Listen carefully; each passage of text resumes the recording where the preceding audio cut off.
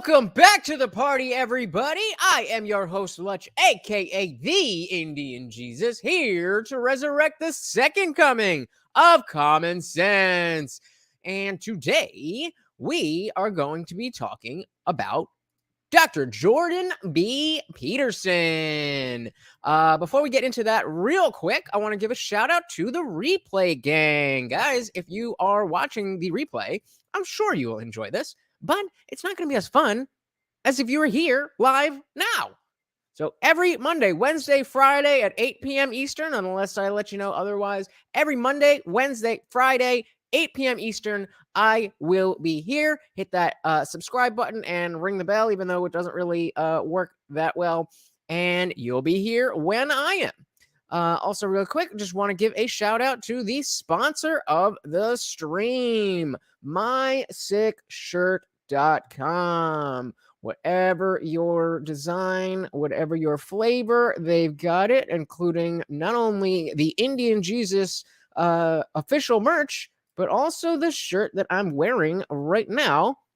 The good times create weak men create hard times create strong men, and strong men create good times. And it says, you are here. Weak men, not enough.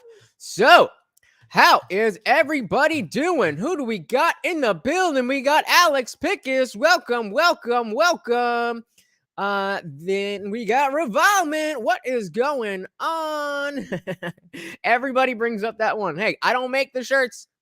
I just wear them. And I'm not wearing that one.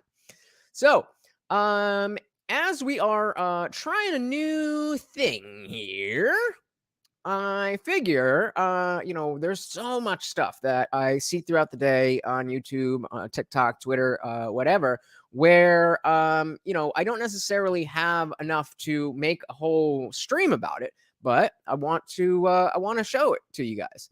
So we're just going to start, I'm just going to start throwing in some small videos at the beginning. And the first one made me crack the F up. And it's from the Babylon Bee. So let's check this one out. So, I was just at Starbucks picking up my half-cap, no-whip almond granola latte when I noticed the most disturbing thing. The barista that handed me my drink was definitely most likely, conservative. After promptly throwing away my drink that was absolutely, probably poison, I decided to make this list to help others avoid situations like mine. Here are some warning signs that your Starbucks barista is conservative. They only wear one pride pin. Doing the bare minimum, it's like they, them doesn't even care about LGBTQ plus rights. They have fewer than 13 piercings. Also, be on the lookout for natural colored hair. It's a dead giveaway. They don't roll around on the ground and scream maniacally like a banshee at the mere mention of Trump's name, like a normal person would. Okay, trigger warning. This next one is really scary. They use the conservative code words, Merry Christmas. It's like a modern day secret Nazi handshake. Ugh. They give the funniest part about that point is that was a big thing that got Starbucks in a lot of trouble, that people were saying Merry Christmas, and the different cup designs and everything, and they were supposed to be on the side of championing being able to say Merry Christmas. And now, from other woke shit, everybody hates them. Get woke, go broke. A knowing nod to anyone who orders black coffee, the official drink of red-pilled cis males. I didn't even know Starbucks sold black coffee. They spell names correctly. This is a sure sign of a right-wing homeschool education. But just because they can spell does not mean that they're not a fascist. They won't let transients defecate on the restroom walls. Where do they want them to go? The toilet? This is oppression. If your barista exhibits any of these signs, take the drink and throw it directly into their ugly Ronald Reagan-loving face. And then get them fired, of course. Are there any other warning signs we may have missed? Leave them down in the comment section below. And remember, love is love. We can always count on the Babylon Bee for a good little laugh. And you know what? There's a second video that I want to show you guys before we dive into the main event. And there's somebody that a channel that I found that seems to be pretty good. I haven't watched too much content from this particular channel yet, but from what I've seen, I have been enjoying the content. And let's get rid of that. The channel Gothics. So Gothics here put out a video called "Do We Need God?"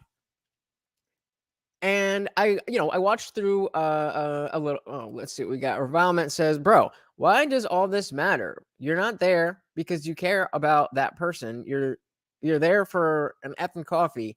Exactly. So if you're not familiar, the Babylon Bee is like it's all satire. So obviously that was a joke. But yeah, it gets harder and harder to tell.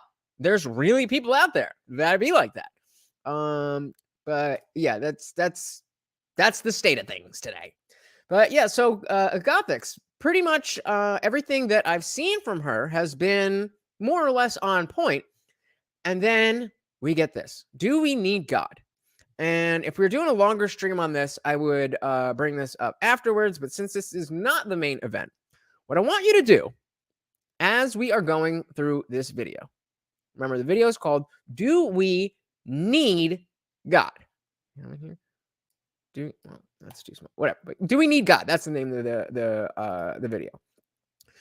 So what I want you guys to do is, in your mind, swap out every time she says God with the phrase American values.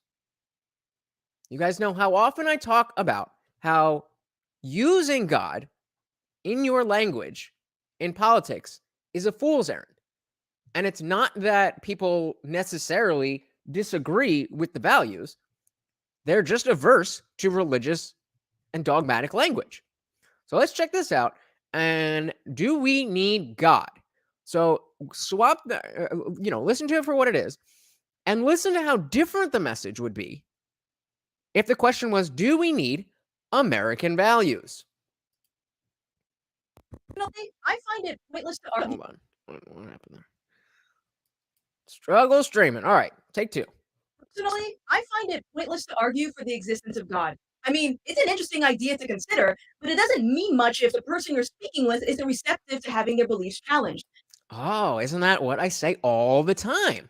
Isn't that what I say all the time? That even if they're receptive, they are receptive to having their beliefs challenged, if you're not speaking to them in a way that they can deal with it, then you're spinning your wheels. You can present as much historical and scientific evidence that you can find, but unless someone actually wants God, none of the evidence will matter, in the same way that a smoker isn't concerned with developing lung cancer or how a thug chooses to rob a store, despite the high likelihood of arrest or death.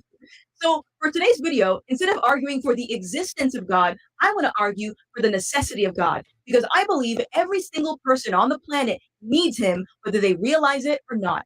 So, if just starting there, everyone on the planet needs God or needs American values, whether they realize it or not. Remember, we're just calling it a different thing. We're talking about the same thing. The message is exactly the same.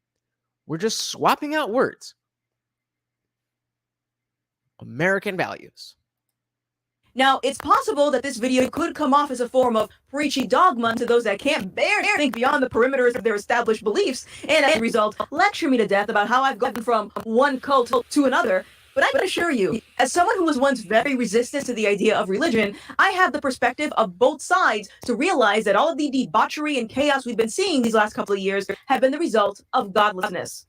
Oh, so I have an extra leg up by being on both sides of this as well, right? Being brought up in a Catholic and Protestant, both Catholic and Protestant, different religious contexts until I went to college. So I guess her and I are equal in that way. So let's see. Wherever you find a society that either rejects God or creates their own version of him in their head, remember, whenever you find what the values then you'll get your own version. I'm not going to pause it every a couple seconds, but that again, swap con with American values. Back that one more time because that was good.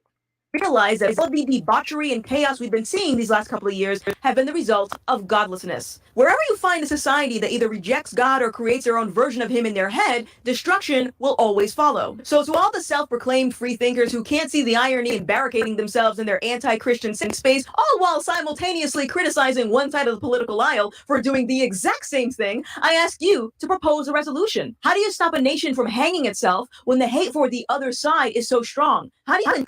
Well, I don't have all of the answers, but I know that pushing your religious ideology in a political context is not the answer.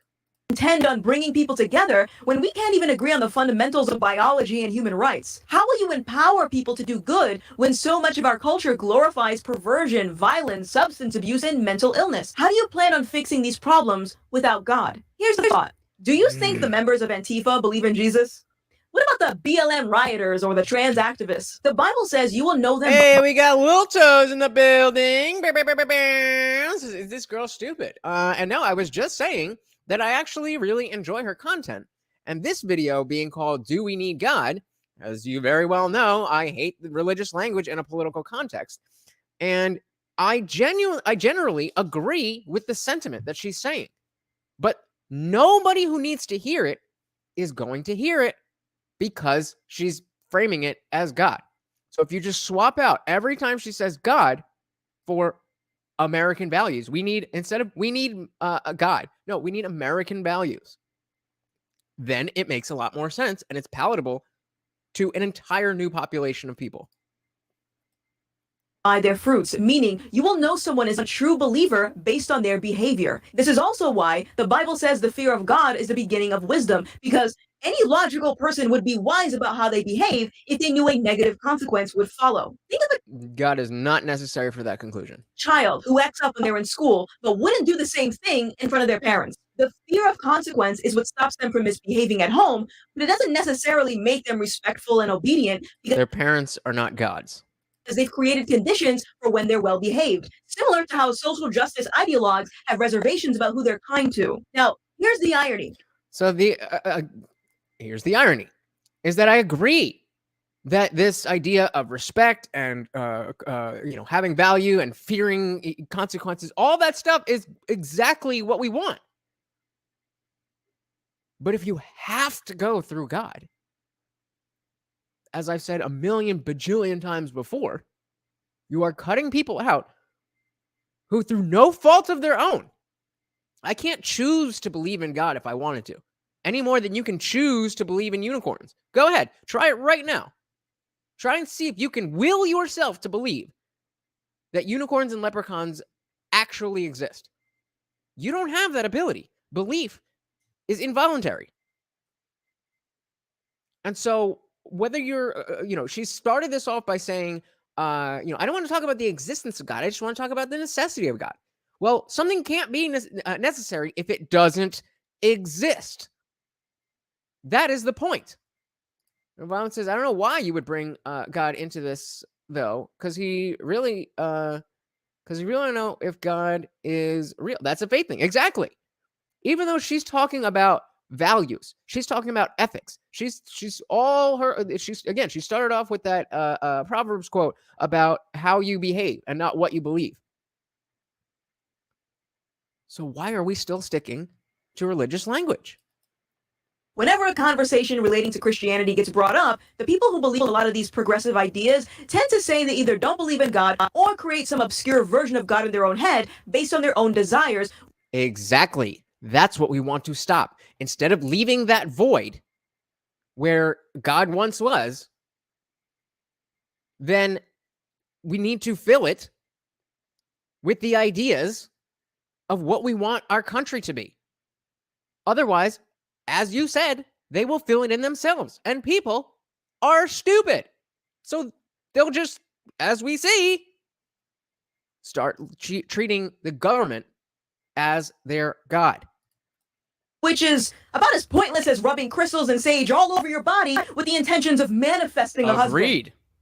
Not gonna happen. I've seen Agreed. people even go as far as to say there shouldn't be any form of religion because of how much it's hurt humanity. And to be honest, I kind of agree with them to an extent. Being religious isn't the same as being a follower of Christ. Sure, we all know Semantics. So the what I assume that she means by being a follower of Christ is what?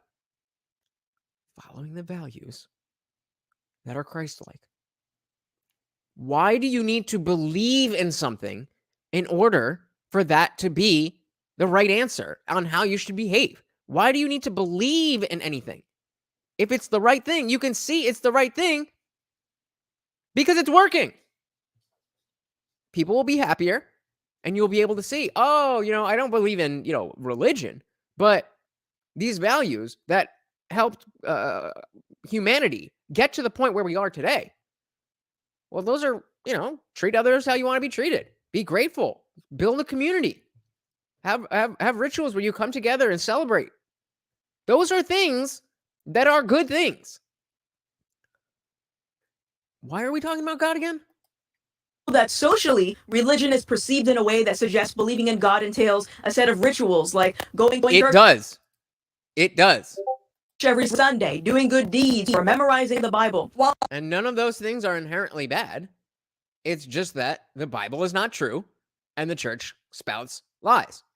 So instead, why don't we have a weekly meetup of people who care about meditating or people who care about whatever the fuck it is, and use gratitude and the rituals and the community aspect.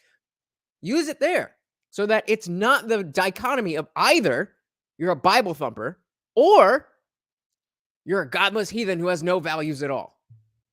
I feel like I'm crazy. Am I the only person who can see that this is creating such an issue?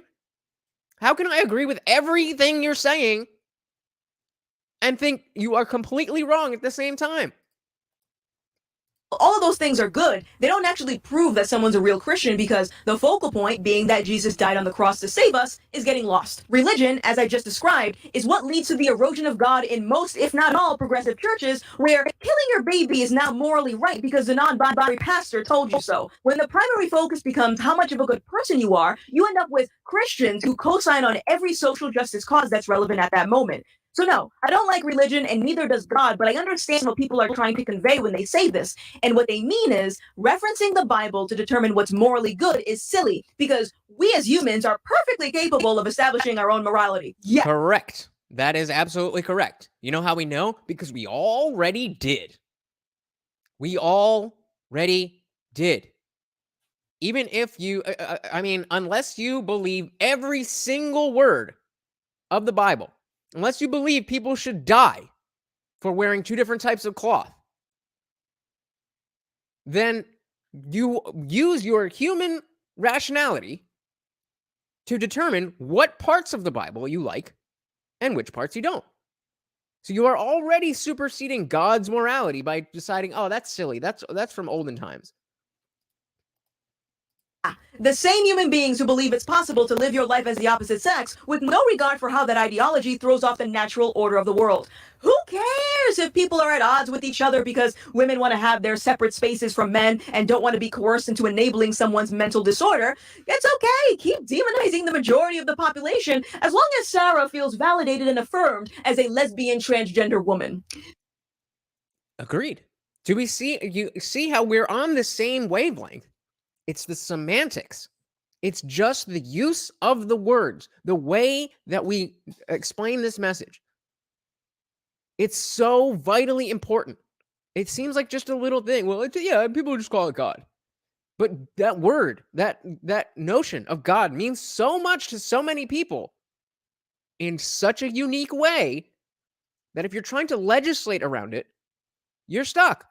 The reality is that human beings are natural worshipers. Let me reiterate it. Fair enough. I agree. So instead of leaving a void for people to worship things that don't deserve to be worshipped, we should fill it with American values. every single person on this planet worships something. If they're not relying on God's word to know that only men and women exist, then they'll be more likely to believe in infinite genders because they read it in a research paper or heard it somewhere from some expert without understanding. So that is an argument that says, well, again, as she started, I'm not going to argue for the existence of God because she can't. I don't think she wants to either, but she can't. So instead, she's just going to say, well, even though this thing isn't true and is a delusion, it makes me feel better. So I'm going to go with it. Does that sound like any other political thing that we've been talking about that she just mentioned? Indulging delusions is not politically expedient. That God made us all equal and that our physical appearance isn't as important in comparison to what's on our heart, the world will start to fixate on superficiality like skin color while neglecting to realize just how poisonous they become on the inside, all because a diversity educator instructed them. And without understanding that God provides us with what we need as long as we seek his kingdom first, then what's stopping someone from compromising their values just for the sake of making money? Without God, we're winging it because we're choosing to rely on the common man to determine what's right and wrong, knowing how easily someone's beliefs can change depending on what's trending on Twitter. True believers don't worry about what's socially acceptable because they're obedient to the moral law. Real quick, though. Sorry, look at that. Looks like a nice ass pastry. If you didn't know that was a dog treat with dog stuff on it, you can't even see the. Let's see if you can. Yeah, look at the ripples in there. You can get that right out of a bakery. Damn. That God already said. This is why it's so common to see Christians villainized for their faith as it relates to social justice causes. And it's because their loyalty is to the cross as opposed to what's popular at that moment. And that is perceived as bigotry to most non-believers because it makes more sense to have an ever-changing belief system instead of referencing a book that's remained unchanged for thousands of years. By the way, translating the Bible isn't the same as changing it. All right? So what does this all mean? Before jumping to the conclusion that this entire video was a desperate attempt for me to force my beliefs onto you, well, let me stop you right there. You're still watching this, right? You could have easily clicked off the video at any time. Correct. Instead of listening to a grifter who's clearly being brainwashed by a cult, but you didn't. And that's the beauty of God's love, because he... Oh, honey, sweetie, baby.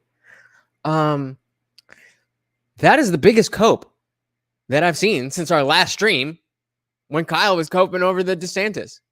Like, you're still here because of God's love. No, I'm here because you're talking shit and it's entertaining. And now I'm making it into content. He doesn't force you to follow him. Can we honestly say that about the same activists who demand our compliance? You're still here because you know the world cannot sustain itself if humans are responsible for determining what's right and wrong. To what false standard is the world basing its morality on? The neurological rationality, logic, the non-aggression principle, all of these things that humans have developed. And how do we know it's right if that same standard keeps changing? No. Because what's right will benefit society and will continue to get more well-being from what is right, and we will continue to get more suffering or further away from well-being with what is wrong. Seems pretty simple to me. Oh, this isn't a call for you to pretend to believe in Jesus because that would be pointless. Instead, glad we agree. Think of this as an opportunity to consider if your socially constructed beliefs are positively impacting society. I believe they are. Yes. And one of those includes that, when people have delusions, that we don't reinforce them. Seems to be working out well. Has the obsession with skin color helped unite the world? No, but I've seen a lot more bitterness and self-loathing as a result. Is the fight for trans acceptance resulting in more inclusion? No, but I've seen an increase in mental illness and a decrease in emotional restraint. Or what about lifting the world up out of poverty by fighting for free education, free healthcare, and free money? I agree with everything she's saying, but again, this is the God of the gaps argument. That, well, we had God, and then we took out God, and now that's the only thing that will fit there. Like, no. We took out God, and we took the values out with it. And because you, people like Gothics, and so very many people on the conservative side, continue to blend the idea of God and religious values and dogma and faith with American values, you continue to put up that wall. Ravon says, I don't understand religion. I was an atheist at one point, but I believe I just didn't believe in anything. But now I kind of want to put my faith in God, but so many things about God don't make sense. Yeah. You didn't used to be an atheist. You are an atheist. So again, thank you for giving me the opportunity to explain this. I always love the opportunity to do so. Atheism and agnosticism are very commonly confused. Gnosticism, starting with a G, Gnostic, like agnostic. Gnosticism has to do with knowledge. What do you know or do you not know? Theism is a belief in a god or gods. So, Revilement, just like me, you are agnostic. You don't know if God exists. Maybe, but maybe not. Do you already hold the belief in God? If you don't, you are without a belief in God. A theist. And it's I think it's important for people to understand that, because I know how it is, but I don't like when I say that I'm an atheist and people assume that I'm saying I'm a Gnostic atheist, where I'm saying, no, I know that there's no God. That's not what that means. Again, bring it back to unicorns and leprechauns. Do you believe in unicorns and leprechauns? No. Do you know for sure that they don't exist? No. Well, the same way you're an agnostic leprechaunist and an agnostic unicornist, you are also an agnostic atheist. Welcome to the club. And that's perfectly fine. There's no, as long as you are searching, as long as you understand that there is a gap that is there, that is either going to be filled in with God and dogma and religion and stuff, or you have to fill it with something else. Again, our American values. That's what she is saying, is that you can't just get rid of religion and everything that comes with it and not replace it with anything. You can just get rid of what I'm saying is that you can get rid of God and just keep the religious aspects that are secular. Being nice to people is not a inherently religious value. Hey, we got Nick in the building. Welcome. I didn't see your Cash App the other day until after the stream. I wanted to thank you so much for that, man. I really appreciate you supporting the channel. What does Nick say? He said, I think most Americans are deists. I completely agree with you. And the problem with this video being called "Do We Need God?" and arguing for God instead of American values is that you cut off. Most people don't know what a deist is. A theist, with a TH, you believe in a conscious God, that there is some sort of consciousness, whether it's a man in the sky, or it's just an intelligence, or if it's just love, or if it's a thing. That's theism with a TH. Deism, or being a deist, as Nick is talking about, is more of like the God of Spinoza, or how Einstein believed in God, that it was just more of a system or something. So there's something out there bigger than us, but it's not conscious. It's not a someone.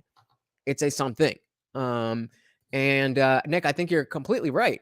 But the problem is people aren't able to have that conversation and realize that, oh, okay, I don't believe in theism. I don't believe in the God of Yahweh. I don't believe in Allah. I just believe in some sort of deism.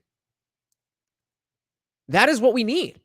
We need people to know the difference, to pick. And if you believe in whatever you believe in, that's perfectly fine. But most people will say, oh, I'm a Christian. And then when it comes to any of the things that make you a Christian, it doesn't apply to them. They don't follow the Bible. They eat meat on Fridays. They get tattooed, go down the list. And 1,000%, Nick, 1,000%. Robin says, and you can never really believe a Bible. Tell me about it. Because pretty much all Bibles rewritten in someone else's beliefs about God. Yep. And I think that's what she was referring to. I don't know. Can you guys see it? I can see it. Yeah, I can see it. Where is it? Pretty much all Bibles. Yeah, so I think that's what she was saying when she mentioned how no, a translation isn't change, even though that's exactly what that means. She's trying to hedge that and saying, well, even though it's translated, it's the word of God. So, like, no, because who did the translating? Humans. So that means human error. So let's finish this up. Let's see what she's got for us. We'll get on to the main event of the evening. Nope, but I've seen a lot more people become less resilient and more dependent on others. Once you realize that it's impossible for humans to be morally consistent without God, you'll begin to see just how much that outdated book is needed, or how much of it is already hardwired into you without even knowing. Get down. I can easily Again, I don't disagree that a lot of it is needed and a lot of it is hardwired into us. It just doesn't need belief. It just doesn't need faith.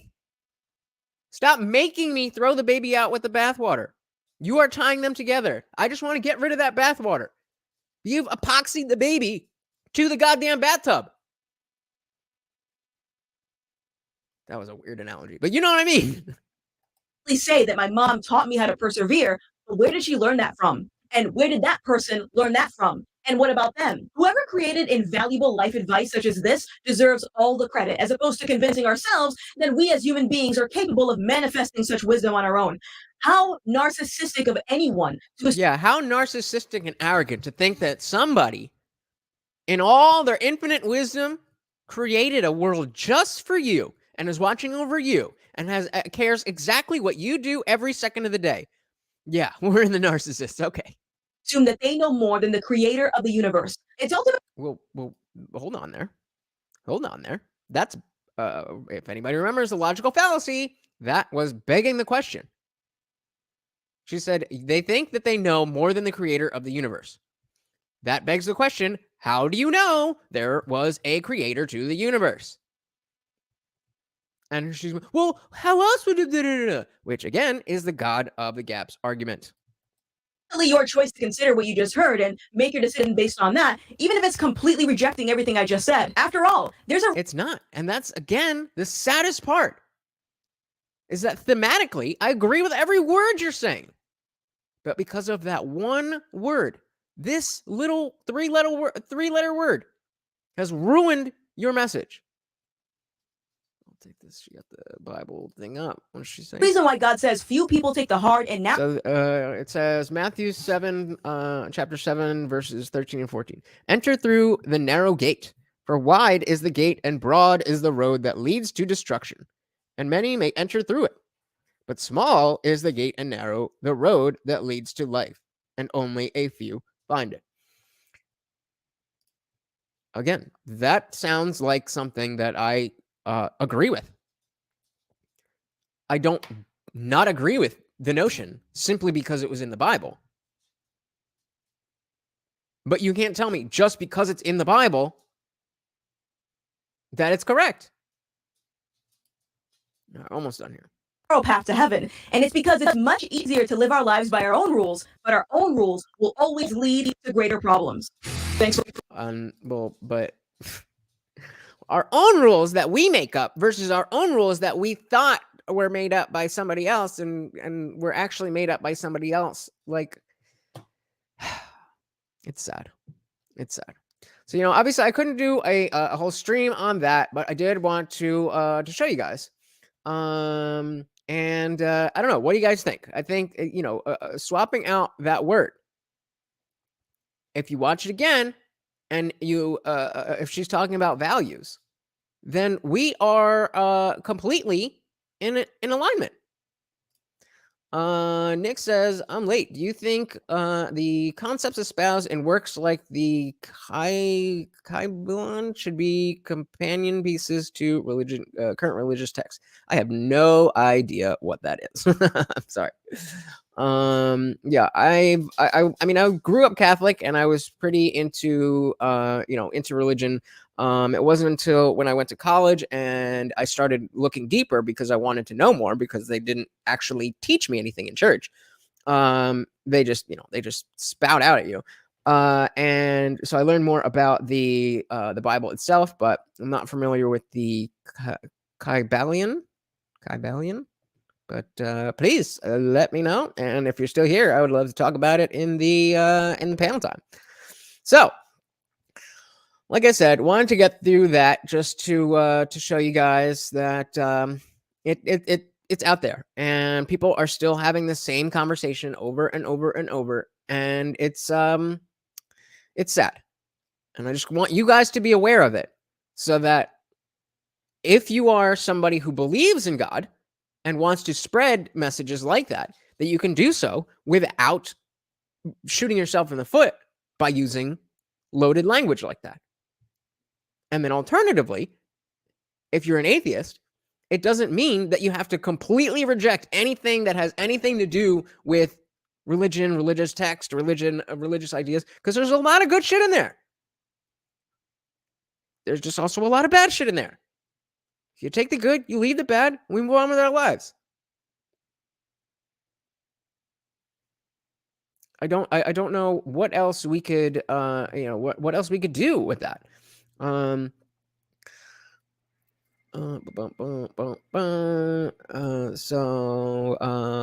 we'll definitely we'll check that out. Maybe we'll make a stream over it.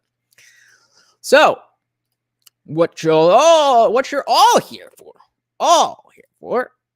Dr. Jordan B. Peterson. So I found this video, and it is clipped from one of his lectures. From he's a professor. It's from one of his lectures.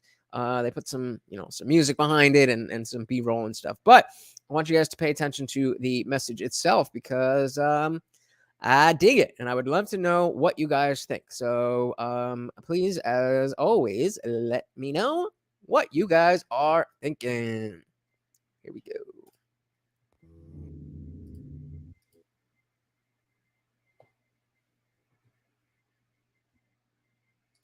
You ask a disagreeable person what he wants, say, or she wants, they'll tell you right away. They know, it's like, this is what I want, and this is how I'm going to get it. But agreeable people, especially if they're really agreeable, are so agreeable that they often don't even know what they want. Ravama, you've never heard of Jordan Peterson? Oh, man, you are in for a treat, my friend. You are in for a treat. So just a quick backstory on him. He is a psychology professor, or was a psychology professor at the University of Toronto. And Canada had this law that 2017-ish, where they were compelling people to use preferred pronouns. So like with trans people, it's not only just like insensitive to misgender somebody, it's against the law. And so Jordan Peterson's position was, look, I'm happy to appease the fact that you want to be called Susie instead of Sam or whatever. But the government does not have the right to make me say things that I don't want to say. And so he got into a whole thing. He went on Rogan. He blew up. He's been all over the place. And he actually is a very religious man. But because he talks about things outside of that, he's able to reach people like myself and other non-believers. And he's very interested in, how men are operating in the world. And yeah, definitely somebody you need to know of. So you are in the right place. Because they're so accustomed to living for other people and to finding out what other people want and to trying to make them comfortable and so forth, that it's harder for them to find a sense of their own desires as they move through life. And that's not, look, there's situations where that's advantageous, but it's certainly not advantageous if you're going to try to forge yourself a career. That just doesn't work at all. And so even though on average men and women aren't that much different in terms of their levels of agreeableness by the group, if you go out and you look at the extremes, they're very different. So what he's talking about there, the level of agreeableness, he's saying overall, men and women just as a whole group aren't necessarily that different when it comes to agreeableness. But when you look for the extremes, you're going to see more of less agreeable men, and you're going to see more agreeable women. And let's see where he goes with it. So all of the most agreeable people are women, and all of the most disagreeable people are men. And the thing is, the extremes are often what matter rather than what's in the middle. And so one of the ways that's reflected in society, by the way, is there's way more men in prison. And the best personality predictor of being imprisoned is to be low in agreeableness. It makes you callous. Now you may think, well, what's the opposite of compassion and politeness? And the answer to that is, I think it's best sort of conceptualized as a trading game. So let's say that we're going to play repeated trading games. And if you're very agreeable, then you're going to bargain harder on my behalf than you're going to bargain on your own behalf. Whereas if you're very disagreeable, you're going to do the reverse. You're going to think, I'm in this trading game for me, and you're going to take care of your own interests. Where an agreeable person is going to say, no, at best, at worst, this has to be 50-50, but I'd like to help you every way I can. One of the things you have to be careful of if you're agreeable is not to be exploited. This is something that I had to learn so harshly, really. And you want to, just in wanting to be a good person and wanting to please people, you have to find that line that you don't get exploited by people, because there's other people out there who aren't like you, who don't care about, being nice and approval and all of that stuff. And so they see that you are, and they can use that as leverage to say, oh, now I can take advantage of this person because they care what I think about them. You may not have heard this particularly, but once his face comes on screen, I'm sure you'll be like, oh, I recognize that guy. Because you'll line up to be exploited. And I think the reason for that is because you're wired to be exploited by infants. And so that just doesn't work so well in that actual world. And exploited by infants? Like infants are going to exploit us, or by being infants, we're being exploited? I didn't get that part. Let's see. One of the things that happens very often in psychotherapy, people come to psychotherapy for multiple reasons, but one of them is they often come because they're too agreeable. And so what they get is so-called assertiveness training, although it's not exactly assertiveness that's being trained. What it is the ability to learn how to negotiate on your own behalf. And one of the things I tell agreeable people, especially if they're conscientious, is that's Jordan Peterson. Say what you think. Tell the truth about what you think. There's going to be things you think are nasty and harsh. And they probably are nasty and harsh, but they're also probably true. This goes directly back to what Sneeko was saying the other day, that if you're on this platform and you're yourself, if you're real, people are going to hate you. People are going to hate you because people work so hard to build a bubble for themselves and to keep those types of ideas away from them, so that they can just protect themselves in a little comfort zone and nothing ever goes wrong in there. And that's how people are growing up, because nobody's willing, not nobody, but so few people are willing to tell the harsh truths. Nick says, exploited by infants equals your need to accommodate. Right. And you need to bring those up to the forefront and deliver the message. And it's not straightforward at all, because agreeable people do not like conflict. Not at all. They smooth the water. And that usually is it's seen as a good thing. Being non-confrontational and stuff like that is generally good, but you have to, again, find the balance. You have to find a way to stick up for yourself without being an asshole. But you have every right to whatever it is. If you're at work and you're working hard and you deserve a raise, you have the right to stick up for yourself. The same way your boss has the right to try to pay you as little for as much work. That's their role. It's your job to go get that raise. If you just sit around and wait, it's never going to happen. This is a big aspect of the wage gap. The wage gap. Well, no, it's not. But the fact that women are far more agreeable is that they're much less likely to try to get a raise at work. And so The guy who's going to go in there and be like, I want a raise, he's going to get a raise. And you can see why that is in accordance with the hypothesis that I've been putting forward. You don't want conflict around infants. It's too damn dangerous. You don't want fights to break out. You don't want anything to disturb the relative peace. And if you're also more prone to being hurt physically and perhaps emotionally, you also may be loath to engage in the kind of high intensity conflict that will solve problems in the short term. Because it takes a lot of conflict to solve problems in the short term. And, if that can spiral up to where it's dangerous, which it can, if it gets uncontrolled, it might be safer in the short term to keep the waters smooth and to not delve into those situations where conflict emerges. The problem with that is it's not a very good medium to long-term strategy, right? Because lots of times there are things you have to talk about because they're not going to go away. And the advantage of having a well-socialized, disagreeable person is that That's the key. Well-socialized, disagreeable. That sounds to me like somebody who's confident and assertive, but they're not a mean person. They don't let much get in their way. So if you can get a kid who's disagreeable socialized, that person can be quite the creature, because they're very forward moving in their nature and very difficult to stop. But if you don't get them successfully domesticated, tamed, roughly speaking, by the time they're 4, their peers reject them. So think about what he's saying there. This is a clinical psychologist. By age 4, if they're not properly socialized, there's going to be social issues. Doesn't mean they can't overcome them, but there's going to be social issues to overcome. Think about that in relation to how early some of these people are willing to have their children go through extreme medical procedures for stuff that just, I'm trying to dance around the filters here, but the trans shit.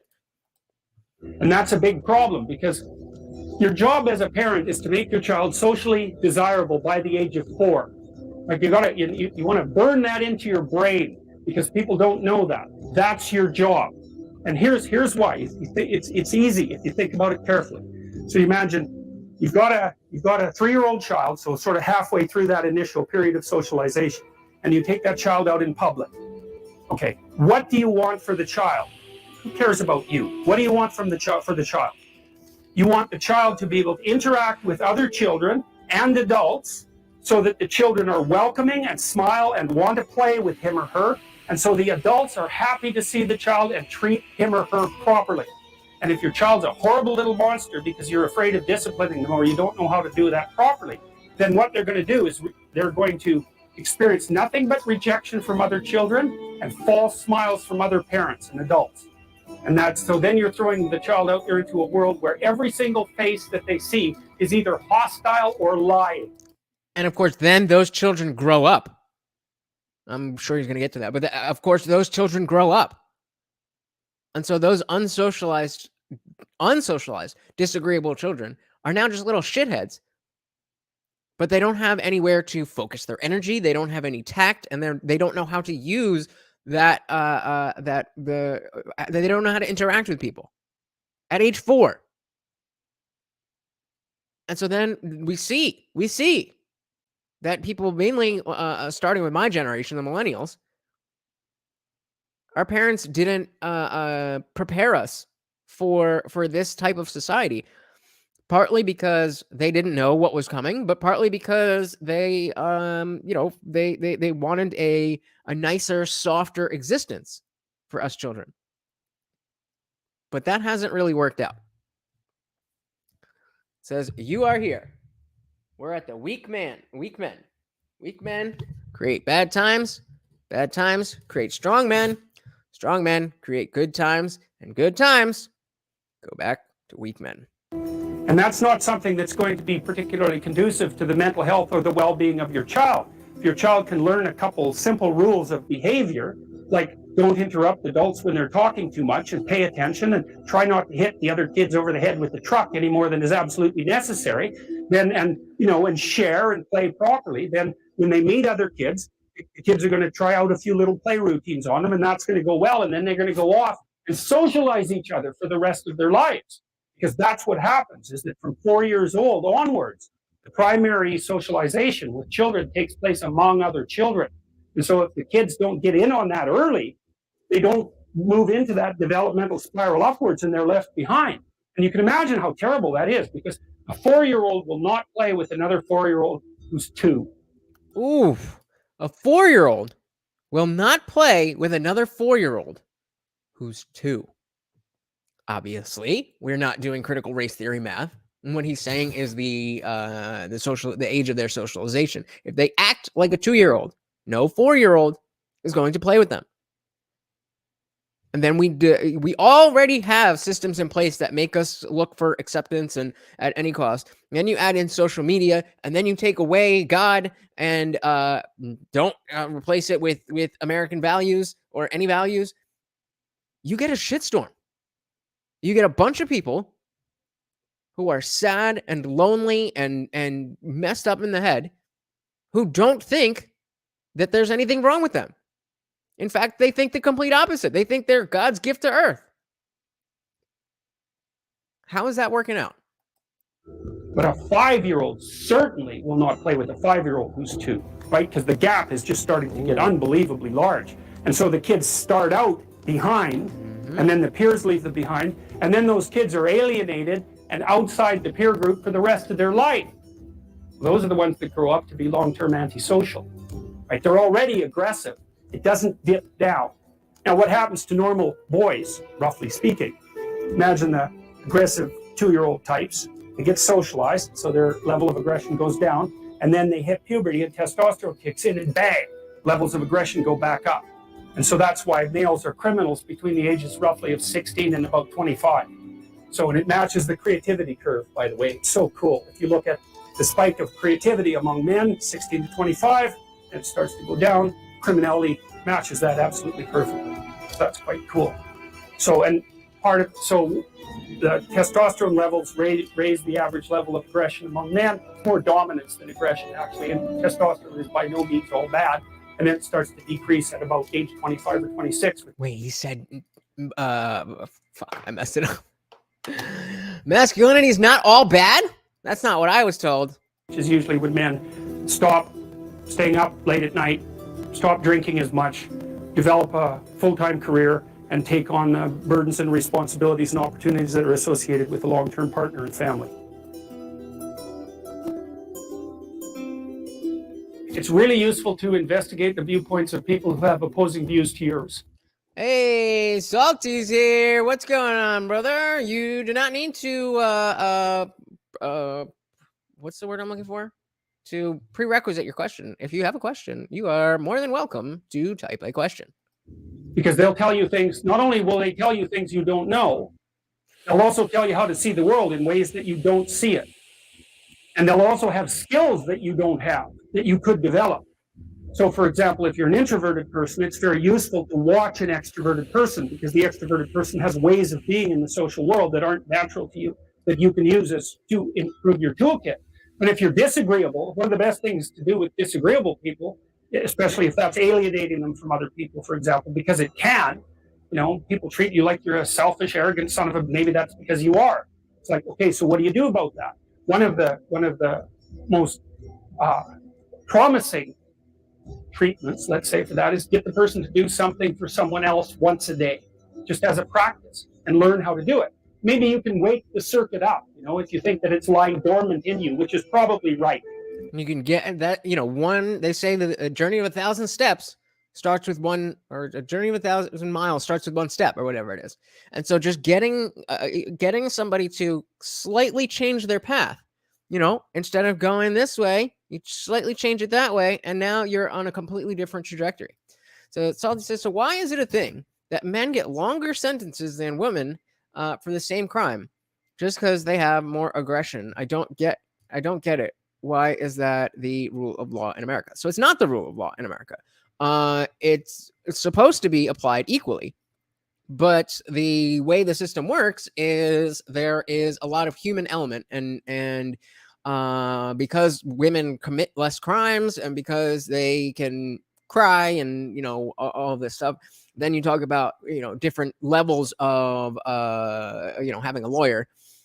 You just see that because there are so many more men that are committing crimes and getting caught for it, then you see the kind of like he was saying before with the disagreeableness. You will see the most disagreeable people are men. And so it's not necessarily that they are saying, well, if you're a woman, we would give you less. It's just saying, okay, if we were, we had two similar cases and one was a big burly dude and one was this, you know, mousy little woman, then those are different. And the law accounts for that. Is that fair? To some extent. Is it applied fairly? Usually not. But it's not the rule of law that men get longer sentences. It's like the same way that you know, it's not the rule of law that black people get arrested more. It just happens to be that by the way the laws work, that's a byproduct. You know, I think we have a very wide range of propensities within us. Some are switched on. Genetic propensity. Some are switched on, but I think that if you put yourself in the right situation or walk yourself through the right exercises, you can switch some of these other things on as well. But it takes work and dedication and discipline. I would say, generally speaking, if you want to adapt yourself properly to life, you should find a niche in the environment that corresponds with your temperament. Right? You shouldn't work at cross purposes to your temperament because it's just too damn difficult. That's something I knew from early on. Work within your temperament. I knew that I would not be able to make it in some stodgy corporate office 8 hours a day. I knew that was never going to work for me. So I never tried. I always was like, okay, I need to find something else to do so that I can support myself. I can put myself in the right position and not set myself up to fail. But having done that, then you should work on developing the skills and viewpoints that exist in the space opposite to your personality, because that's where you're fundamentally underdeveloped. And that way, I think you can extend out your temperamental capability across a wider range. So even what he's saying, that, you know, I'm not naturally an extroverted person. I'm, you know, I'm a quiet dude. I keep to myself, you know, but I feel like I have a lot to say, and you guys want to be entertained. So I just sat here and I was like, yeah, this fucking thing was like that. And that. You probably wouldn't be entertained and you wouldn't care about what I had to say. So getting better at that aspect of the skill is something that I've learned that I had to focus on. And that goes for anything that you're doing. Put yourself in a position to do the best with what you have. Then once you're there, attack your weaknesses. To me, that's roughly equivalent as bringing a richer toolkit to each situation. Right. You know, so if you're hyper extroverted, you should probably learn to shut up at parties now and then and listen just to see what's going on, to see if you can manage it, you know. And if you're introverted, well, then you should learn how to speak in public and to learn how to go to parties without hiding in the corner and saying nothing to anyone. You know, and if you're agreeable, then you need to learn how to be disagreeable so people can't push you around. And if you're disagreeable, you need to learn how to be agreeable so that you're not an evil son of a bitch. Notice who is responsible for all of these things. He said, you need to do this. You need to do that. You need to do this. This is antithetical to this victim mentality that's being pushed all over the place.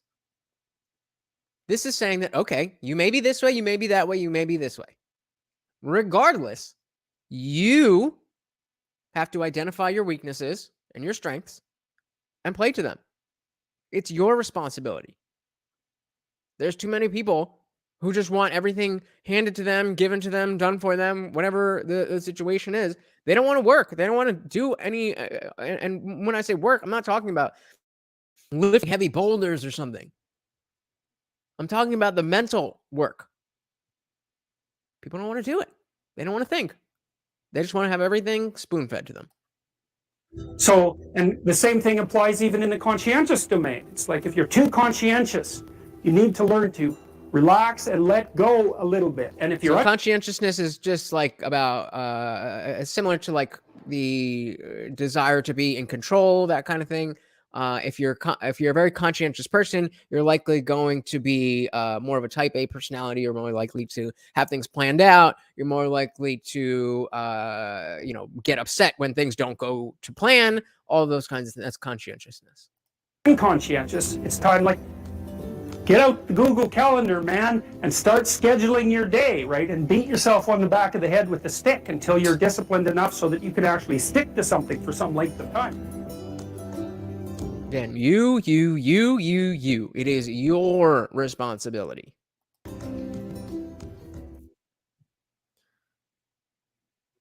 It's very difficult to calibrate how many units of physiological preparedness you should manifest per unit of threat, right? How big's the threat? And the answer is, you don't know. You wake up in the morning and you have an ache in your side. Is that nothing? Or is that the cancer that's going to kill you in 6 months? And it's pretty low probability that it's the latter, but the probability is not zero. So why shouldn't you be panicked out of your mind? And the answer is, some people are. And sometimes they're right. So the calibration of threat, especially when it's associated with novelty, is an impossibly difficult computational problem. What I'm going to expect is that he's going to talk about whether or not that freaking out at the unknown and the novelty of something bad, is that helpful?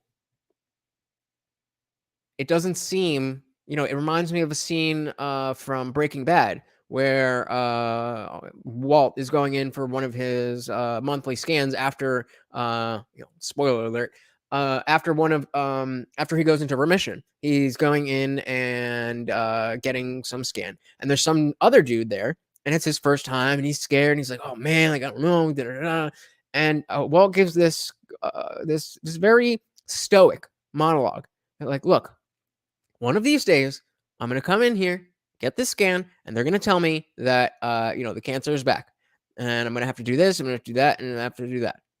But until then, I'm doing what I do." And it's just about, whether or not you have cancer. You always have something hanging over your head. Are you going to let that consume you? Or are you just going to accept, okay, here's something else I've got to deal with? We have like 10 different mechanisms to try to solve that. And one of the mechanisms is, well, there's tremendous variability in response.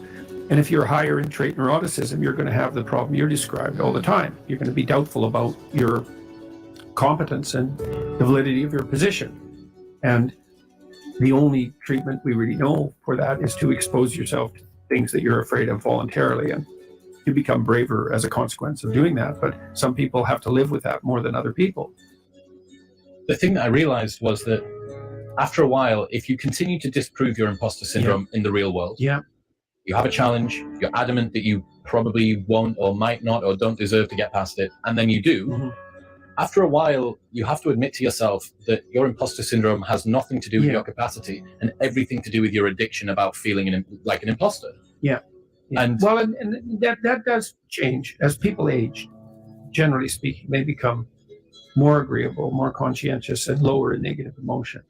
And some of that is that adaptation. You see that you survived through various challenges, and then you can review that evidence to yourself, but also the people around you bolster you because they have confidence in you, and so their anxiety doesn't trigger your anxiety, and they'll remind you too. You got this, you've done things in the past. Such a wealth of data, you've done it so many times. And I think and that does help. I mean, it does help. People get more confident as they get older, and they accrue experience because of that. But it's subject to that underlying trait variability and sensitivity to negative emotion. So what he's really talking about is the ability itself to deal with difficulty. When you see a bump in the road, the first time you're going to be like, "Oh my God, what do I do?" Da, da, da, da. But as you continue to encounter obstacles, whether they're completely new or just, in the same realm, you learn that, okay, I can deal with obstacles, I can deal with hardships, I can deal with whatever, and it may not necessarily be fun, but here we go. I gotta do what I gotta do. There's been good psychometric analysis of self-esteem scales and neuroticism scales. And they're pretty much the same thing, reversed. And so, are you confident in yourself? Self-esteem. Do you lack confidence? Trait neuroticism. And so it is harder for some people because it takes more evidence for them to dampen down their response to threat. Where the fuck So is everybody? and it's partly because we're all adapted to some degree to the failure of induction, right? Just because something happened multiple times in the past does not mean necessarily that it will happen the next time. And that's the farmer and chicken problem, right? Farmer's always feeding the chicken. Chicken thinks the farmer's his best friend, but one day the chicken is dinner. And that's induction. There was a stable pattern in the past. You come to rely on it, but at any time that axiom can be disproved. And so the fact that we have variability in trait neuroticism is a consequence of the probability of the failure of induction. It's a very difficult problem to solve, how to regulate negative emotion. But I would say that the best way we know is to keep facing challenges voluntarily, pay attention at a rate that works for you, develop your competence. That actually stabilizes the environment around you, so it actually is less predictable and less threatening. And just doing more, again, putting yourself in positions where you have something to overcome. It becomes a practice and it becomes a skill. And you're never going to be, you're never going to be able to get to a place where you can automatically, do any new thing that comes your way. It's not like the Matrix where you could just get to a point where you can just download shit. But the more new skills and things you deal with, it adds to the heap, and you get better and better and better, even if it's something that's novel to you. Plus, you accrue that evidence, and you get the social support for doing so. That's your best pathway forward. So there's this idea that Carl Jung developed. Carl Jung is an evolutionary psychologist. He extracted it, I don't know from where, from some ancient writings that he was familiar with. I believe they were Jewish writings. He said that, classically speaking, traditionally speaking, God was viewed to rule being with two hands, the right hand and the left hand, and the right hand was justice, and that was you're going to get what's coming to you. But the left hand was mercy. And the idea essentially was that the cosmos could not exist without the proper combination of justice and mercy. You should, again, balance, the idea of balance. Get what's coming to you. But people are fallible and they make mistakes. And so it's reasonable to apply that to yourself. There's an idea that's been developed by psychologists over the last few decades that people are basically narcissistic and that they generally feel that they're better at most things than other people.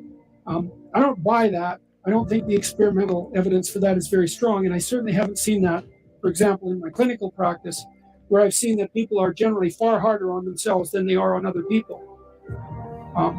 One example of that, I've written about this in my new book too, is that, if you have a pet that's sick and you take it to the vet and you get medication, you're very likely to give the pet the entire course of medication, to go to the pharmacy to get the prescription filled, to give the pet the medication, to follow it through.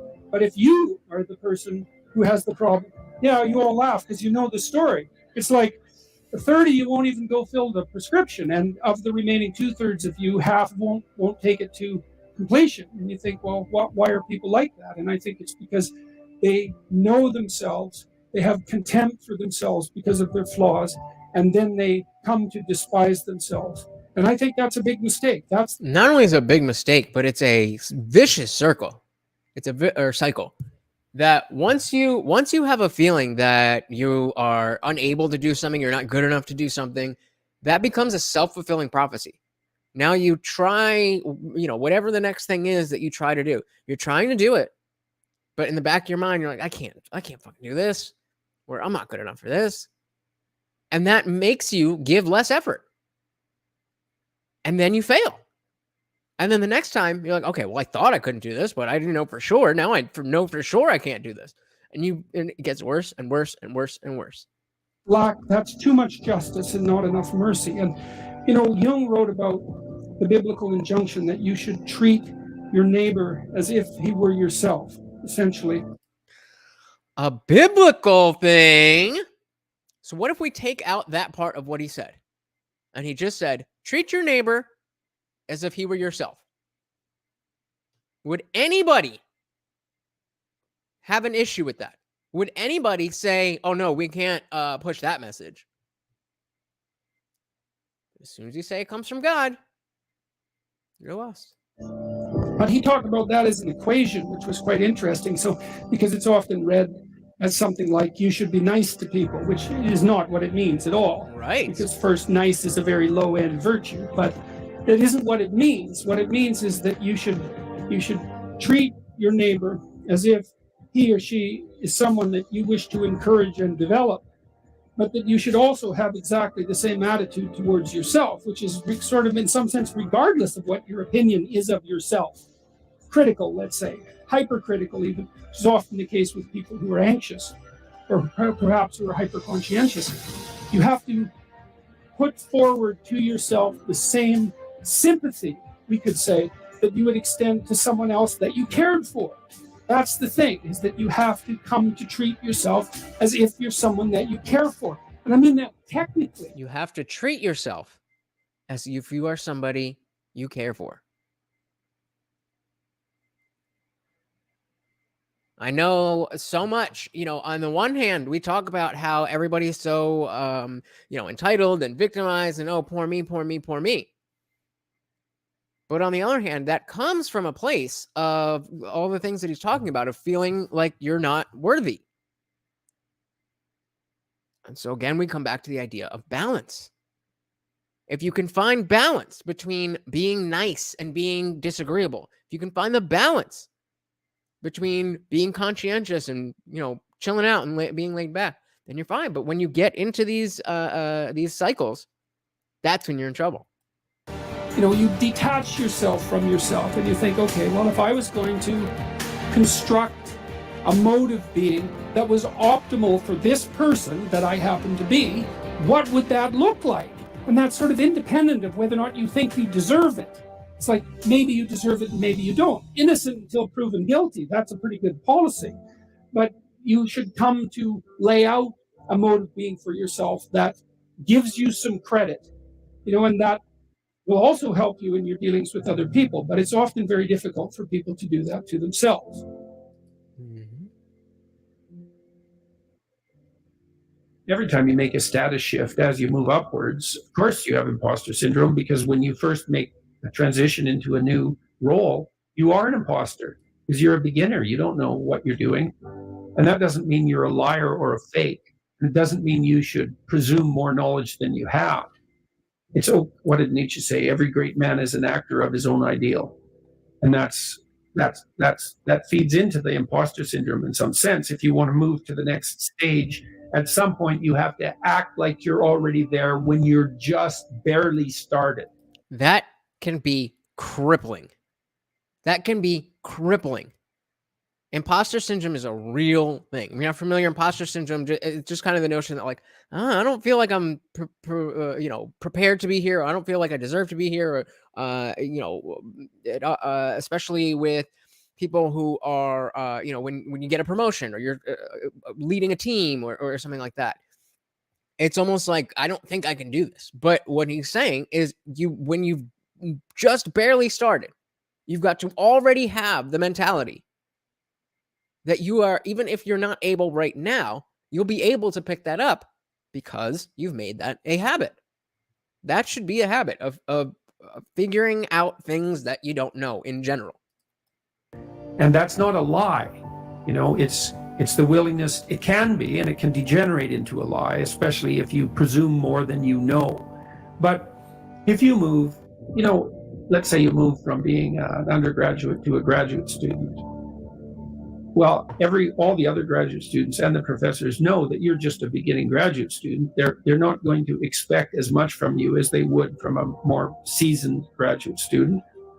So you have some leeway that's genuine, but you are, the low-rung occupier of that role. And of course, you're going to feel like you're an imposter if you have any sense, because you're just barely there. You just made the transition. That's okay. That's not a problem. And everybody's been there. I know some of you guys are a little bit younger, and I want to be very clear that that's not necessarily something that has to do with your age or lack of life experience. It just has to do with lack of experience in general. So whatever it is that you're new at, that is a very common feeling.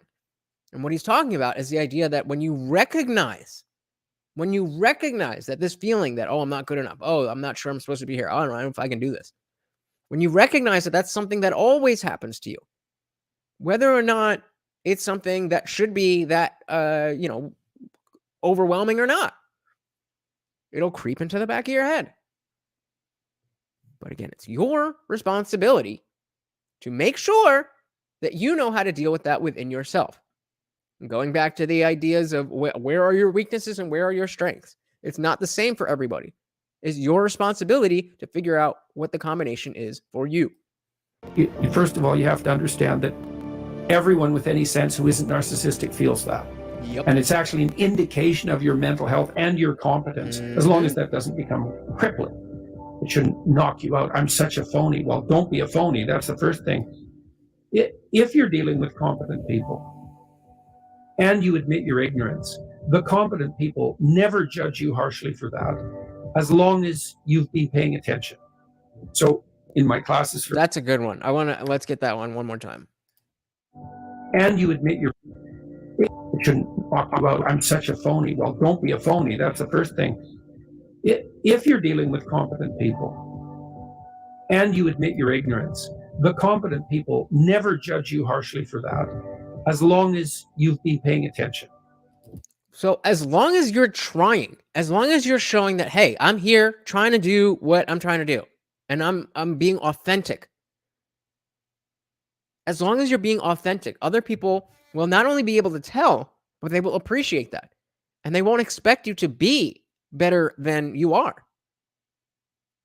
They'll be able to meet you where you are and help you get better. We all need help. So in my classes, for example, people were often afraid to ask questions. And so sometimes I would point to people and ask them if they had a question, especially the quieter types. And they'd be afraid to ask the question because they're revealing their ignorance. And they would assume they're the only person in the room that's that ignorant, but they're not. Because if they were paying attention and they had a question, the probability that half the class had that question was really high. It's different if you're not paying attention. How many times have you been in a class and you didn't understand what was going on and you felt stupid, so you just kind of didn't do anything, and somebody else raised their hand and asked the exact same thing that you were thinking? What if they didn't ask? You just wouldn't know. You've got to be that person that's willing to raise their hand and say, oh, I'm not really sure what you mean.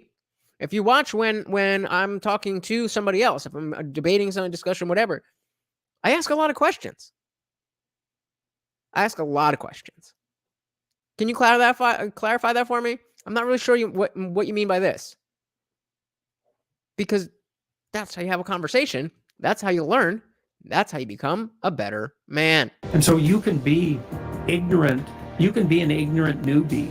And you can even ask the questions that are necessary to ask in that position and sort of reveal your inadequacy. And as long as you're dealing with competent people and you've been paying attention, they're just going to answer your questions. And then you only have to be ignorant once.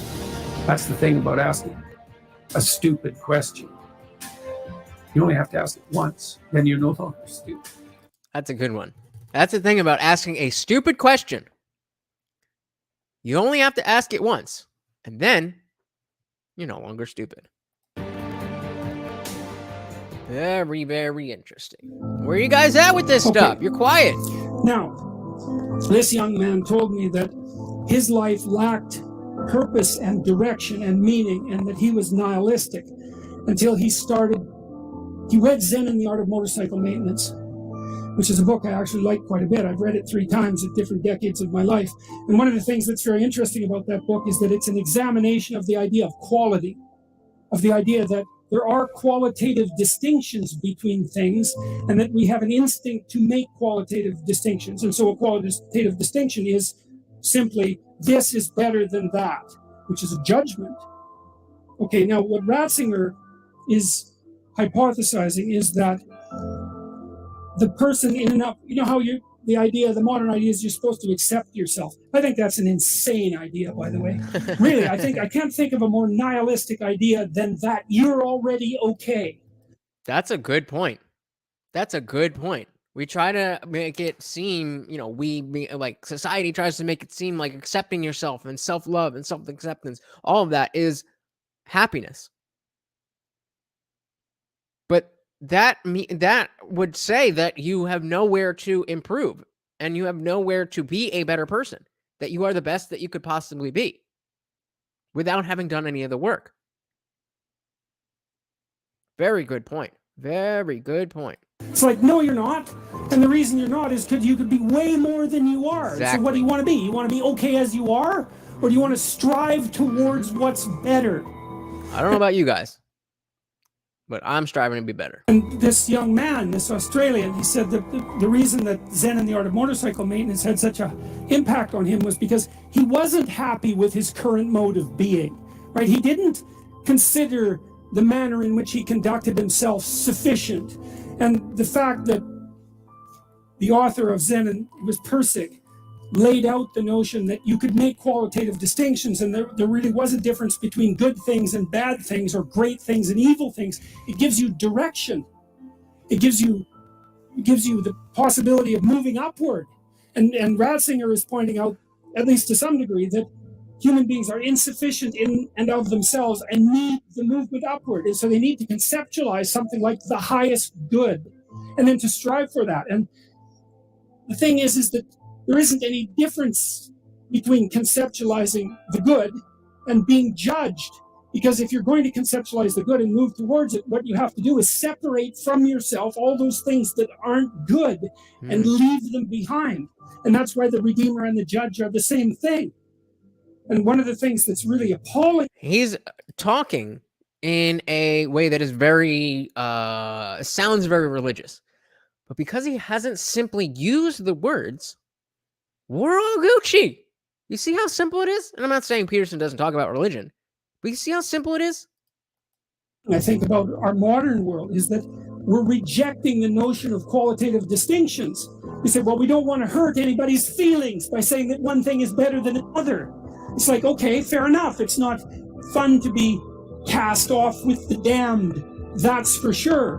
But if people are in fact insufficient in their present condition, which seems to be the case, you try finding someone who isn't, then if you deny the possibility of qualitative distinction because you want to promote a radical egalitarianism, then you remove the possibility of redemption. Because there's the possibility of redemption. The possibility of redemption. That is that. Let's hear that again, because I want to make sure I got it right. Which seems to be are in fact insufficient in their present condition, which seems to so people are insufficient.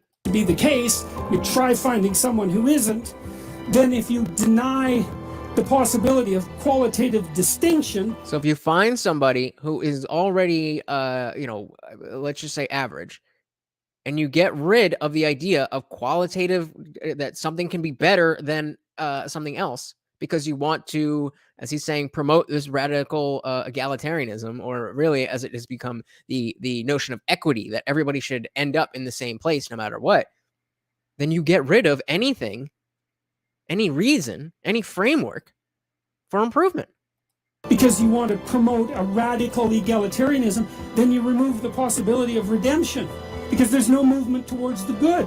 And it seems to me that it's a catastrophe to sacrifice the good for, well, it's a catastrophe to sacrifice the good for the equal.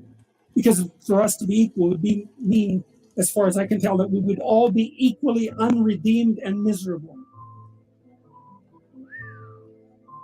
Reach, bro. What we mean by soul is something like animating spirit.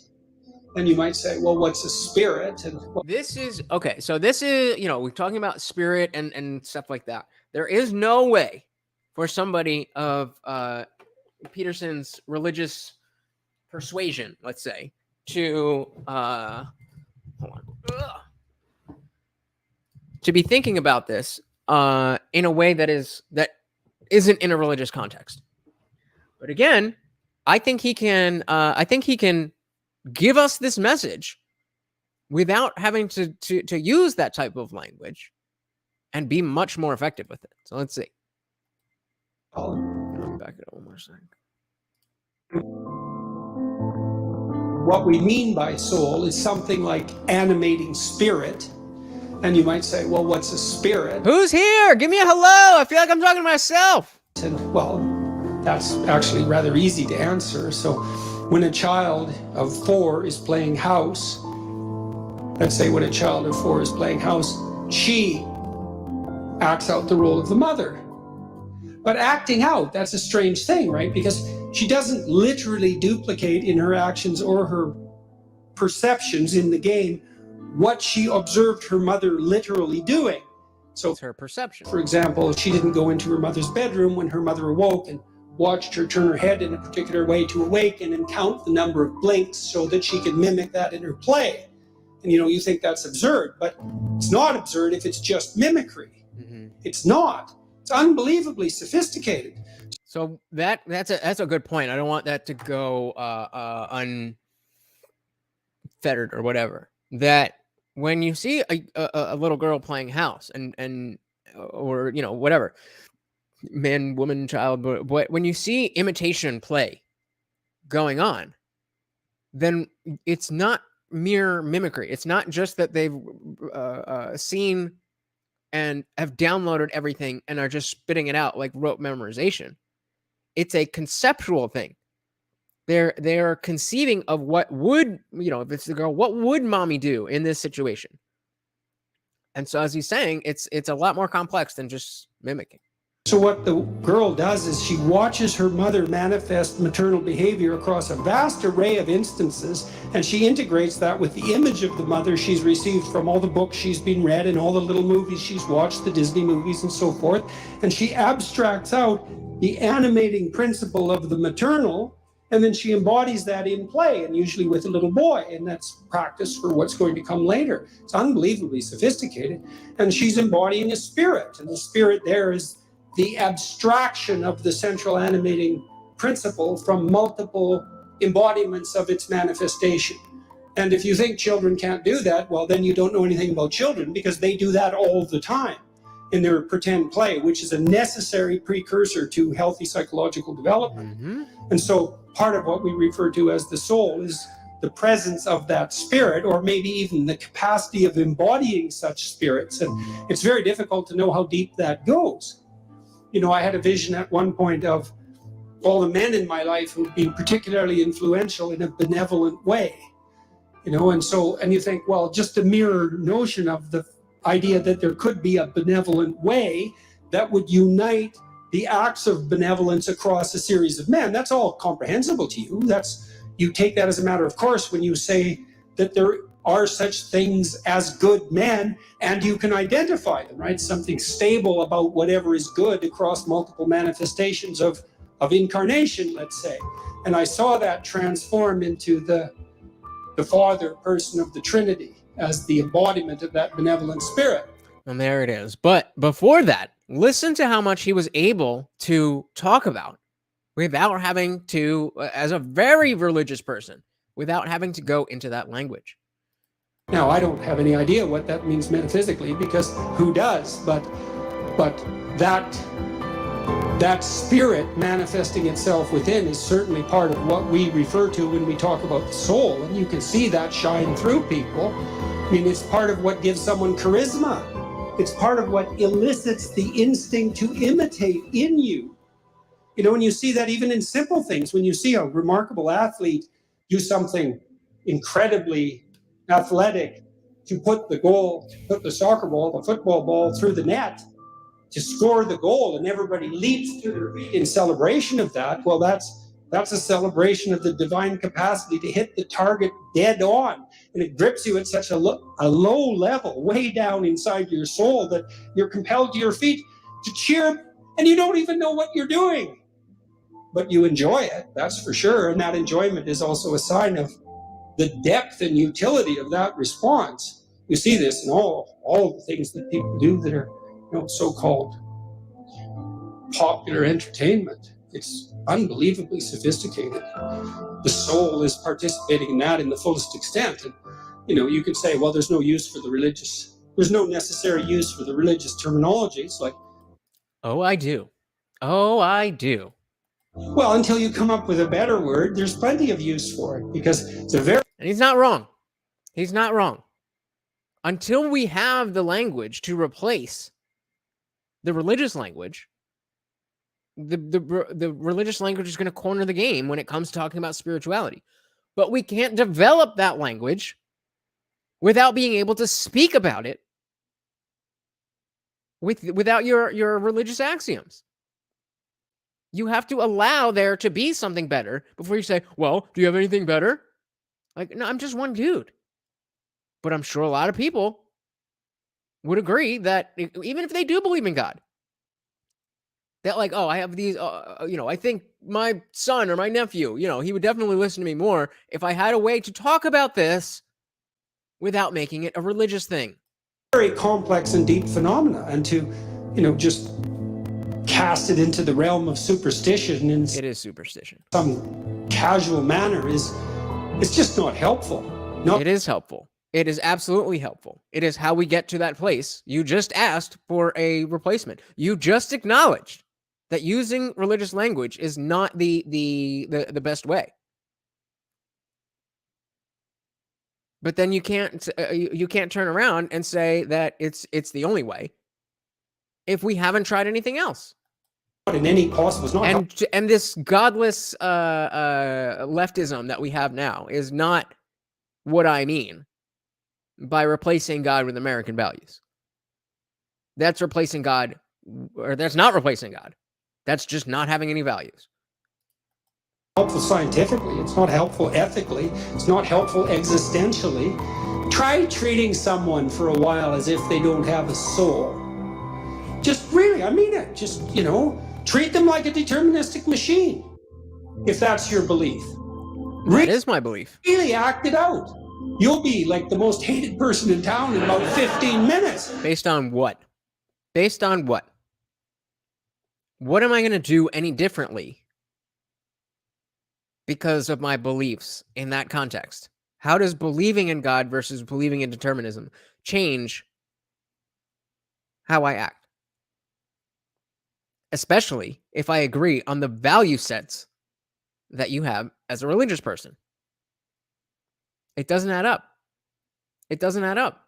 Well, I mean, what do you make of practical evidence like that? I mean, you interact with people as if they're free souls capable of choosing between good and evil. That's what you do all the time. Hey, we got Trey in the building. What's up? And I guess Salty Lefton is back. Well, where the fuck did you guys go?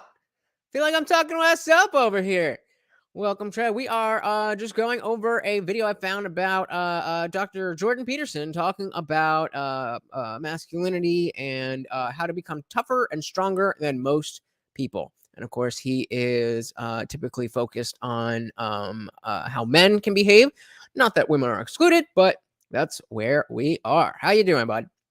You can addle yourself out of that by some ridiculous rationalist ideology, but that just means you're kind of a gabbling fool, and it's just going to make you trip over things you don't even notice in all of your social interactions.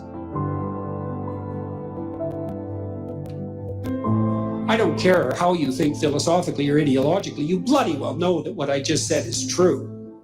So, and that's true even when you're interacting with an infant or a small child. It's true when you're dealing with someone who's elderly and virtually incapacitated in every way. You still see that divine spark, for lack of a better term, and we do lack a better term, by the way. You see that everywhere if your eyes are open and if you're willing to see it, and to the degree that you're responsive to that, then your actions are guided by love and your words are guided by truth. Again, that sounds like a little bit of a religious thing, but it's not. It's not. It doesn't have to be. And so even as an atheist, I can say that I want to embody those values too. You're the one, Christians, you're the ones keeping me out. Why? Maybe we could start our discussion of sexual differences in mating strategy with that. So first of all, what's the evidence that suggests that women are, in fact, choosier when it comes to sexual partners than men? And how much choosier are they? Okay. Are they though? Okay, great question. Well, so maybe first we could just define for listeners what sexual selection theory is. Because most people, when they think about evolution, they think of survival of the fittest and that sort of nature red tooth and claw. Yes, and a kind of a randomness too, which, that's kind of implicit in the natural. If you guys are just joining us, welcome to the party. Give us a salute in the chat so we know you're here. We're just talking about Jordan Peterson and how to be a better man or a better person, whatever your persuasion, you can be better. Selection theory, where sexual selection is anything but random. Yeah, absolutely. So sexual selection, so if natural selection, this is oversimplified, but is the evolution of adaptations due to their survival advantage or the survival advantage that accrued to the possessors. So things like fear of snakes, fear of heights, spiders, darkness, strangers, and so forth, food preferences, things that led to better survival. Sexual selection deals with the evolution of qualities that lead to mating success. And Darwin identified two causal processes by which mating success could occur. One is same-sex competition or intrasexual competition. And the logic there is that whatever he thought about it in terms of contest competition, where there was a contest competition? Sounds redundant. Sounds overly redundant. Physical battle, like two stags locking horns in combat, with the victor gaining sexual access to the female, loser ambling off with a broken antler, dejected with low self-esteem and probably needing some psychotherapy. Sounds like a Saturday night over here, you know what I'm saying? Just kidding. How was your day at work? Trey says, so I think we have become a very high horse society. So we feel like whatever we believe is right and everything is not. You're absolutely correct, Trey. And, part of my long-standing position on things like this is that we have a disconnect when it comes to the things that we figured out, the settled science. It's there's, like all throughout the lockdown season, people were talking about trust the science, trust the science, trust the science. You're not supposed to trust science. You're supposed to challenge science. That's what makes science work. But because we've gotten to a place where there is so much that we can take for granted, people assume we can take everything for granted. People assume that, if you're told this, that, whatever, oh, well, they got people to figure it out. They must be what it is. And I read the headline of that thing, so I know. That's where this comes from. Trey, you're absolutely correct. You're absolutely correct. And it's bringing the downfall. It's bringing the downfall of our society. We need humility and just greater intelligence. I think people have just become dumb. When you can think, when you can look at your life as it is, as most of our lives are, and you feel like you sit on this high horse that Trey's talking about, you're just wrong. So where's the disconnect? Where is the disconnect? But the logic was whatever qualities led to success in these same-sex battles, whether it be athleticism, strength, agility, cunning, or whatever, those qualities got passed on in greater numbers due to the sexual access that the victors accrued. Qualities associated with losing basically bit the evolutionary dust. The second component, so that's intrasexual competition, which actually the logic is more general than Darwin envisioned. So like in our species, as we were alluding to, we often compete for position and status hierarchies.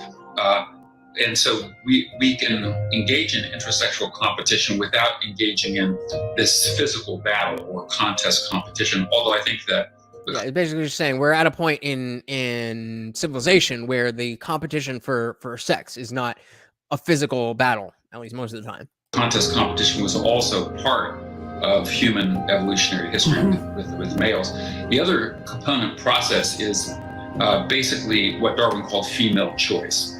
And the logic there is that whatever qualities, if there's some consensus about the qualities that are desired, that men possessing the desired qualities have a mating advantage. They get preferentially chosen. Those lacking the desired qualities basically become incels or involuntarily celibate. They get shunned, Alpha fucks, beta bucks. banished, or ignored. And that's all they're talking about. They're in a very heady way. They're just talking pretty much about all of the same red pill manosphere type shit that we talk about all the time. They're talking about it in a more academic sense. But you could break that down to alpha fucks, beta bucks. Now, the twist on that, and so I think sexual selection is by far a more interesting process and definitely has occurred with respect to humans. But the twist there is that we have mutual mate choice, at least when it comes to long-term mating, especially when it comes to long-term mating. And that gets to the issue. That's what you get with these academics, Trey. They don't know how to talk. They don't know how to talk, and it's funny that you say that because I have a friend who is a psychologist. I mean, I went to school for psychology too, but I only got my bachelor's. And you see that actually two friends, two women who both are, I don't know if they got a PsyD or PhD, whatever, but they're doctors of psychology. And even in just casual conversation, it's almost like they've lost the ability to just talk. They're always in, academic mode. They're always in, well, the receptacle of the and shall always be. It's like, what are you saying? You mean like bitches pick what they want? It's this is what you get when you are removed from the real life, the groundedness of the lives that people actually live. And so we absolutely need people who are, intelligent and educated, but it is a trade-off. And there's a friend of the channel who I won't bring up his name, but there's a friend of the channel who is very much like this, where he thinks every answer to everything ever is in a book, accompanied by a study with a number and a conclusion that's checked off by the scientific community and is what it is, and it's that simple. And it's not that simple. There's other areas than academia in life, but don't tell that to an academic. Of Trevor's theory of parental investment, where he asked the question, well, which sex does the choosing, which sex does the competing? And his answer was the sex that invests more in offspring tends to be choosier. Sex that invests less tends to be more competitive. Again, just a academic way to say if you got something to lose, meaning you have more responsibility that you can take on by having sex, you're going to be choosier. If you can just bust nuts everywhere, you don't really have to be that careful. Trace, we are not ready. We are not ready for the Wi-Fi and social media. It is showing super facts, bro. Super facts. We talk all the time. I talk about how technology in so many different areas, technology has evolved faster than humans. Evolutionarily, we are the same exact makeup. We are the same exact beings as basically the cavemen. And so Wi-Fi and social media, I mean, just the telephone, not the Alexander Graham Bell phone. That was a huge, the printing press. These are all huge things that our evolution before those things didn't prepare us for. And so it's only, things with like the printing press and reading and stuff like, it's only now that reading is ubiquitous, that everybody, even in very recent times, it was not very uncommon to have high rates of illiteracy in places all over the country, and we still have high rates of illiteracy in a lot of places of the country, but it's getting better. So Wi-Fi and social media for sure, but those are just the tip of the iceberg. And those are just the newest ones. This AI and VR and the metaverse, all that stuff is going to be compounding and compounding and compounding. Salty says, it's like Elon Musk said, I hate when people confuse education with intelligence. Good one. I like that. I just said, oh, I don't know all about that. I'm assuming you could read, though. For access to those desirable members of the opposite sex. But in long-term mating, now we know from our reproductive biology that women have that 9-month pregnancy, which is obligatory. So women can't say, look, I'm really busy with my career. I really only want to put in 3 months. It's just part of our reproductive biology to produce one child. So what you're saying is that women have a higher interest in being choosy, and that men and women are not the same. And so when it comes to dating, we don't fill the same roles. Gotcha. All right. And men can produce that same child through one act of sex. And so women are, at least when it comes to sex, the choosier sex, the higher investing sex, in part because the costs of making a bad mating decision are much more severe for women than for men. That don't seem to stop them. Man and woman hook up, have sex for one night, in the morning they both realize, oh, this is a mistake, I shouldn't have done that. She busted! Well, if the woman gets pregnant, then she might be pregnant with a guy who is not going to invest in her offspring. A guy perhaps is someone that has poor genetic material, it does not have a robust immune system, etc. So anyway, that's a long-winded answer to your question about sexual selection.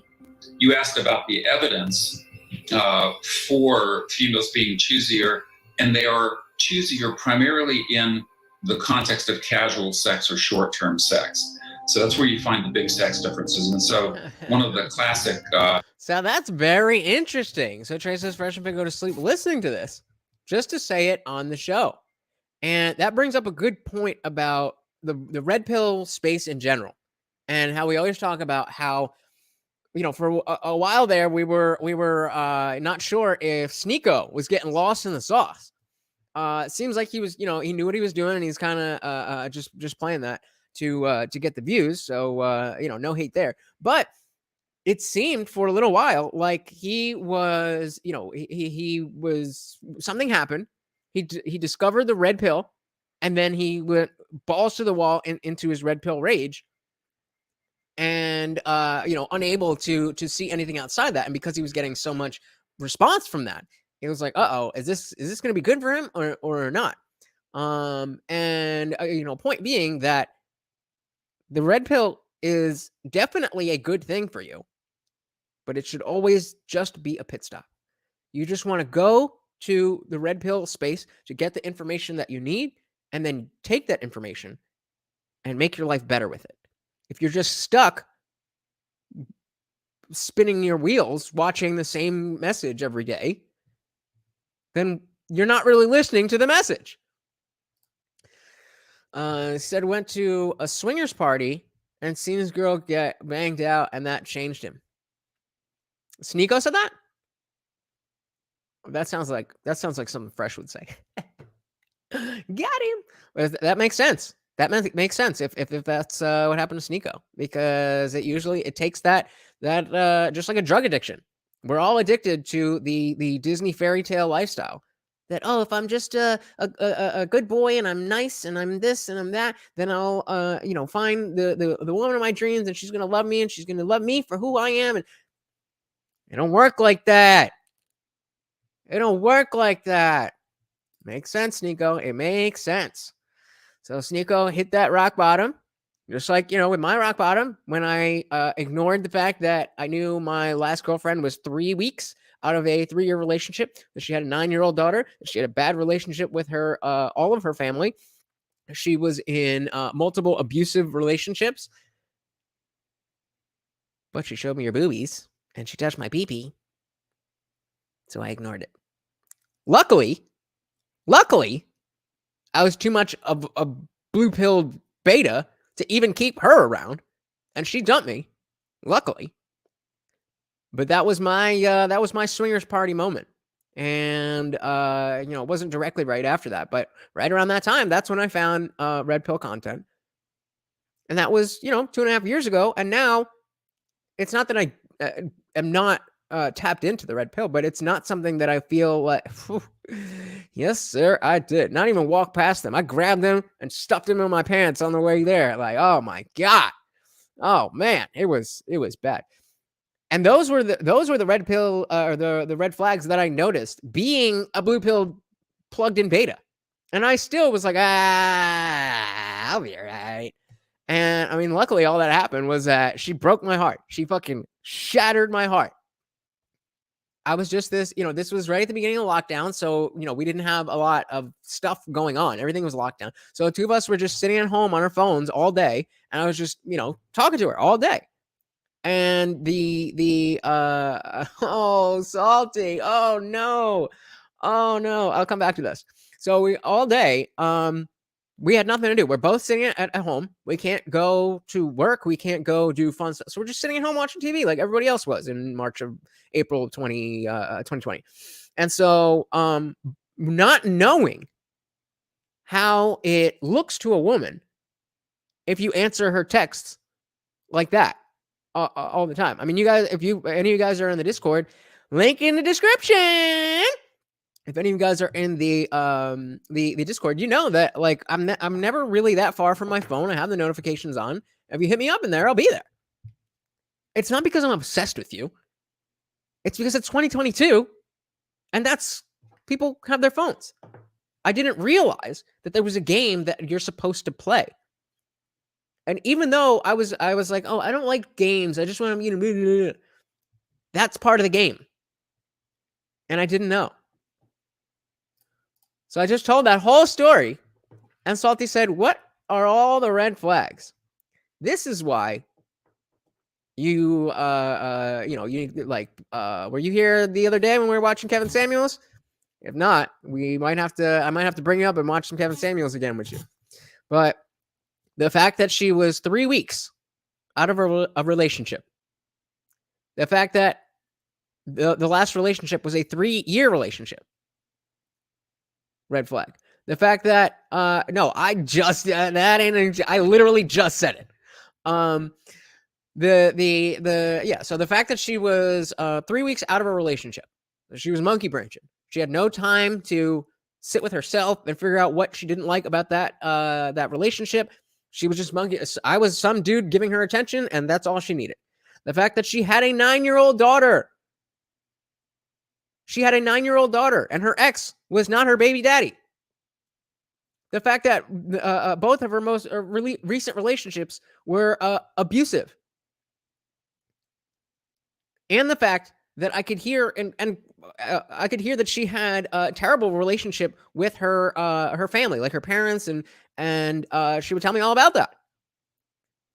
These are all huge red flags that this person, even though she may be a nice person, she was intelligent, she had good taste in music, she had badass titties. She had all, I'm not saying she's a horrible person, but for somebody like me, who isn't the most alpha dude, I need to make sure that if I'm going to deal with someone, that they understand how I personally, yep, I know, that I'm going to maintain frame in a different way than, your Giga Chat. I have to do that mainly because I'm not a Giga Chat. But I also have to have somebody that's willing to play that game. And they say, "Oh, you're too short. Oh, you're too skinny. Oh, you don't make enough money." Then it's not going to work. And for her, she was used to these strong leader men. And just being a laid back dude, having not much to do, I was just catering to her her wants for attention so readily that she got tired of me. This whole thing happened over like 3 weeks. I was in love. I fell in love. I fall hard. And she was just like, I'm over it. You slowly. At first, she was so excited to talk to me whenever, I was just as excited as I was to talk to her. You know, we were having sex, we were doing this, it was good. And then slowly, she's like, I'm not really in the mood. Then she stopped answering as quickly. She stopped being as excited with what she was saying when she did answer. And me, being the plugged-in beta bitch, I was like, oh, what am I doing wrong? Hey, let's talk about this. Hey, I just want you to let you know that I just didn't know any better. And so that's why I say the red pill is a pit stop. It is an important pit stop to learn all of that stuff so that you understand the red flags when they present themselves. But then you have to move on. If you don't move on, you're going to get stuck there and go down the black pill road. You're going to start hating women, and you don't. I don't think asking what was wrong with, well, the way that I did it definitely was. And she's like, hey, I just want to let you know that, like, we'd have a conversation about something, and she's like, oh, okay, well, you know, I would just appreciate if, you know, you if you're feeling some certain way that you tell me. And then, like, we'd hang up the phone, and then I text her, like, look, I just want to make sure that you understood that I meant this and not that. And, like, I was that dude. And I mean, it wasn't inherently cringe. Like, what I was saying wasn't necessarily cringe, but the way I was going about it was just wrong. Just a way that you should know. I was 30 at the time. You should know at 30 years old that if you treat a woman that way, she is not going to respect you. And I didn't know that. I just didn't know. So let's back this up for a sec. Make sure we got where we were. And they are choosier primarily. But yeah, we're talking about the choose your sex. Whoever has the most risk in sexual encounters, they're going to be choosier. In the context of casual sex or short-term sex. So that's where you find the big sex differences. And so one of the classic, and there's a ton of evidence for this. This is a sex difference that I capture in the book under the category of desire for sexual variety. Yup. So men have a much greater desire for, meaning a variety of sex partners, than women do. And so the choosiness comes in on, I'll just give you one experiment. This is a classic study done by Elaine Hatfield and Russell Clark, where they had male and female Confederates, which for listeners who are members of the experimental team, it doesn't mean people from the South United States. He's laughing, but I didn't know that. But they had male and female Confederates simply walk. So wait, what? I was caught up in him laughing. I didn't actually hear him define. For listeners who are members of the experimental team, it doesn't mean. Oh, okay. So on the experimental team, got it. People from the South United States. But they had male and female Confederates simply walk up to members of the opposite sex on a college campus and say, "Hi, I've been noticing you around campus lately. I find you very attractive. Would you?" And they asked them one of three questions: would you go on a date with me tonight? Would you come back to my apartment with me? Would you have sex with me? And do we even need a professional to tell us how this went? Clearly, no matter the question, the women got better responses, and the men probably got a very low variance, and except for like one or two dudes who got anomalous results. That's what I'm guessing. It was a between groups design, so they simply recorded the percentage of individuals who agreed to these three different requests. And of the women, about half, about a little over 50% agreed to go out on a date with the guy. 6% agreed to go back to his apartment. 0% agreed to have sex with him. That's still even 6% of women just walking around like, "Hey, you want to come back to my apartment?" That's pretty good. That's pretty decent. I couldn't get 6% of women. Most women need a little more information about the guy before they're willing to have sex. Of the men approach, also by the female Confederate, about 50% agreed to go out on the date, 69% agreed to go back to her apartment, and 75% agreed to have sex with her. And so if you talk about choosiness, are you willing to have sex with a total stranger who you've met for 30 seconds? Women unwilling to. And in general, men very willing to. And this is a study that's been replicated now in several European studies. Very difficult to do this, as you might imagine, to get this by the IRBs or ethics committees in the United. So I don't necessarily, I think the fact that, Trey, that you and I already have this type of information logged away in our brains, it seems like a lot of words. And like we were talking before, this is definitely an academic video. It's not meant to be to necessarily appeal to everybody. It's meant for people looking at the academic aspect of this. And I think the intellectual aspect of this. And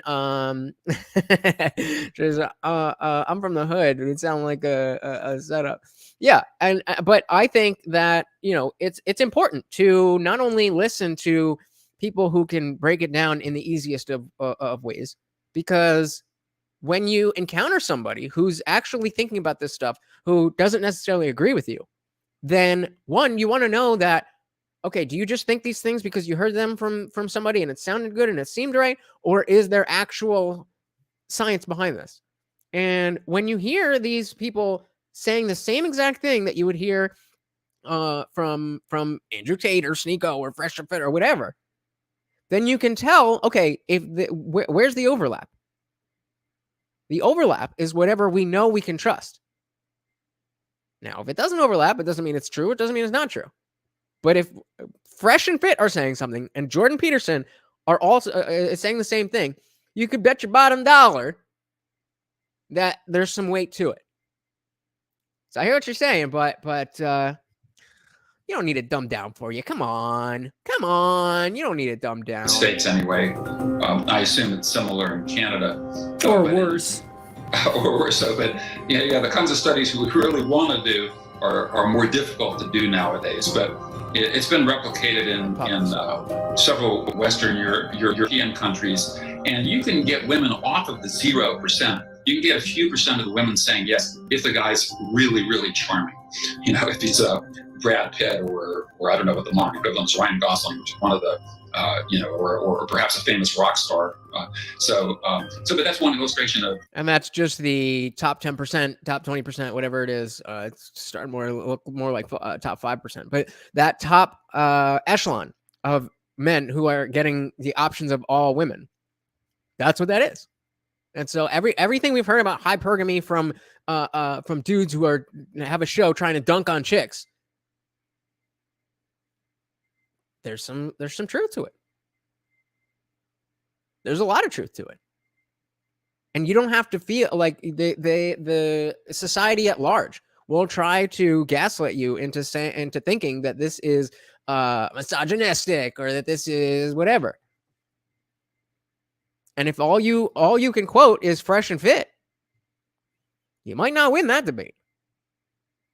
But if you can cite studies, if you can cite people like Jordan Peterson who who dedicate their lives to this, not because they're trying to get clicks and views, but because they are looking for the truth and they dedicate their lives to the academic endeavor. Well, that's a little bit different, isn't it? Trish says, but no problem. But no problem with that is people take the science as straight black and white.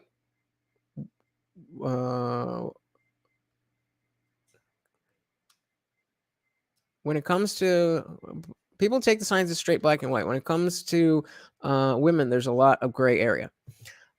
I agree with you that there's a lot of gray area. I'm not really sure what you're trying to say, but no problem with that is people take the science as straight black and white. So, I mean, what I think you're saying is that people can essentially look for any kind of study that will back up anything they want to say. You want to look for a study that says the earth is flat, you'll find a study for it. You want to find a study that the earth is round, you'll find that too. The difference is being able to determine whether those studies are legitimate or not. Because you're right, there's conflicting interests when it comes to virtually anything that has a study. There's somebody paid to say that it's bad. There's somebody paid to say that it's good. And, you can only fudge the science so much, but you can sure as shit make things look a little bit differently depending on what your goal is. And so that's precisely why We want to take it away from just the flashy people, even even people like Kevin Samuels, who was God tier at what he did. You're not going to get the same response from an academic PhD with what the type of even though it's the same thing, what Kevin was saying. If you frame it in this kind of way, you might have a lot more success, at least breaching the topic. Half the issue is that everybody assumes that the other side is coming just to fight, and the other side is just coming to win. When for the most part, men and women are looking to come together, are looking to. It's not that we disagree that things are not great. It's just that we have a very different view on what the reality of the situation is. And that's where the science comes in, because facts don't give a fuck about your feelings. The answer to your question about, well, what is the evidence for female choosiness? The interesting thing, I'll give you one more. So there are studies that ask, what is the minimum percentile of intelligence that you would accept in a potential partner? So, and we explain percentiles to people so they understand 99th percentile, first percentile, 50th, and so forth. And so Trader says, I mean it more so that because it's in a study, mean that it must be right, and that there is no room for gray area because it's science, and that's why they always say facts, no feelings. I mean it more so because because it's in a study that it must be right. Well, the whole notion behind saying facts, no feelings, is to look at the facts. How do you know what the facts are? You have to look at the science. You have to look at the study.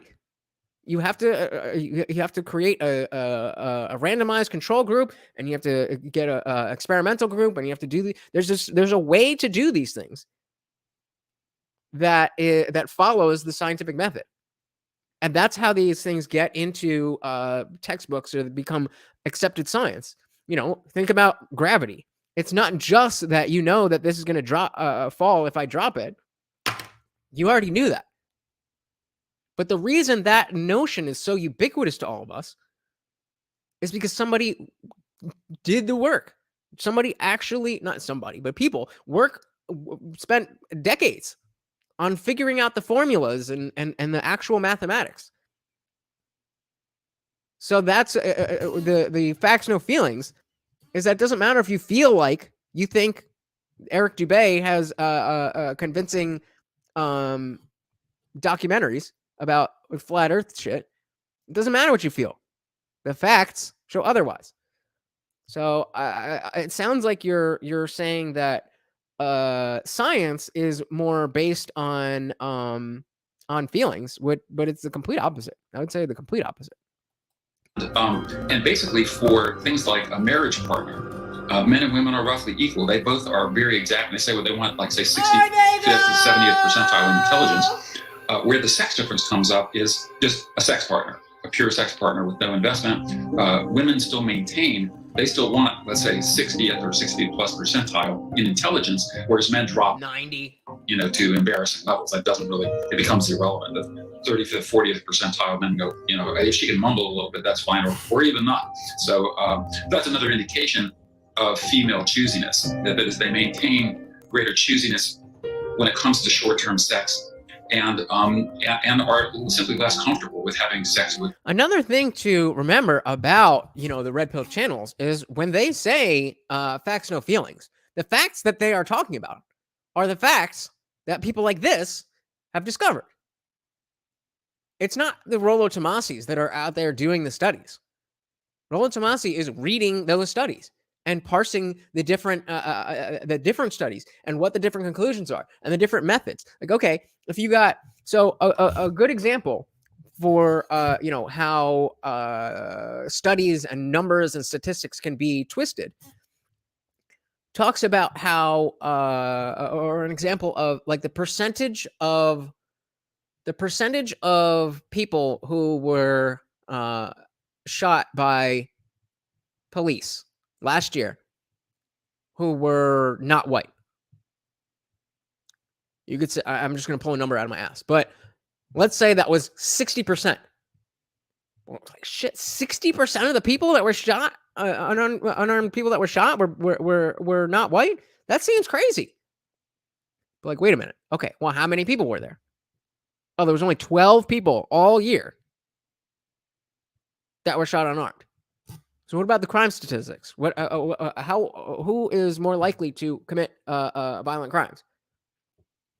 And you go down the line. It comes from these facts. So you can't get to the Red Pill podcast saying facts, no feelings if you don't get the facts first. Total strangers. We certainly choose each other for self-awareness and consciousness and intelligence.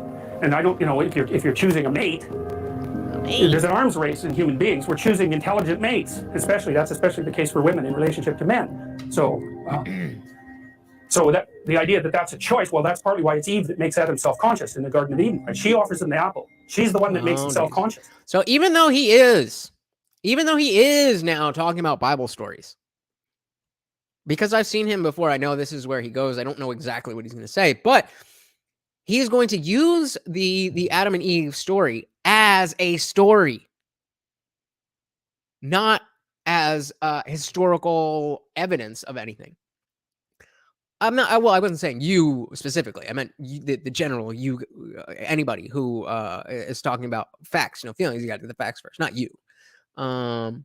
Well, not you, but I'm saying I wasn't saying you, Trey, need to go get the facts. I was just saying the general you. But yeah, so you would expect that because he's now talking about Adam and Eve, that I'd be like, well, I'm out of here. Why are you bringing that up?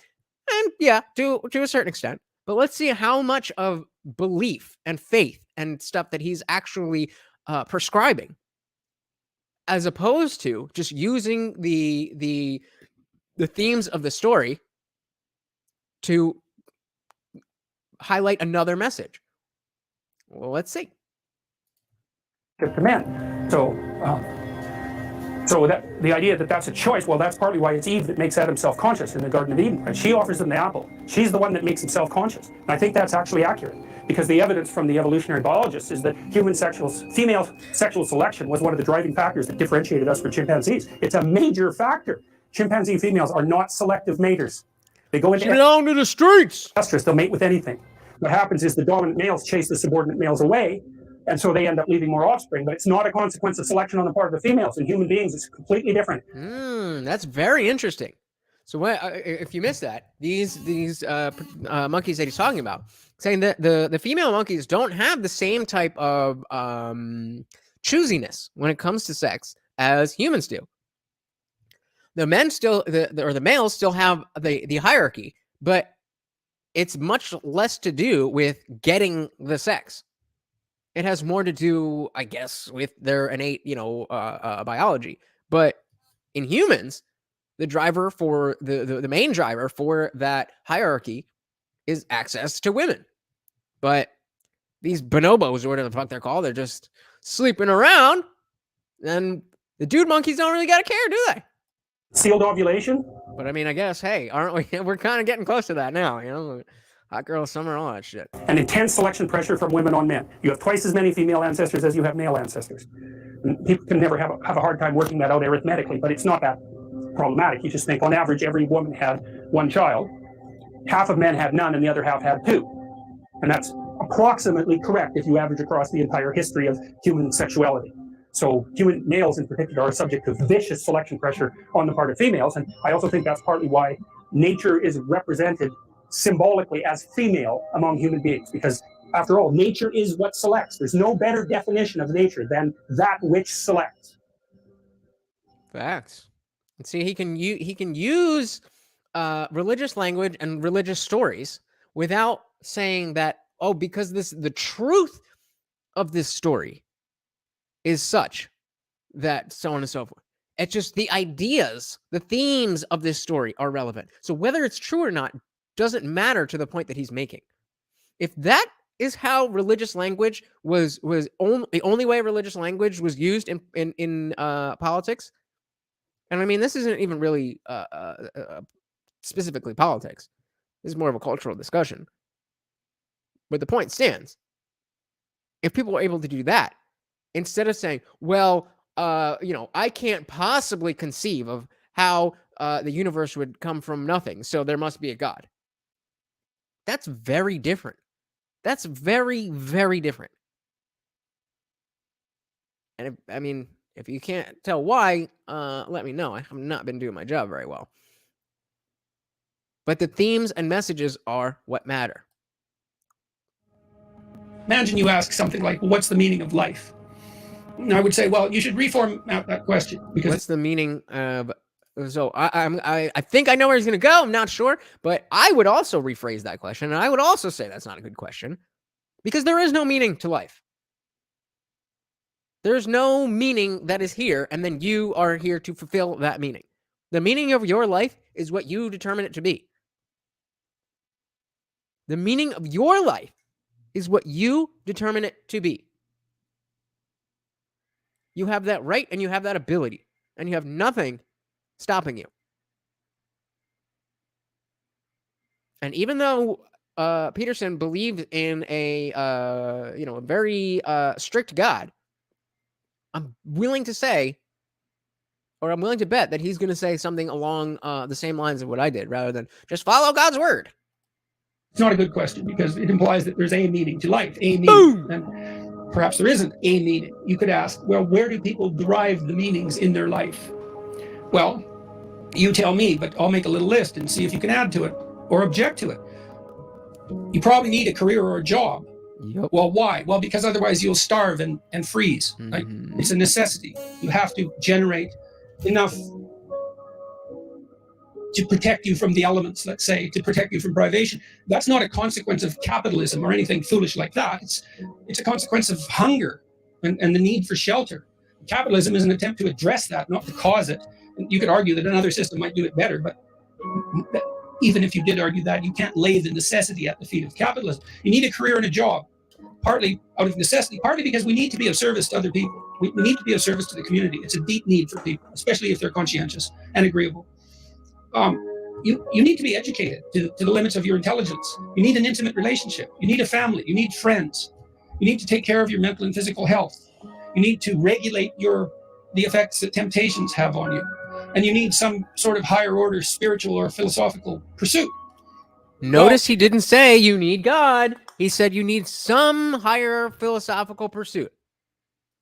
Peterson gets it. Peterson gets it. Remember, he is a deeply religious man. He is deeply religious. But he is able to spread these messages that are firmly rooted in the Bible and in Christianity without pushing supernaturality, without pushing faith. This is what we need. Those are all socially mandated roles to some degree. And you don't want to demolish them because you're left with nothing. Having nothing is not a good place. It's not freedom. That's foolish to think that.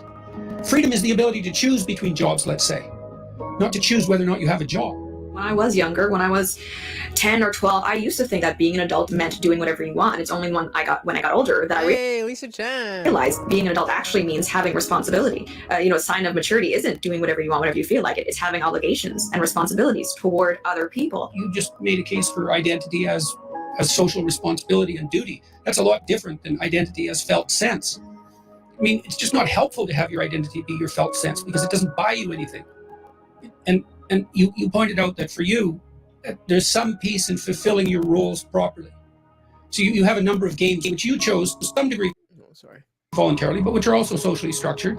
You find satisfaction and freedom from anxiety in playing out those roles properly. And that is what people are like. And demolishing those roles, criticizing them as purely oppressive, let's say, is not helpful because it leaves nothing. And that's a terrible state for people to find themselves in, to have nothing. You're very fortunate if you're constrained by a number of functional roles. It's what everybody needs.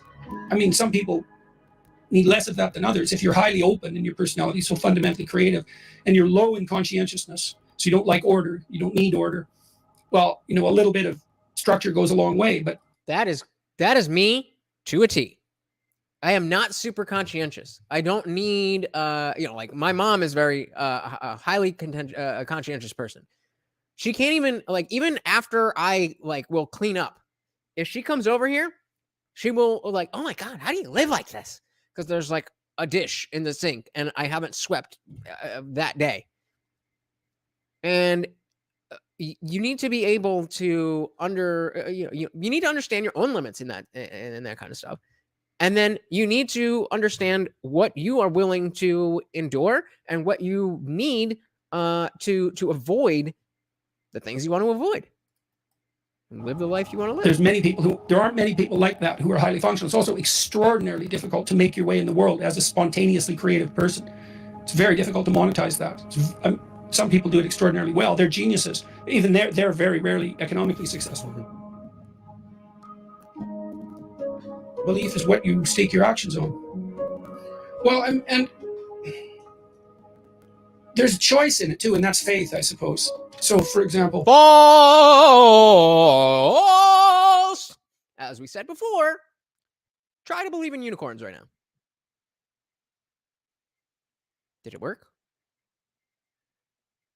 Then faith is not a choice. So faith isn't the decision to believe things that are preposterous. Isn't it though? And there's a substantial amount of confusion about that, I would say, in the religious community and in the non-religious community. So, for example, you can decide that it's better to tell the truth than not to.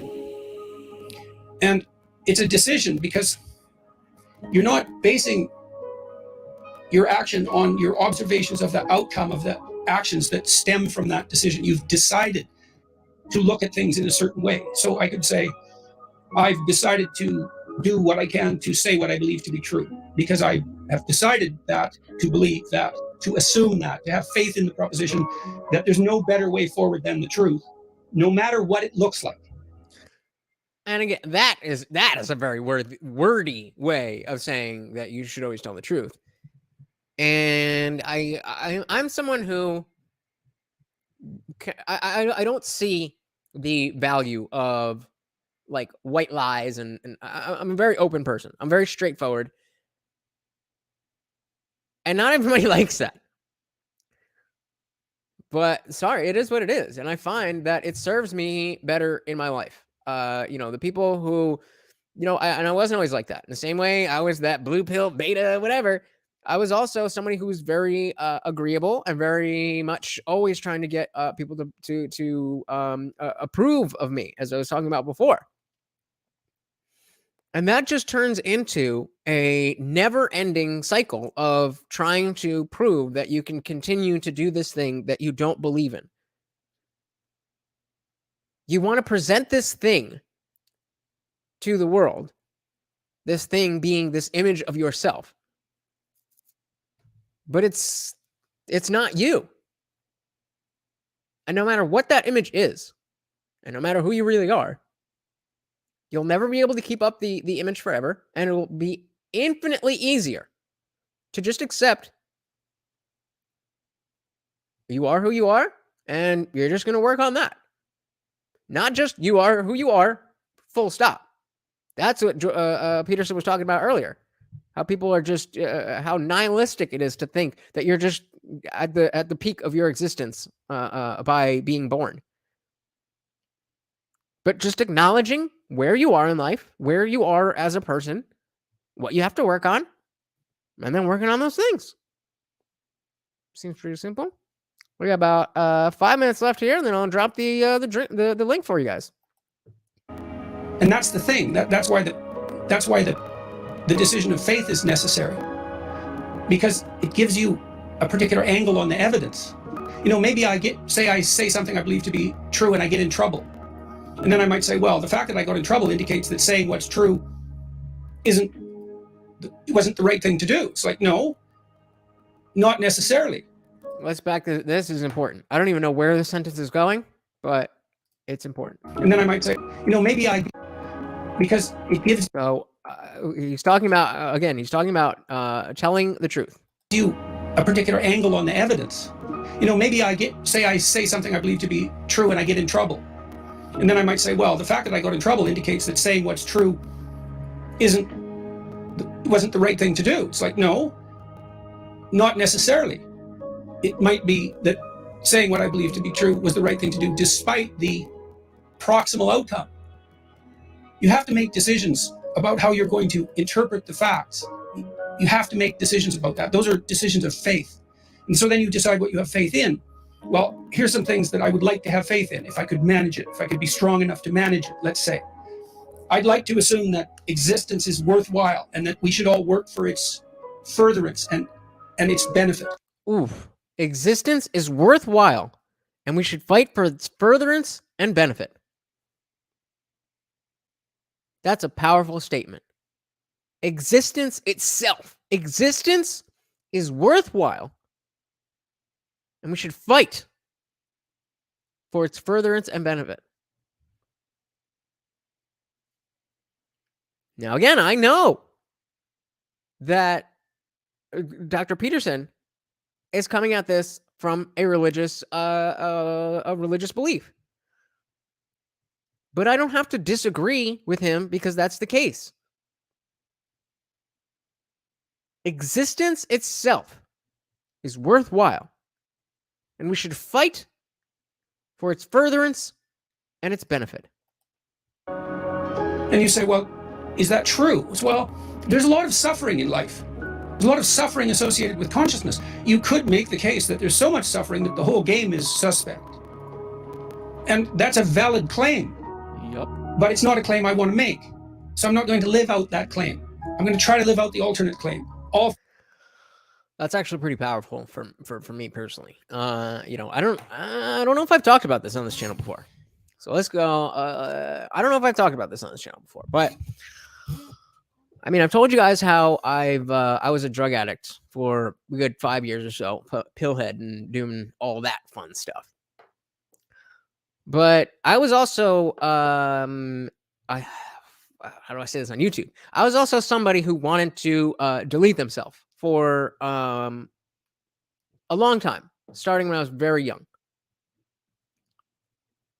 I stuff was going on, whatever. And from the time that I was 11 years old, I started self-harm. I don't know if maybe you can still see it. Probably not, but let's see. There's in the head of this Buddha. Let's see if we can see in the head of this Buddha, right here. I don't know if you can see it, but right through the ear, that is covering a scar. And it took a long time and a lot of work, a lot of looking inward, a lot of anger and confusion to determine that I don't want to end myself, that I'm not crazy, that I'm not some evil person, that the world really is that messed up, that not only just me, but so many people feel this way. And too many people actually go through with it.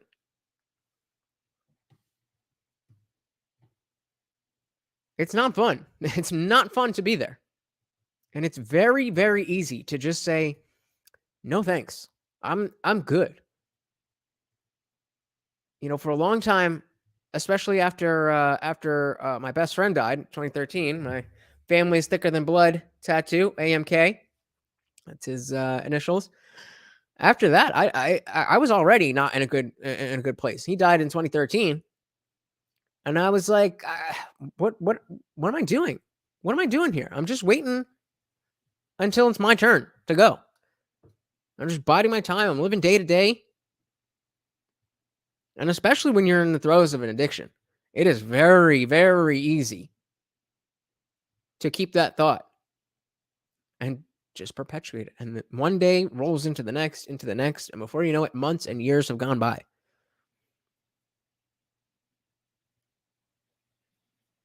I almost did it a number of times.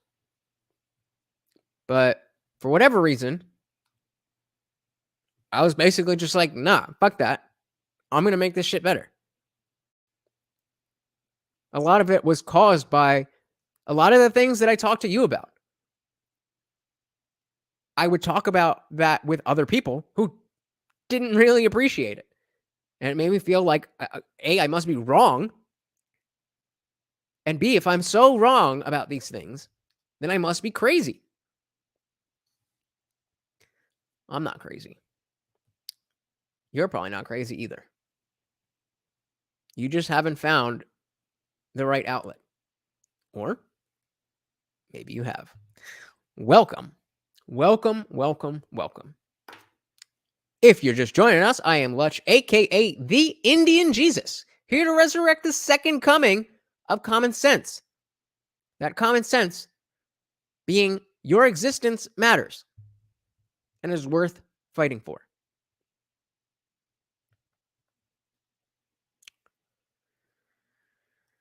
I don't know, man. I don't know if any of you guys have ever been that down low.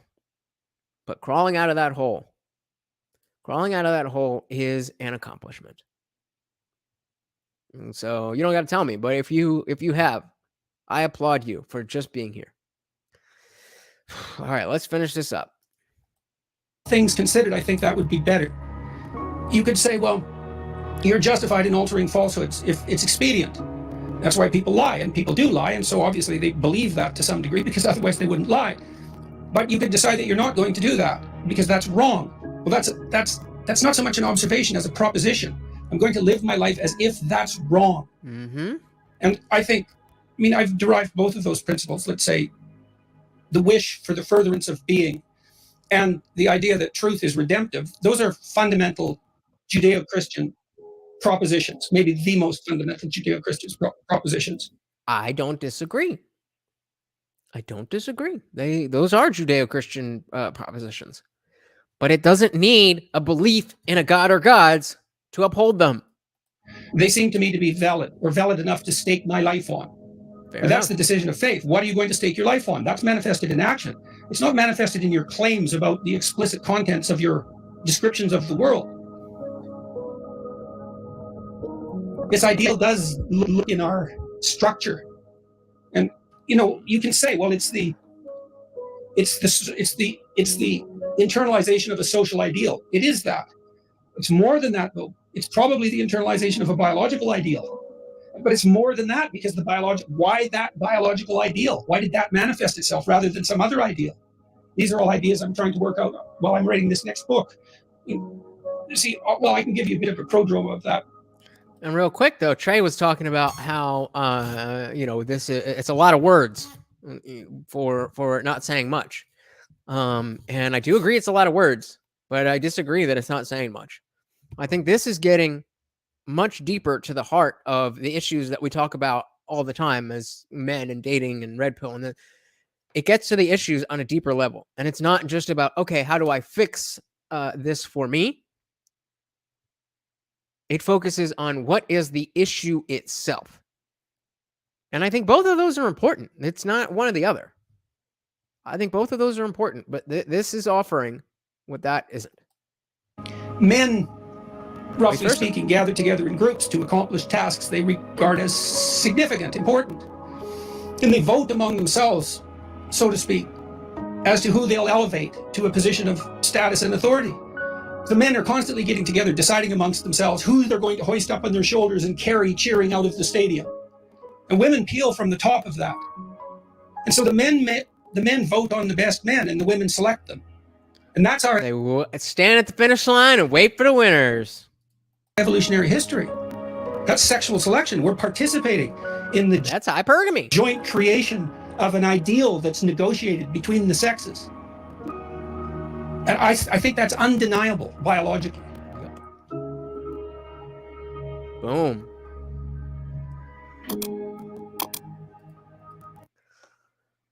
So that's a lot. That's a lot. And it's not just a matter of saying, okay, we knew all this stuff already. Yeah, we kind of had an idea. But a lot of the things that you need to hear are things that you kind of already knew. But because, you know, we're people are smart. Some people are smart. And sometimes you just need the things that you kind of have an idea about to be validated. Not because you need the validation, but because you want the truth. Because you actually want the truth. And that's what I look for when I look at these guys. So I've dropped the link. The panel is open. Come on up. Let me know what you think of everything we're doing here. I figure in the meantime, I'll put on something a little lighter. And a second here. Somebody that, if you guys like, we could do another show or a show on him. But I did drop the link, right? Yes. Let me pin that. So the link is pinned.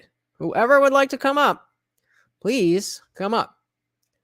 In the meantime, we've got Jesse Lee Peterson's Ultimate Savage Moments.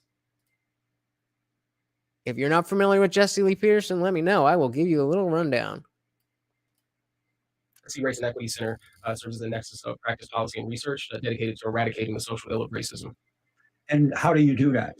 We do that through a number of different means. Part of that involves assessment and evaluation. So we are currently under the process of That's not me. That's the video. To improve that climate to ensure that students have equal and equitable outcomes for their learning experiences in college. That's amazing. You said a whole truckload of words. I did. That had no meaning.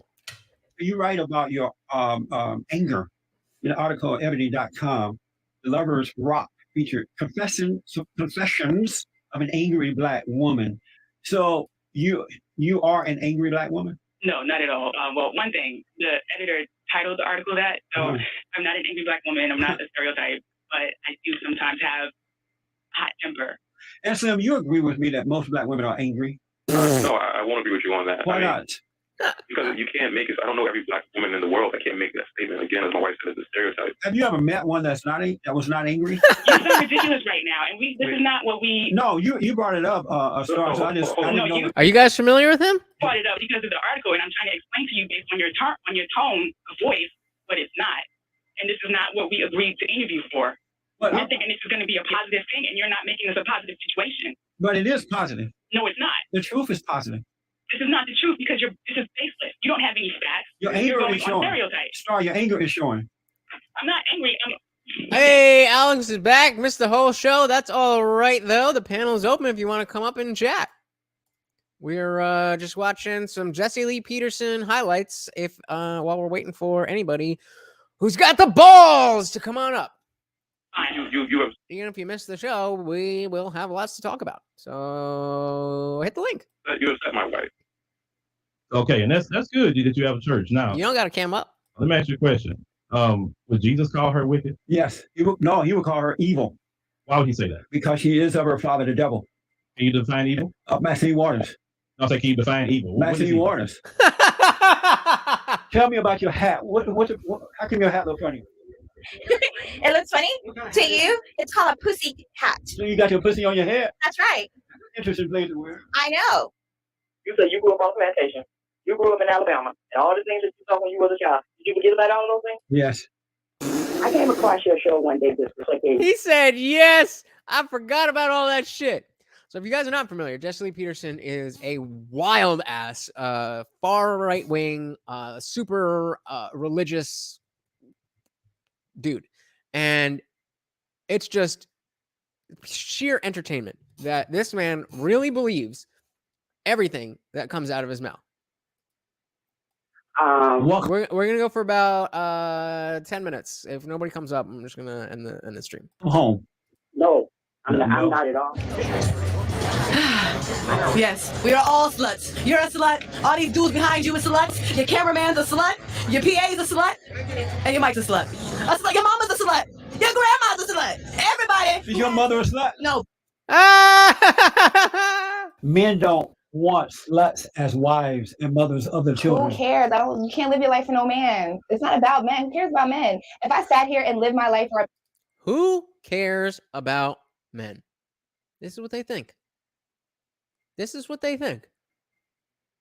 We wonder why male self-deletion is 4 times higher. Got you, Trey. I'll be here. I'm going to hold you to that, though. man, I would be miserable.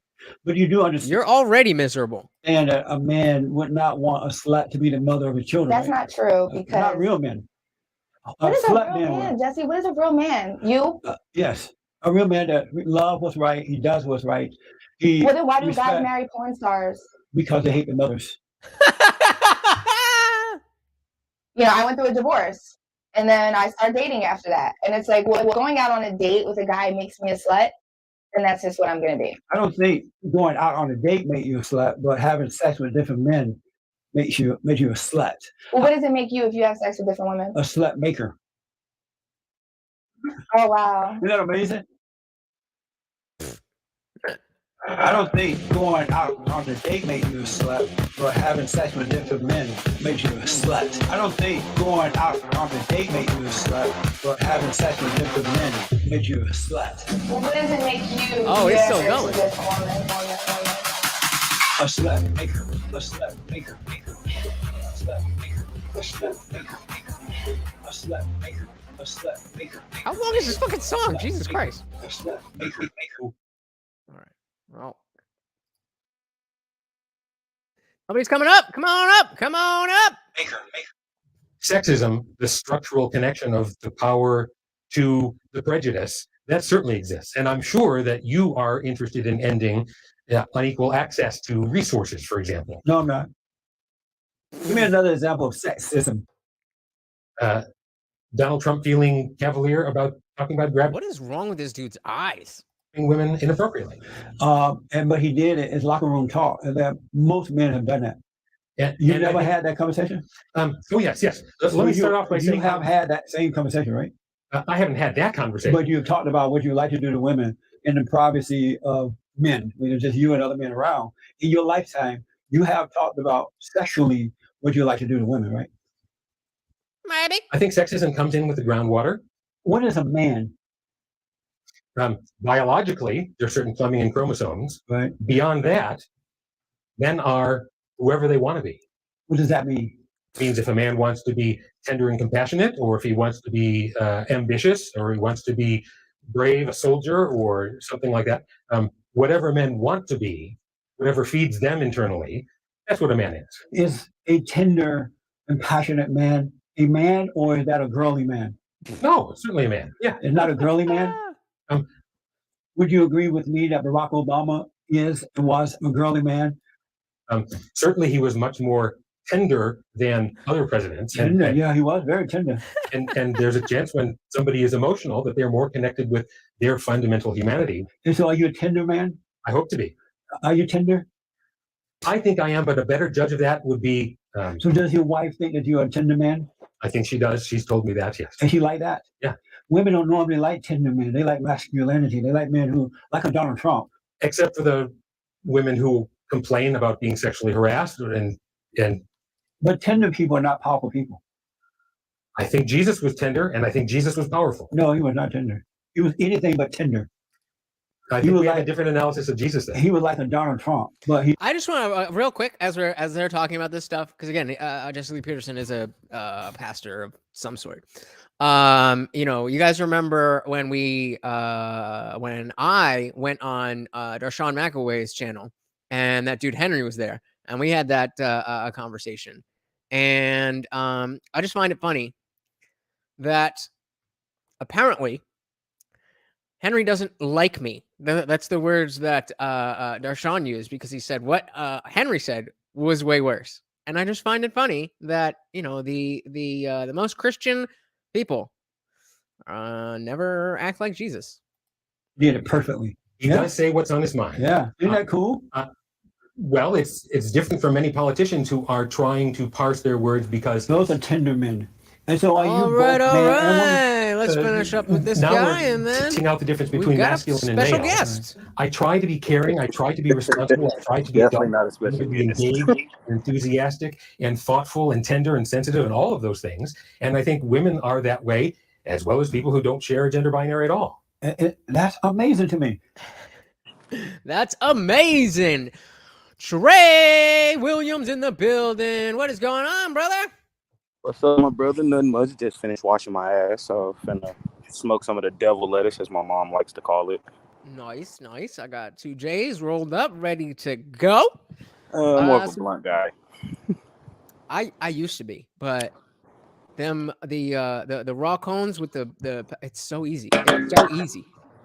It's so easy. I'll bang those out in 2 seconds. I was a Dutch master person. What kind of Dutches do you use, or what kind of blunt do you use? White Owls or Optimos? Optimal. I don't even know that. I'm getting old. I'm getting old. So, how much of the Jordan Peterson, the original, the main thing, did you see? Actually a fair amount. I was listening to it while I was working out. That's why some of my sentences sounded so wild, because I was talking through my mic on my headphones. Got you. So, what did you think? Aside from the fact that it was a bit wordy, did you agree? Do you disagree? Where are you? I agree for the most part. I think we're at a weird space. So I'll say this. I think our generation, sex was taught to us as pleasure. So I think that's what changed a lot of dynamics in life. Because now, if I want to get my rocks off, it's more acceptable to be like, hey, it's a one night thing. I'm trying to get my rocks off. Hey, yo, girl. Yeah. And I think the problem is we all right. So basically the issue is, to me personally, a lot of men don't know exactly what they want to do in life, be in life. And then they see men that are doing something in life, being something in life, but they can't tell the bullshitters from the good ones. So absolutely, you, like, when I say, like, when we were talking earlier, when I said a lot of things, they look at everything like straight black and white. Like, I always hear them say, don't date single mothers.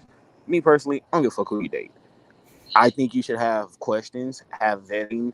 Hey, what's your relationship like with the kid's dad? Is it toxic? Is he not there at all? Are you looking for a man to be that stepdad? Like, you need to ask those questions. If you don't like those answers, move around. Like, instead of teaching men, fuck women, it's like, bro, have questions. I say you have certain mountains that you're willing to live on and die on, and everything else honestly can be compromised. And that's just how I view a lot of these things. I think we've allowed, between the internet and birth control, I think the world just got a little wild, and we wasn't ready for it. Oh yeah. And I agree with what you're saying. I think that that shows a level of maturity and understanding the tenets of the red pill. How old are you? I'm 30.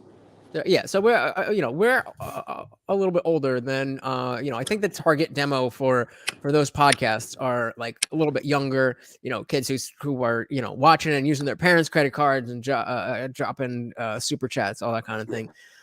And it sounds to me like you've so let me ask you, do you agree that the red pill should be a pit stop? Do you remember me talking about that Yes, a little earlier? I'm trying to think of the answer I really want to give, because part of me says no, and part of it is because it depends on when that pit stop is. That's a good point. So like, are you pit stopping right after a heartbreak? Because to be real, if I found red pill when I was 19 and I was dating a girl who actually had a baby in high school and found out that she was still messing with her baby daddy, if I'd have found that at 19, I'd probably be Andrew Tate. So I think me finding... Is that a good thing or a bad thing, though? Terrible thing. Terrible thing. Well, why exactly is that terrible? I mean, he's living a better life than I am, so. I mean, money wise, yeah, but if you just, I think guys like Andrew Tate, Myron, I'll say Myron specifically, because Fresh comes off more of a like, just kind of a dorky guy who kind of stumbles his way into cat. So, like, you know why I slightly believe Fresh might have like a quadruple body count? How? Because did you listen to the episode where he talked about where he's from? Where what? Where Fresh is from. Not Fresh. Yeah, Fresh. Where Fresh is No. from. He's from like a little island in Barbados, if I'm not mistaken. But Okay. it's a tourist spot. So he would say like a lot of these women would come from all over the world, and basically I'm their one night of fun with a black man. So it doesn't sound too far-fetched off the fact that I've hit tons of women who are just in Dallas for a weekend. Fair enough. Yeah, I mean, four digits a lot, but you know, if you're putting the work in, I mean, I could see it. Yeah, but like Myron comes off as a guy who found red pill after a woman broke his heart. I completely can agree with that because of the fact, you know, I told my story about how it was right after that walking red flag dumped me, and you know, I would the level. I think there's a different level of I think everybody who discovers the red pill has some level of red pill rage, but how much really depends on what preceded that. So if you know, if you're saying that it sounds like Myron found the red pill after a heartbreak, as did I, then you expect that red pill rage to go on further. And kind of almost how we're talking about Sneeko before. We were like, he found this, and now he's getting so much reinforcement. It's not just, you know, his own validation, but he's getting validation from other people. He's getting money from other people. He's going to get stuck in this. Is that do you think that's what happened to Myron? Yes, I think Myron, because like, all right, so depending on where you went to school at, you're either in there with sharks. Like I went to school with D1 recruits, hood dudes, drug dealers, like legit. So when you're around guys who like dudes who just come from money, their parents like make like legit money. And so when you're around those type of dudes and you're around dudes who have swag, air quotes, swag, they have the bravado, they already have that confidence. You have to learn to sink or swim. And so I think just being outside and having to, interact with girls, like we loved going to the skating rink. Like that was like our thing on the weekend because our bet was every day who's getting the most numbers. Yep, I remember those days. So I now, not the roller rink, but yeah, you have to put yourself out there now. So now you have to actually go up. Hey, how you doing? I'm such and such. Ugh, get the fuck on. Or nah, I'm okay. I got a boyfriend. And some dudes can't handle that. Trust me, I've had my ego set on fire a million times. But you have to pick your ego back up. And too many dudes, once that ego is broke, it's shattered. And they don't even want to grab the super glue and try to put it back together. Yeah, I mean, I kind of almost feel like you're diagnosing me here because since that girl, I haven't really been putting myself out there, and I'm not like saying, oh, I'm never gonna date again or whatever. But just understanding the game a little bit better, I realized that I'm not really ready to enter the leagues that I want to play in, if we could put it that way. So I'm working on get my money up. I gotta get some muscle on these bones and such. And I mean, being a short dude, that stuff matters a lot more. And you're absolutely right about being thrown in with the sharks. You got to sink or swim. That happens when at whatever age, 13, 15, 17, whatever it is, when you first start either your peers start becoming go through puberty and are looking for attention from the ladies, and when you are, and especially at that time when it's just beginning, and there's some people who are off the starting line and some people that are late bloomers. It's tough. I was a late bloomer, and it is tough.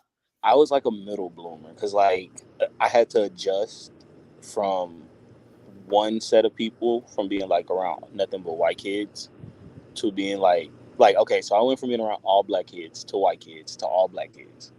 So I spent years adjusting. Then once I got to fit in here, I got yanked back to Dallas. So now it's like, okay, now I'm back home, and I have to. Did you do better? Did you do better around the white kids? Absolutely. Because one, I'll say this: part of it was a fear of me, and like, I hate to be that guy.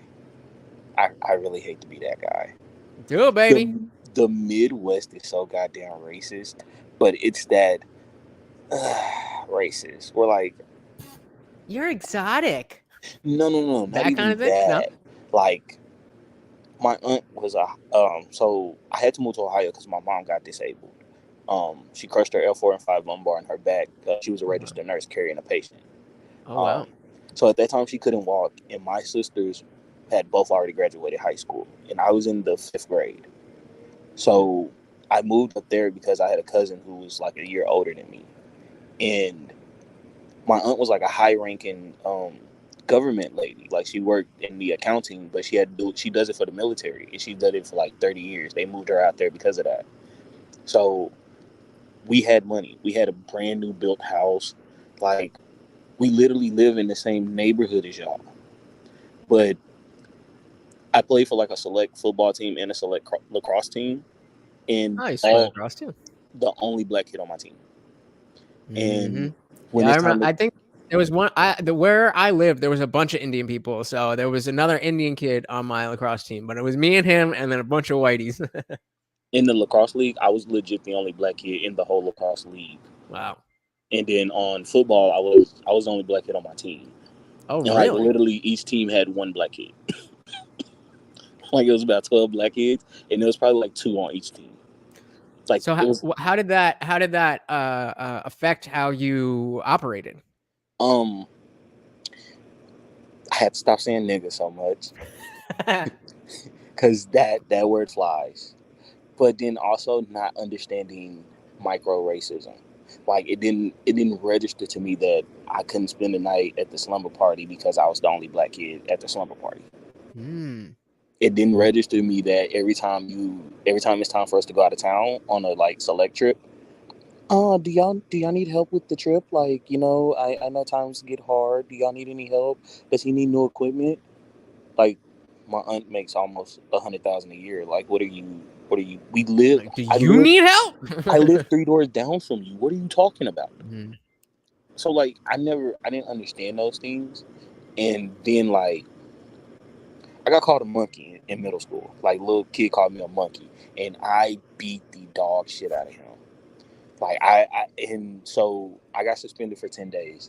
And when you get suspended for 10 days, they make you have like a whole meeting with the superintendent and stuff, with the victim. So when they asked me what happened, I was like, he called me a monkey. And they was like, huh? And I was like, bro, I'm from Texas. Like, I know what being called a monkey means. And like, I'm in the 6th grade. I know what being called a monkey means. Like, I'm from Texas. We here. I love Texas because at least racist people out here, they gonna let you know they racist and move the fuck around. There, it was just underhand. So when I said what I said, the mom looked at her son and was like, and that's exactly what you get for listening to what the fuck your dad be saying. Oh man, it's generational. So like, he was so comfortable. Like, literally, I was talking to a girl and he was like, damn, I didn't know you like monkeys. And I turned around and just started punching. Like, it wasn't talk, it was just punches. And I just remember coming back home and being like, I had to get back used to, like, out here we skull on people. Like, we'll fire your ass up. That's us calls. Like, if somebody like, I'm gonna fire your ass up, that's us schooling. Like, we finna start talking about you. So like, I had to get used to like people scoring on me again and like having to scope back. Cause like, now I gotta be quick with it. Hey boy, you ugly as hell. Boy, I'm on your ass, you big 10 ass little nigga. So like, shit like that. Like, it teaches you to be quick with it. It teaches you to be on your feet. Like, some people would call that bullying because you can't say nothing back. You're not quick with it enough to say something back. Now they would. So now it's bullying. to us, it was, nigga, you better say something back. Or if nigga get to firing too much, you trying to fight. So after so long, it's good to, hey, you trying to fight or what? Because now you're not finna keep scoring on me in front of everybody and embarrassing me. So now you better know how to fight. I think that's a big difference between, you know, like our generation and like the Gen Zers. I not to say that they're not, you know, getting in fights and shit, but I think by and large, the bullying aspects of things is you know, looked at very differently. It's I mean, the notion of calling a black person a monkey in school in 2022, you would be like kicked out of the state. Yeah, you actually probably. I mean, maybe not, but yeah, he didn't even get that's suspended. Like they were just like, "Hey, watch your mouth." I still had to take 10 days on the chin. Well, I mean, you know, I'm glad that you know, I'm glad you were able to come through that. Do you feel like that's something that's you know, I was just saying how if that happened today, you know, they'd be kicked out of the state. Do you feel like there's been a shift in the culture and in the way that people look at stuff like that, or do you think it still exists in these pockets that just don't get talked about? Oh, it definitely exists in the pockets that don't get talked about. That's why, like, if you just kind of listen to people, it's like, yo, y'all won't stop complaining, and it's like because y'all just keep changing the ways y'all do it, and it's like.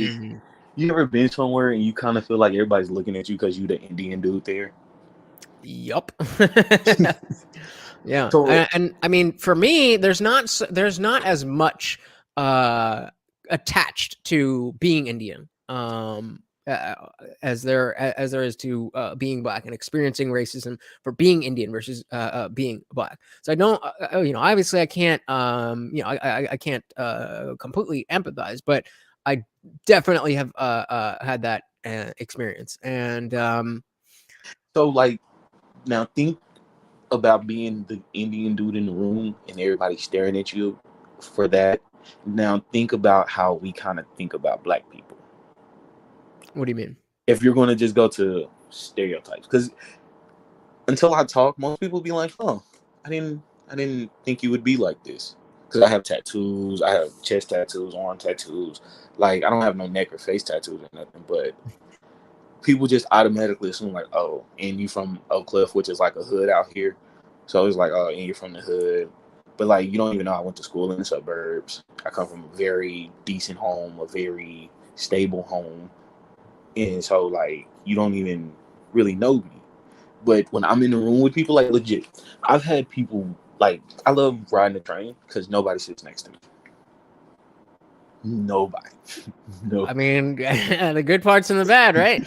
I've legitimately been in a suit and tie, and nobody was still sitting next to me.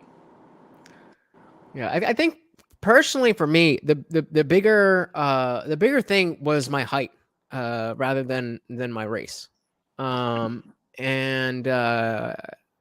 that speaks a lot more to like just how people look at me, how people judge me. I've definitely gotten a lot of things, you know, a lot of judgment based on how I, you know, my skin tone, but definitely being the short guy. Being the short guy, there is just you have to have a big personality when you're 5'4". You gotta make up The little that man height. complex. It's not. It's almost. I mean, it definitely is, but it's not even about my personal complex. It's not like I feel like I'm so short that it's the fact that other people are looking at me differently just because of my height. And You you know, feel like you have to go above and beyond. Be like, yo, I'm more than just like 5'5", bro. Like I'll slap you. Stop playing with me. Yep. Yeah. And I can say that like I've worked in places where like I'll be the only black guy, and there'd be so many microaggressions where it's like, I think y'all trying to make me be that black guy, and I'm trying so hard not to be that black guy. Like I worked in a restaurant, and I don't even want to be that guy, but like I was the only black guy. The rest were Hispanic. We had a Bluetooth speaker. Everybody got to use it. We had set days. On my day, that speaker would always magically disappear. Wow. So now y'all don't want to hear rap music? Cool, that's fine. I bring my headphones. Then y'all go tell the manager, and now I can't wear my headphones. So it'd be stuff like that where it's like, I can't say racism, but you feel so awkward about it. Yeah, it's definitely, unfair treatment, whatever you want to call it, however you want to characterize it. It's clearly, and I'm, if you guys have been watching me, I'm not about all this woke shit and all that. But that doesn't mean that I haven't personally experienced racism, that I don't know that racism is real, and that I can't recognize racism when I see it. And maybe not even as well as most other people, but the fact is, I've experienced that judgment, and half the time it's almost like I don't even know what I expect from people, and I've just come to a place where, like, all right, people are gonna be this way. I've got to be the one that's gonna be better than them, not to show them. I mean, partly to show them, but because I just want to be. I just want to do what I'm doing. Well, but part of it is also, like, imagine when you're like, all right, I'm at least say something. And then when you say something about it, everybody's kind of like, oh my God, what are you talking about now? Gaslighting the shit out of you. I'm not racist. I have a black friend, okay? My best friend is short. My first boyfriend was almost as short as you. I in college, I dated an Indian girl. And I remember being like, hey, when I'm going to meet your dad? And she bust out laughing. And she was like, bro, you would never like that. Never. And I was like, what do you mean? She was like, yo, if my dad even knew we were like talking, I would be disowned already. And I mean, that's how the world's gonna be, for the foreseeable future. I don't see us getting rid of all people who think like that or have thoughts that are, let's say, equally as ignorant and prejudiced. I think those types of things are always going to be a part of any society. I think, but they have to be. Yeah, and I think the important part is for us to realize that there's not a system of people trying to keep short people down. There's not a system of people trying to keep women down. There's not a system of people trying to keep black people down. There's things that affect people disparately. As a black person, you might be affected by X, Y, and Z more than this white person is affected by X, Y, Z. But it's not that there's and I mean, maybe you disagree, but it's not that there's people sitting up in a tower like, oh, he's short, let's make fun of him. Oh, he's black, let's make fun of him. I'll say, at least with black people, it's a little different because I'm listening. I just got PM right here. So, not to be like, I don't know the proper way to say it. I mean, if you disagree. No, so like, okay. We're the only real people. Like, think about it. Jim Crow wasn't that long ago. My mom was born, like, I think a year after Jim Crow laws were, like, really made it illegal. Mm-hmm. So Jim Crow wasn't that long ago. In the South, like, the South has always been like, no, we go follow the law. Psych. So, like, a lot of things didn't change in the South. Like, yeah, things changed, but what's the saying? The more things change, the more it stay the same. Something like that. Yeah, I know what you mean. And things, I like that. Whether it's right or wrong, I like that. The more things change, the more they stay the same. And I wonder if that has to do with an underlying.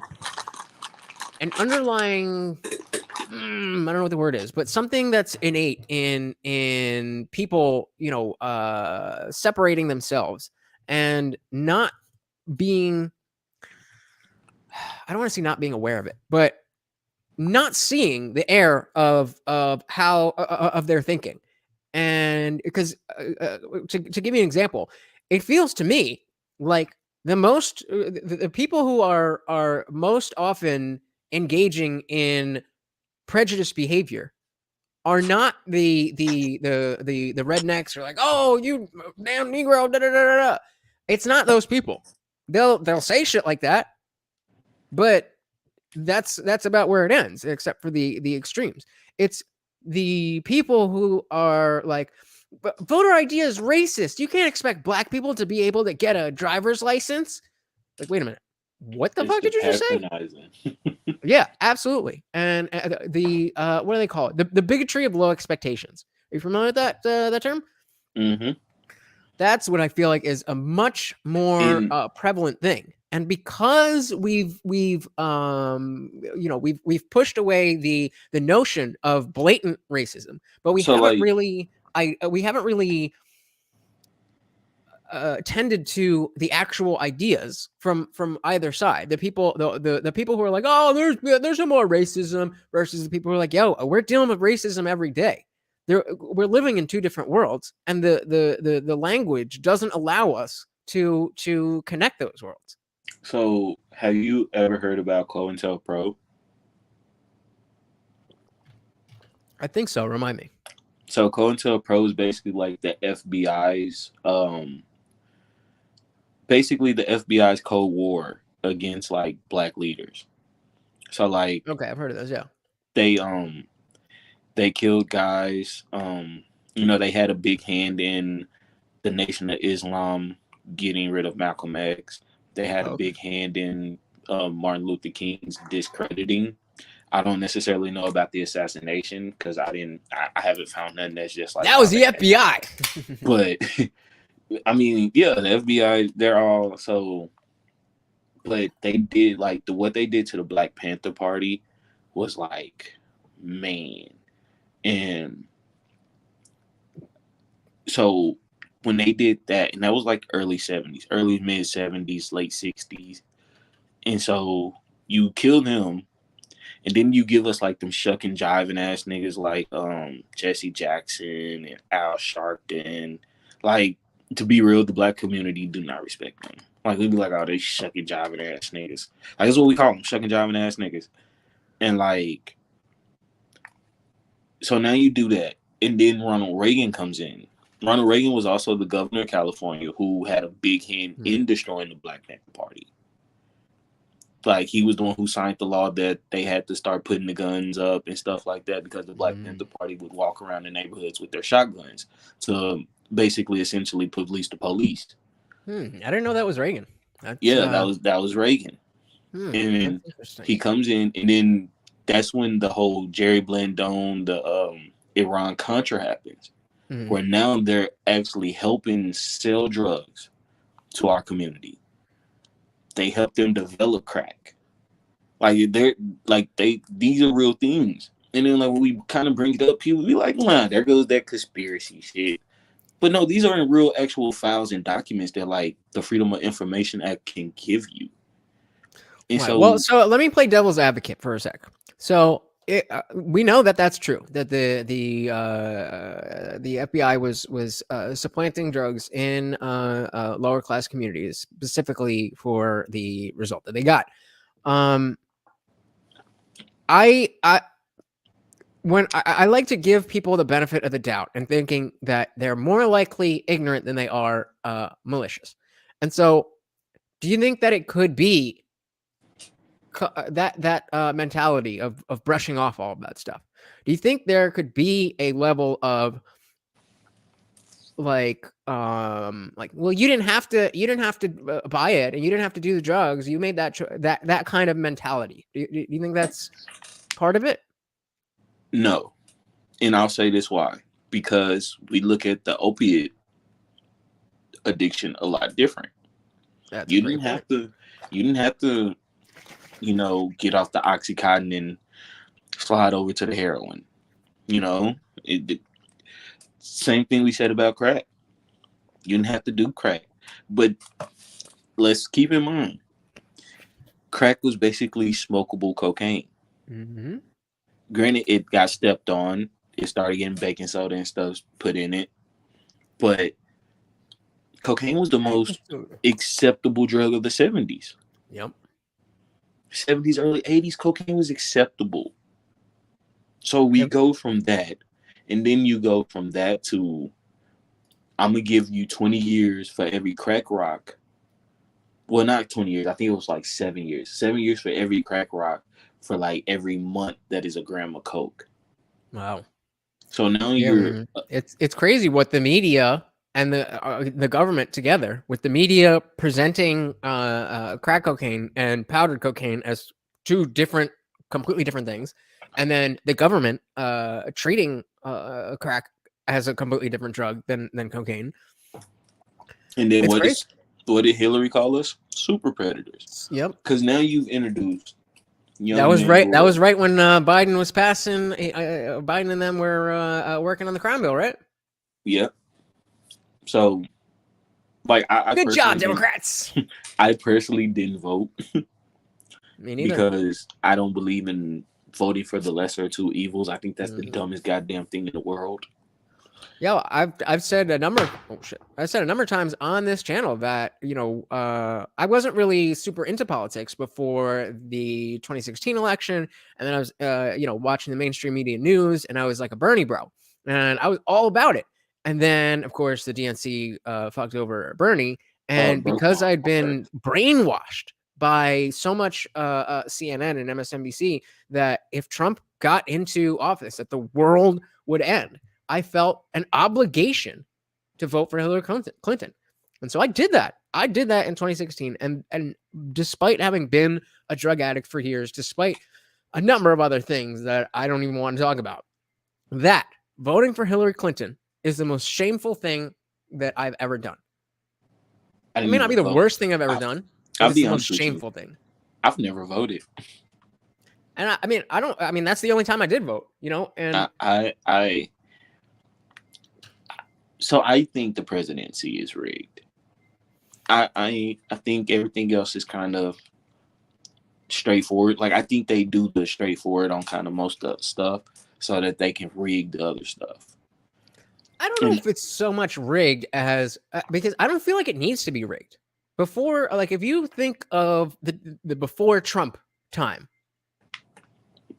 especially with the benefit of hindsight, it's so obvious now that we had a Trump that Mitt Romney and Obama were the same fucking person. That Hillary and Obama were the same fucking person. That John McCain, you know what I mean? And so I don't know if it's necessarily that it's that like the elections themselves are rigged. I think the system itself is set up that it doesn't need to be rigged. They already have all the appointees, and the elected officials are more of figureheads than anything else. I can understand that. I definitely understand that. But what I would say is more so because, like, when you see it, because what you're saying is like how they're figurehead. So I think, to be real, because this is just something I joke about a lot, but I kind of believe it. I think Kamala Harris is the president. I think we just lost the white man out there just because we need a white face at this point. But I've always just said, yeah, but Kamala's like, we are in a war. You are angry because we are in a war. Anger is what you have. And I know why. I don't think she's running shit. Except her mouth. Well, it might be Nancy then. You don't know. That's who definitely might be Nancy. You know why I think Nancy? Why the hell does Congress not have terms? Don't they? I don't know. They don't. That's no. They can be. They crazy, either have to retire or be voted out. The idea was supposed to be behind, not having term limits, that you would have Congress people who were in there doing the job and not worrying about re-election. But when you make re-election every, what is it for a congressman? Every 2 years, or something like that? Then, hey, we got Positile in the building, showing up late. What's good, brother? Glad to see you. Glad to see you. Panel's open if you want to hit that link. Yeah, I think it's just it's gone backwards, and I would almost be happier with if it's only going to be 2 years then people be appointed. And so if you appoint a Nancy Pelosi and she's doing X, Y, and Z, then not only is she gone in 2 years and she's not going to be able to come back, then whoever put her in place, now that can be an elected official. And now we have a better idea of what this elected official actually is going to do for us. And, Well, I mean, it's not a perfect system, but either way, it's fucked up the way it is. I think if anything, we should. I'll even give you 3 terms. I'll give you 3 terms, 4 years apiece. Running with the president, because it doesn't make sense that halfway through his presidency, the whole House and Congress can change. Oh, we got Wesley in the building. Wesley's here. I'll pull it up if you keep it on topic, Wesley. And if you keep it on topic, you're more than welcome to come up as well. I'm sorry, what did you say, Trey? No, I was just saying, like, it doesn't make sense. I think it should be 4 years because it just doesn't make sense that the whole Congress and Senate can change literally in the middle of your presidency. So, like, what happens if you get a Republican House now that I'm a Democrat president? Now it doesn't even get a chance to get to the Senate. Mm-hmm. And I mean, that is partly what was intended. You know, the wheels of government are intended to turn slowly. I get that. But you're right that, you know, if we could, you know, just with the timing of things, if we could make it so, like, there is a lot to be said about the fact that Supreme Court justices, we don't really see a lot of bullshit around the Supreme Court. You know, I mean, obviously we just had the Roe v. Wade thing, but that's the last thing in 50 years that really we've you know, had to deal with. And I think it has a lot to do with the fact that they don't have to campaign and try to win people over. They're just there, they do their jobs, and it is what it is. So tell me what you think about this. Obama might have been the worst thing for our country. Off the strength that it caused almost a direct line in the sand. That's real quick. I just want to get to this. So Posital said, man, I had an amazing conversation about quantum mechanics. Yeah, I would love to talk about quantum mechanics. Come on up. He said, it's like one of those conversations your Saturday ended. I feel you. Yeah, right now we're talking about just the structure of government. Is it? I don't know how the fuck we got here. We were talking about being a better man, and then we moved into you know, the different roles of men and women, and then we moved into the governmental aspects of things, and you know, just that Nancy Pelosi might really be running the country. It don't sound too far-fetched. But no, I think the government plays a bigger role than we like to let it. And when I say Obama divided the country, like, think about it.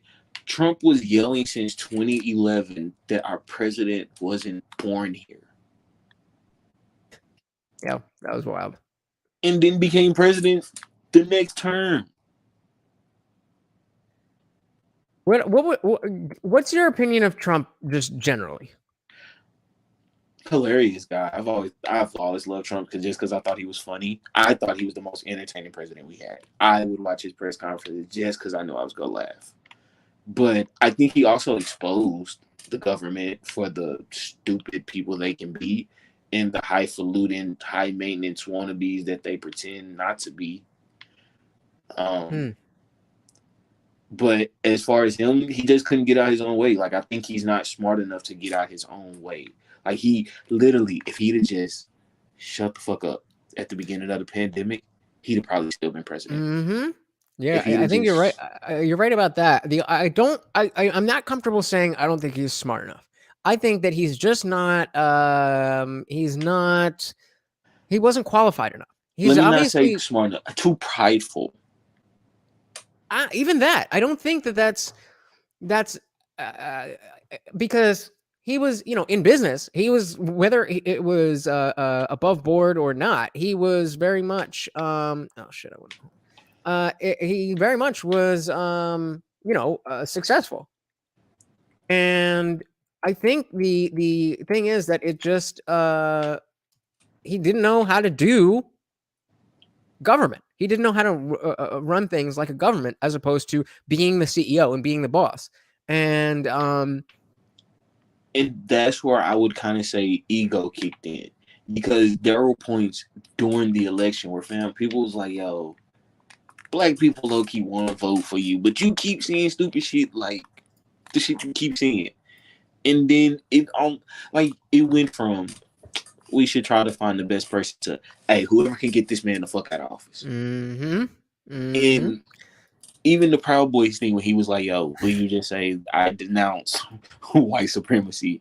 And he was like, yo, just stand back, stand by. Stand back and stand by. That was one of his weirdest moments. That was one of his everybody weirdest was moments. like, yo, what the? Because, you know, a lot of white people was like, yo, what the fuck? Because a lot of people bring up the good people on both sides quote, and most people don't realize that right before he said that, he said, I'm not talking about the neo-Nazis and the white supremacists. I'm talking about the people. And that's where I say that he exposed the media, because there were some stuff where I was like, yo, y'all just clearly took that man out of context for no reason. Right. And then there were some things where it was like, dude, you could have just shut up and not said nothing. So Posital gives a good question. It's directed at me, but I would like to hear your answer as well. I am a libertarian. I think that the less government, the better. I don't think that we can. I'm not an anarchist. I don't think that we could. I don't think people are smart enough to be able to do things on their own. But I think that everything the government does is made worse than if the private sector handled it. And there's certain things that that have to be that would have like a conflict of interest because they have private interest. And that's where the government would come in with, you know, very bare bones. It would be a skeleton crew. Hey, we got Mackenzie in the building. So successful. If you call filing bankruptcy for Chapter 11 multiple times successful, who has more money right now, Mackenzie? You or Donald Trump? Facts, no feelings. I'm just saying. I'm not. I talk all the time about how I don't like him, how I don't think he's a fit leader. I was just saying how I don't think. But people, that's something that I used to bring up when I was a Bernie bro. Like, oh, he fired for bankruptcy. What a loser. Yeah, but did he make money on those and fuck over everybody else? Well, I've also learned that bankruptcy is like a rich people finesse. Yup. So if you read this, if you call rich people finessing 11 times successful. Yeah. Because like 50 Cent had to pay like somebody a bunch of money. He just filed for bankruptcy. I was like, oh, you could just do that? Like, I didn't know that was feasible. You can. But going back to Posital's question, if you could form your own government, ideal government, what would that look like? Ooh. That's a ooh. Because I don't think the system we have is bad. I think we just made it incompetent. What? How do you mean? Like, I think the fact that, like, at this point, the fact that everybody in Congress is in their late fucking 60s is pretty wild. I think we should bring in more youthful people. I think some of the rules need to chill out, like filibusters and stuff. We need to put more rules on that. We need to lessen the media influence in our government. And I would almost take away public funding of candidates. I would take that away, absolutely. Hell yeah. I'm with all of that.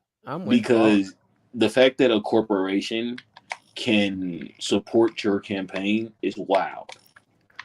Because now who do you work for, the people or the corporation? Right, exactly. You're 100% on point. Could not agree more.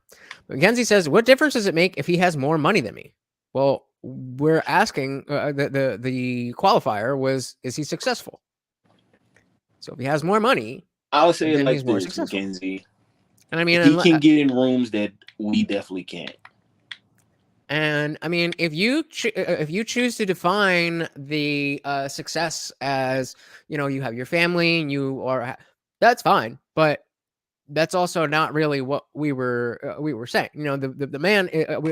So what I was originally saying is that I don't think Trump is a good leader because he knows how to do business, but he tried to run the government and the country like a business, which it's not. And that's why he failed. And Trey was saying he doesn't think he's smart enough. And I was saying I'm personally not comfortable saying I don't think he's smart enough. I just think that this was not his area. But I mean, the man has again, love him or hate him, the man has money.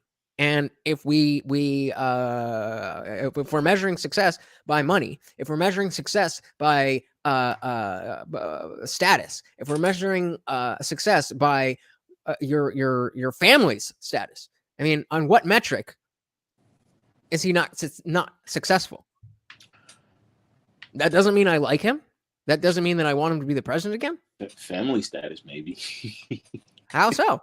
I mean, Don Jr.'s legit. Jared Kushner's over in the Middle East doing his thing. I don't know what the fuck Ivanka. No, I was more so not just Ivanka. Melania. I was more so being an ass about it. and it's easy to. You want to because he is an ass. You want to be an ass to him. You want to be able to say, but you know, everything you can. But this is something. Even when I was that Bernie bro, and I did genuinely hate Trump, and I did genuinely think, if this man becomes president, the world will end. The thing I could never overcome was the fact that the dude did the things that people try to do in life. He had a hot wife. He had a lot of money. He had a private plane. I mean, like, I'm not saying that those are the end all be all, but that's success in America. Positile says, how would it work without government? Specifically for innovation and economy, do you think no government will slow us down or make us quickly? It would tear us apart. So I disagree. I think the private sector I think people are perfectly capable of existing with the right incentives. The government stands to de-incentivize that innovation. The private sector, the capitalism, getting more money is what specifically drives innovation and what drives the economy. The fact that I have even if you want to go all the way back and say, okay, I have a bunch of goats and you need and you have a field of corn. We don't need a government to figure out that situation. I'll give you some goats. You give me some corn. We're good. And you scale that up. And yes, there absolutely are issues that come with scaling that up. And that's why I don't think that we could work with zero government. I just think that the government should be as small as it possibly can be. What do you think about that, Shari? I agree, and I slightly disagree, only because. So wait, have we never had the government? Because now then it kind of negates my point. If we've never had government versus if we lose government now. That's a good point. Because if we lose government now, this becomes a shit show. Oh yeah, I definitely agree with that. I think if we lost government in 2000, it becomes a shit show. I think it's a matter of, like, I'm not saying we should snap our fingers and tomorrow there's no more laws except for the skeleton, and we fire everybody in government except the skeleton crew that we need. Excuse me. But I'm saying theoretically, the Mises Caucus has taken over the Libertarian Party, and so now they may be a legitimate force as far as taking votes away from the Omniparty. And I'm saying over, let's say, the next 3 generations, if we could slowly start chipping away at the things we don't like and adding the things that we do like, getting rid of regulations, getting rid of governmental agencies that don't do anything except exist and take our money, then I don't see why that is a bad thing or why that wouldn't work. Well, saying it like that, then I agree with you. Yeah, for sure. And I feel the same way about religion. I think a government and religion, they do hold value in today's world because they're already here. I wouldn't want to snap my fingers and have them disappear, because I do think there are religious people who don't kill and murder because they are religious, which is sad, but I think it's true. And so I wouldn't want it to be, I would want it to be phased out. So what makes it sad? What do you mean? What makes them believing in religion of, I ain't gonna kill you? Like, what makes that sad? It's fake. It's not real. But is it though? I don't think so. Like, well, maybe, like but you have from everything that I have consciously and deliberately searched for, it's fake. My mind could be changed if God came down to me and said, "Hey, I'm real." I'd be like, "Oh shit, I was wrong." But so I'll say this, just from like personal, like just being open about like personal life. So like, my grandfather was like a drug dealer, raging alcoholic, like a very shitty person, by his accounts. And without religion, he doesn't find that stability that brings him back to my grandmother, that gives my mom a stable 2-parent household. Without religion, like, you know, whether we like to admit it or not, without religion, my mom isn't 21 years sober from, you know, weed and alcohol. And, you know, I can personally say religion provided a very stable life for me personally. So is it really sad just because they decided that this religion is what's going to make them stable in life more than anything? To me, it's sad that it needed to go to religion. It's a good thing that where religion is in society, that was there for, you said your mom? Yeah. I'm glad that she was able to find religion to improve her life. There's no two ways about that. What I wish was that society was arranged in, got you, Positile. I wish society was arranged in such a way that there were other paths for her to see whatever it is that she needed to see without believing in things that aren't justified, and may not be real. Well, to me, I think it's no different than going to therapy. I think, you know, a person who finds meditation, or like, I'll be honest, I think it's kind of retarded when people be like, my ancestors speak to me, or Mother Earth speaks to me. I'm not saying like you're wild, but it's like, okay, if Mother Earth speaking to you is how you became a grounded person, then all right, cool. I don't necessarily think Mother Earth is talking to me, but that could be Mother Earth instead of God. But to me, it's God. So to me, I think it doesn't matter. Like, there's a movie. It's a very like hood movie, like loved in the hood. It's called Menace to Society. And this man was a preacher. He was a pastor. And him and his son had become a Muslim. And the son and the dad and one of his friends was talking. He was like, you know, did you feel a way when your son decided to become a Muslim? And the dad was like, you know, if Muhammad could make my son a better man than Jesus Christ could, then why should I complain? And to me, that stuck with me. That like really stuck with me, because it was like saying like, yo, because I found peace in this, and this is what's stopping me from, you know, wanting to shoot something up, or this is what's stopping me from, you know, fornicating, having kids all over the place, or just, you know, waiting until marriage or whatever. Then, you know, who's to say it's no different than you just being like, hey, I found red pill and this is what made me get my money right.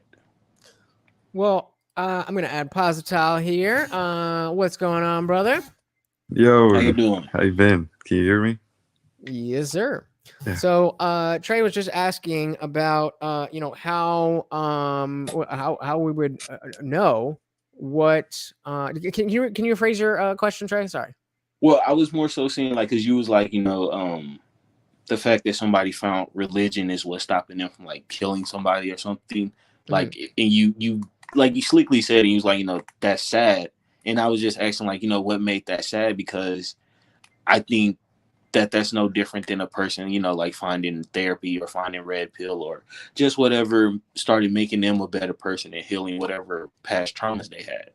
Because because then somebody is basing their life and basing their actions on things that are not real. And so maybe in the specific context of trying not to do drugs, then yes, that works. But when it comes to, let's just say, for example, valuing the time you have on Earth as if there is no other time, that's something, especially in Islam, that people view life as a waiting room for paradise. They will, act horribly. They will treat people in terrible ways. And of course, I'm not saying that your mom is doing that. My parents are both super religious. The point is that it's sad that we need to turn to ghost stories to accomplish those things. I like that, man. Yeah. Yeah. What are your thoughts on all of this? Religion, good, bad, people believing, all this stuff. Where you okay, so I already came to a conclusion, man. Honestly, and it's maybe not surprising, but I think it's necessary. We need religion, and I know it stands for. I don't believe in religion. Like, I don't believe it at all. But the same thing goes in real life. As a science perspective, the planet that we live in, like I told you many times, we have limited resources. So you have to have a balance between the top, you can say, alpha creatures in this world, which we are, the humans. Okay. So not all humans can have these resources from this planet. So what we do is we basically create divisions of, let's say, class: poor, middle, and rich. I know it's what almost. does that have to do with God? Well, that's what I'm getting to that point. So basically, we have already this balance in real life. Now, if we go to the ghost stories, like you said, it's the same thing. We need what do you call it? We need this balance of, I call it mythos. I don't know if that's the right word. But we need mythos. We need myths. We need those ghost stories. Because, well, imagine, I don't know, if everybody had a sword. Everybody. In a sword? I don't know. A sword. Yeah, a sword. Okay. In a single room. Let's say 30 people. Okay? Do you think something will happen? Like, something will happen after, let's say, 30, 40, 50 years, 100 years. It's an analogy. Yeah, probably. Yeah. So it's the same thing as saying, imagine if all people. But wait, I didn't get the point there. What does it mean that? Yeah. So real quick, before we I just want to address Mackenzie's comments here, because this is a really interesting conversation, and we're probably gonna go down the rabbit hole. And so we were talking about Trump before, and I just want to make sure we get to Mackenzie's comments. And so she says, triple point you make. The guy's not as rich as he pretends he is. How do you know? That's why he has so many lawsuits. He doesn't pay the workers like contractors who do work on his building, his real estate investments. Jared's father spent years in prison for his criminal business dealings that Jared ran in the meantime. Trump pardoned him. But that, again, the point is that is winning. Yeah, we're not talking about morality. We're talking about success in America. Hey, Mackenzie, have you ever heard of Birdman? Birdman.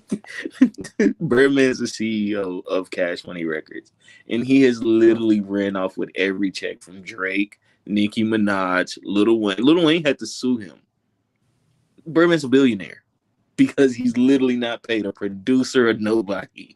So trust me, if he ain't paying nobody, that's because he pocketed that. Yeah, and I mean, we're conflating morality with success, successfulness. Yeah. So this last one here says, no, Bush got rid of all this government oversight, and that's how we got the Great Recession. That was Dick Cheney. That was definitely Dick Cheney. Government needs to have oversight on banks because that's what they like to do, take advantage of people.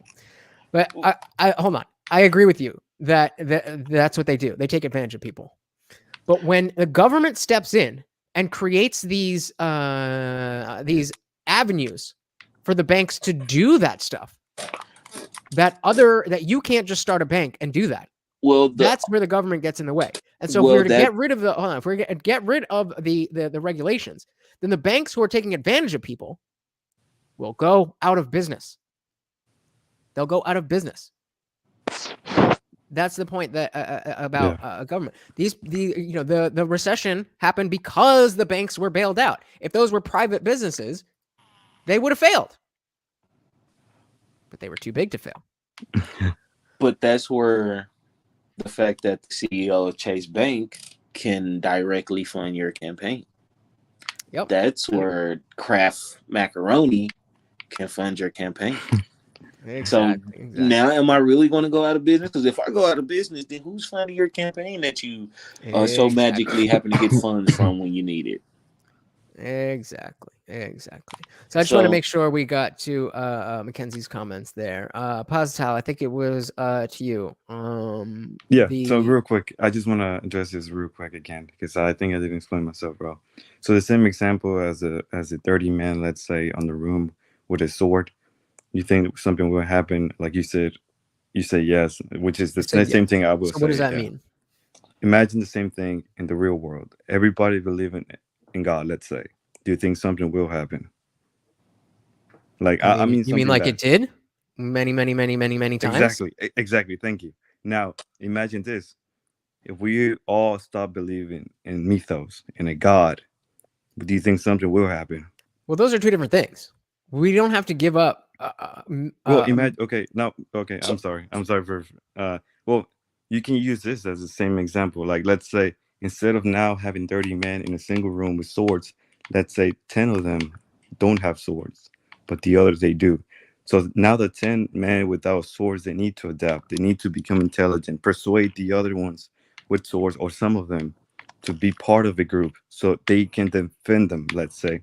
And now you have this creation of different groups, And what happens here is very beautiful analogy that I think I thought of myself, but I don't think it's beautiful, but I don't know.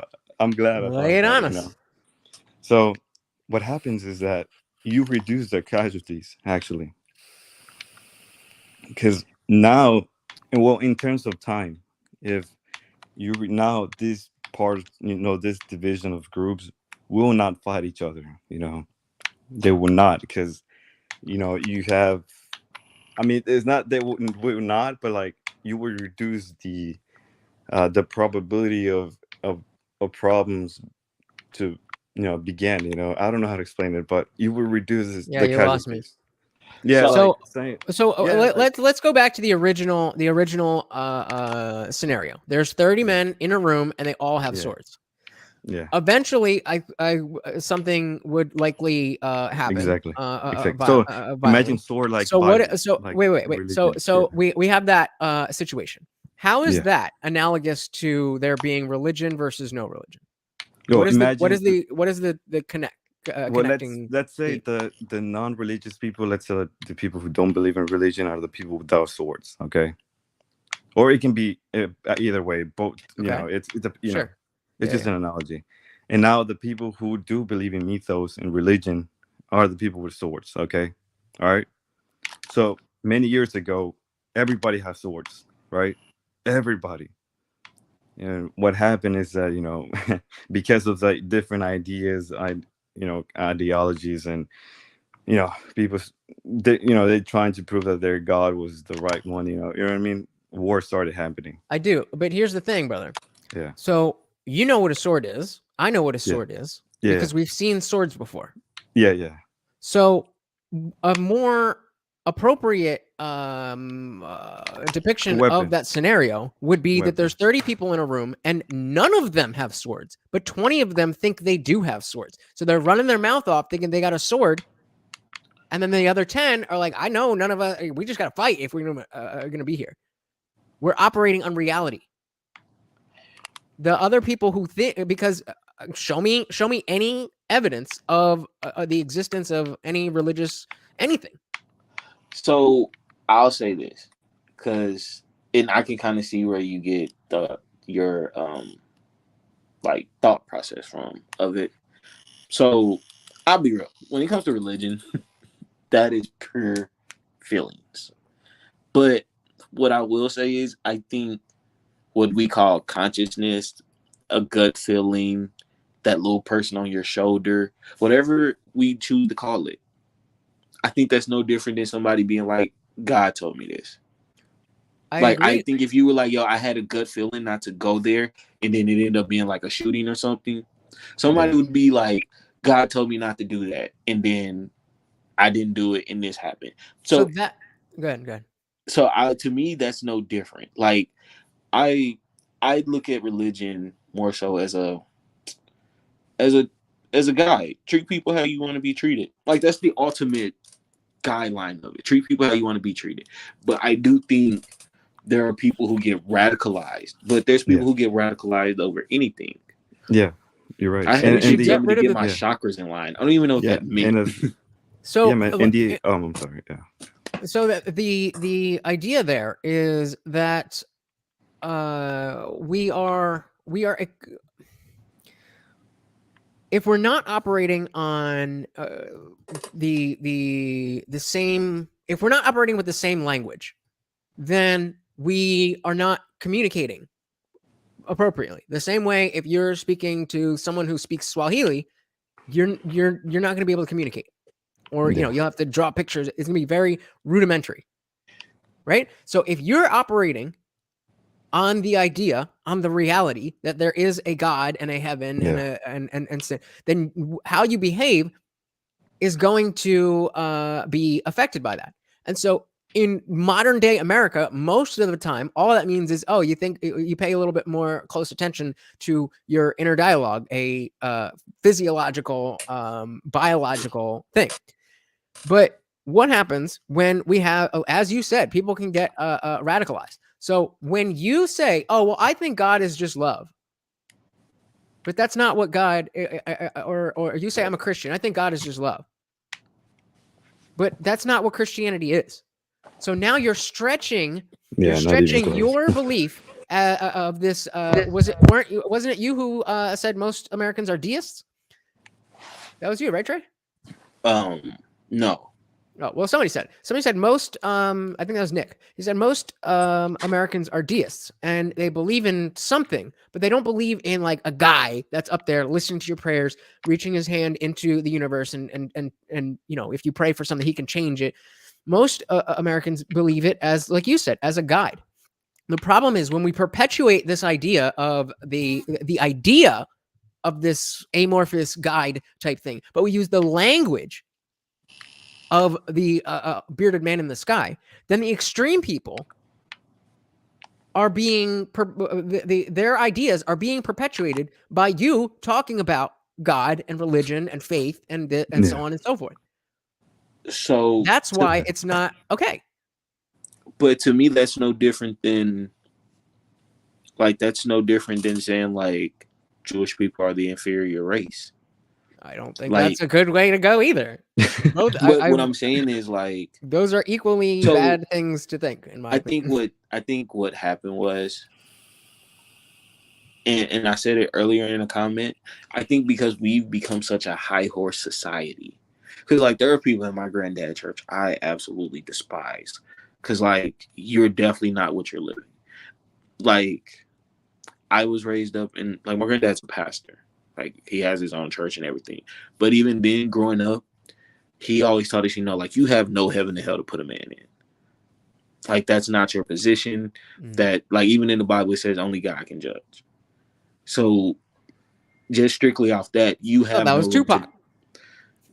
He stole it from God. See, I'm kidding. But even then, like my grandparents have always taught us, like even my granny used to be like, baby, if you're gay, just tell me. I'ma love you regardless. And when you're at my house, just please act like a boy. Fair enough. And so to me, it was always like, oh, okay, this is very like, all right, you live your life, you get yourself right. It's your journey to walk with God, not nobody else's. It's your journey. And so that's how I was taught it. And then as I got older and I started seeing people and seeing how they used it and how they tried to use it as like a status and stuff, it was like, ugh. Like, and so I think it speaks to a bigger problem. And I know that we're talking about religion mainly, but we look at the extremes. We either look at the extremely successful or we look at the extremely poor. But we never look at the exact middle. So we either look at the extremely radicalized or we look at the ones who be like, you know what, fuck this shit. I say I'm a Christian, but I absolutely do none of what Christians are supposed to do. Yeah. But we never just look at the ones who are actually trying to just be Christian people. You know, whether they believe in it. Like, I do. I mean, that's something that if you remember, or if you were here for when I went on to that other channel, Darshan's channel, and that religious dude was, I was arguing with that religious dude.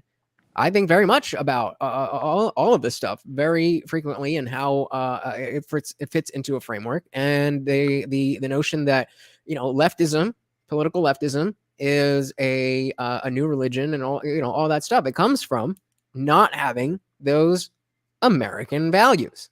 Well, what do you think about all this? I just want to clarify again real quick. I don't believe religion should be the number one idea that moves the world at all. I believe it should be. I agree with you there. I think religion should be a personal. Hold on, pause. What did you say? Yeah, it should be, a small percentage. Let's say a 30 and an 80. 70%. Why do you say that though? Because if it's good, then it should be something that we all follow, right? What, religion? Yeah, if religion is good, then why wouldn't we all want to be religious? Well, I came to a conclusion where there has to be a small percentage of religion. There has to be mythos, man. I believe that it has to be a balance between. But again, now you're conflating. We're not talking about. We can have mythos without having religious faith. Yeah. We can have these. Hey, we were just talking about you, Darshan. Welcome. Panel is open if you want to come up. We are talking a little bit about religion. Maybe you can teach us a thing or two. But yeah, I don't think there's anything by saying that we shouldn't have religion, again, just not overnight, but that we should move to phase religion out of our society. I don't think there's anything there that says we can't have a mythos, that we can't talk about. I mean, we already have that. We already talk about like the Greek gods and the Aztecs and the Mayans, and they had these beliefs, and even what we were watching today with Jordan Peterson, he was talking about Adam and Eve, but his point was nothing about believing the existence of that the Garden of Eden or any of that. It was the story, as if he was using a movie, as if he was talking about Game of Thrones or something. No, and that's the same. Because I don't believe, like I told you, in perfection, and imagine, so let's say you have 10 friends, let's say, and you all think the same thing. You're in the same political place. You're basically almost identical. Well, let's say identical in your own ideas. Do you think, and being honest, do you think there will be a point where you might start disliking one of your friends? If they exactly like me, hell yeah. Well, that's the thing. Imagine we all, let's say we take out religion. Let's say no more mythos, no more religion at all. We have. Again, that's not what I'm saying. You keep conflating the two. I'm saying we have mythos, we have ideas and stories that we use to represent larger ideas and values. We can have all of that. I'm not saying get rid of that.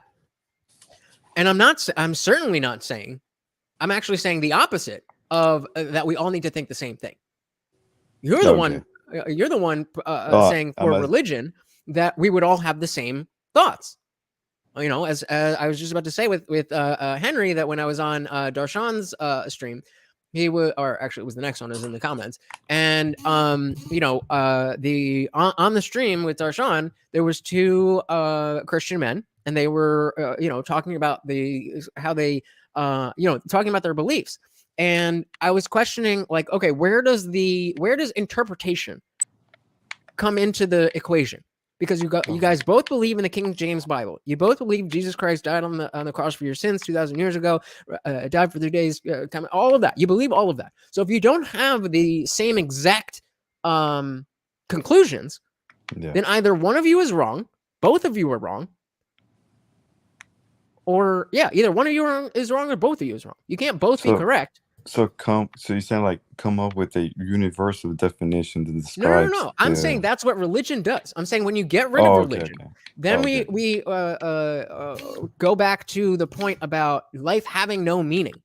Yeah. That doesn't mean that your life is meaningless. It means that there's no prescribed meaning to your life, and therefore you, as an individual, get to prescribe the whatever meaning you want. If you want to be the best doctor ever, then you can do that. That's the purpose of your life. That's the meaning of your existence. If you want to be a family man and you want to be the best father ever, if you want to do both, you know whatever it is, you can do that. Yeah. And so that has nothing to do with us all being ideologically identical. The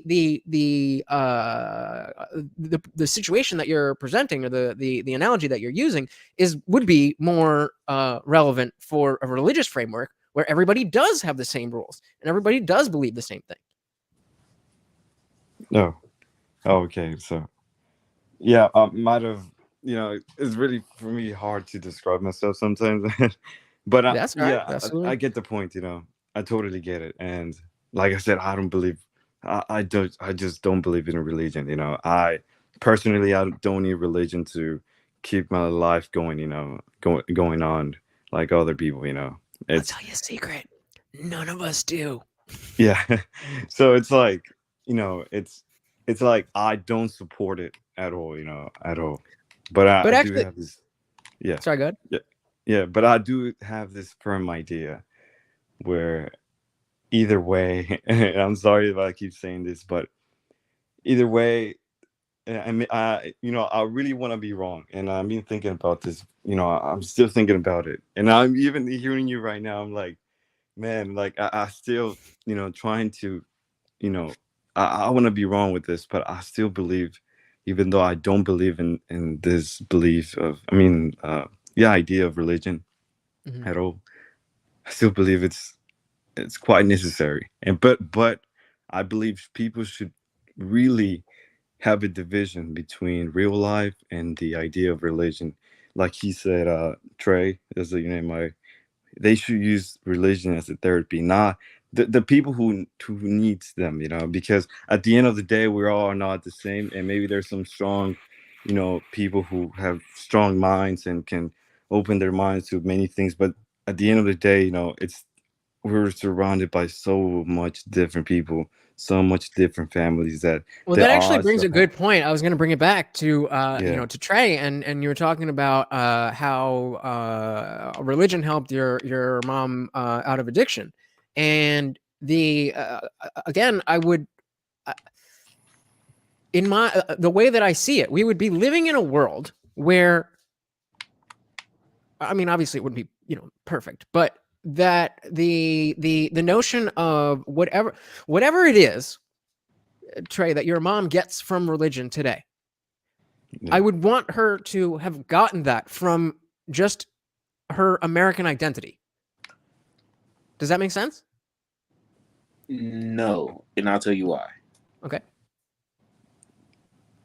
So if we're just going off how they even teach American history, it's because they were escaping religious persecution. Right. So they were quote unquote Christians when they moved to this country. So most of that's why they always be like the old American foundation, because to them it was supposed to be under Christianity. Now, granted, you use that shit to enslave us. So a lot of black people feel a way about it now. You allow the fact that, the church can't be taxed. I think the fact that the church can't be taxed allowed for grifters to mix in. So you got guys like Creflo Dollar. Well, I mean, now that you say that, I don't want to go off on a tangent too much, but it's actually really, if you look at how religion is viewed, just even in the West, just in like the US versus the UK, because there is no separation of church and state. Exactly what you're talking about doesn't happen in the UK. They don't have a Joel Osteen of the UK. They don't have a Jesse Lee Peterson of the UK, because it's just a bland part of their life that they all kind of just accept. Whereas here, because we have it's separate from the government, then it becomes a money making thing, and especially because of the taxes, you can get rich. And but the founding fathers definitely were heavily Christian, but they were also very adamant about that not being part of the American identity, or maybe not the American identity, but they were very serious about the separation of church and state. Okay, and that does make sense, and I think as time, because it's one of them things, as time goes on, like how like the older people get, they kind of just like their stories grow. Yeah. So I think it's more so as time went on, and especially during, and I hate that it comes back to race a little bit, but because they used religion as one of the main sources of why we should keep Black people enslaved and why we should keep us segregated from each other. Mm-hmm. That's when it started becoming religion and America's ideology together. Like when they say old American values and ideologies, it's really white people. Like if we're just being real about the situation. So when that happened, to me personally, when that happened, and then you allow mega churches to happen, it allowed everything to get convoluted. Right. Because if we're going to be honest, the Nation of Islam did the same thing Christianity did with the tax laws. There have been there was just a documentary about the Catholic Church and what they were doing with the tax-free system. So like basically every religion got cultivated by grifters because of the simple fact that we ain't got to pay taxes. Like, but even then, where do we draw the line between me finding a loophole by me writing a book and releasing it through the church versus me releasing it straight through my name? Can you prove it? That's the line. Well, that's the line. I mean, I hate to be curt with you, but it's that simple. It's that religion was the science of the day. Religion was our best estimation of how the world worked. There was no difference between the Bible and science at that time. I mean, not exactly, but you know what I mean. That was in the same way that the Aztecs had the sun god. That was science. That was the forefront of science at the time. Exactly. Who the fuck is crunchy crunching over here? Oh, that's you. All right. But so good. But in the same way, then then we learned more, and we broke off from the church and religion because we started finding out that science did not back up what was in the Bible. And so we learned more. Before we knew the laws of thermodynamics, then it made sense to believe in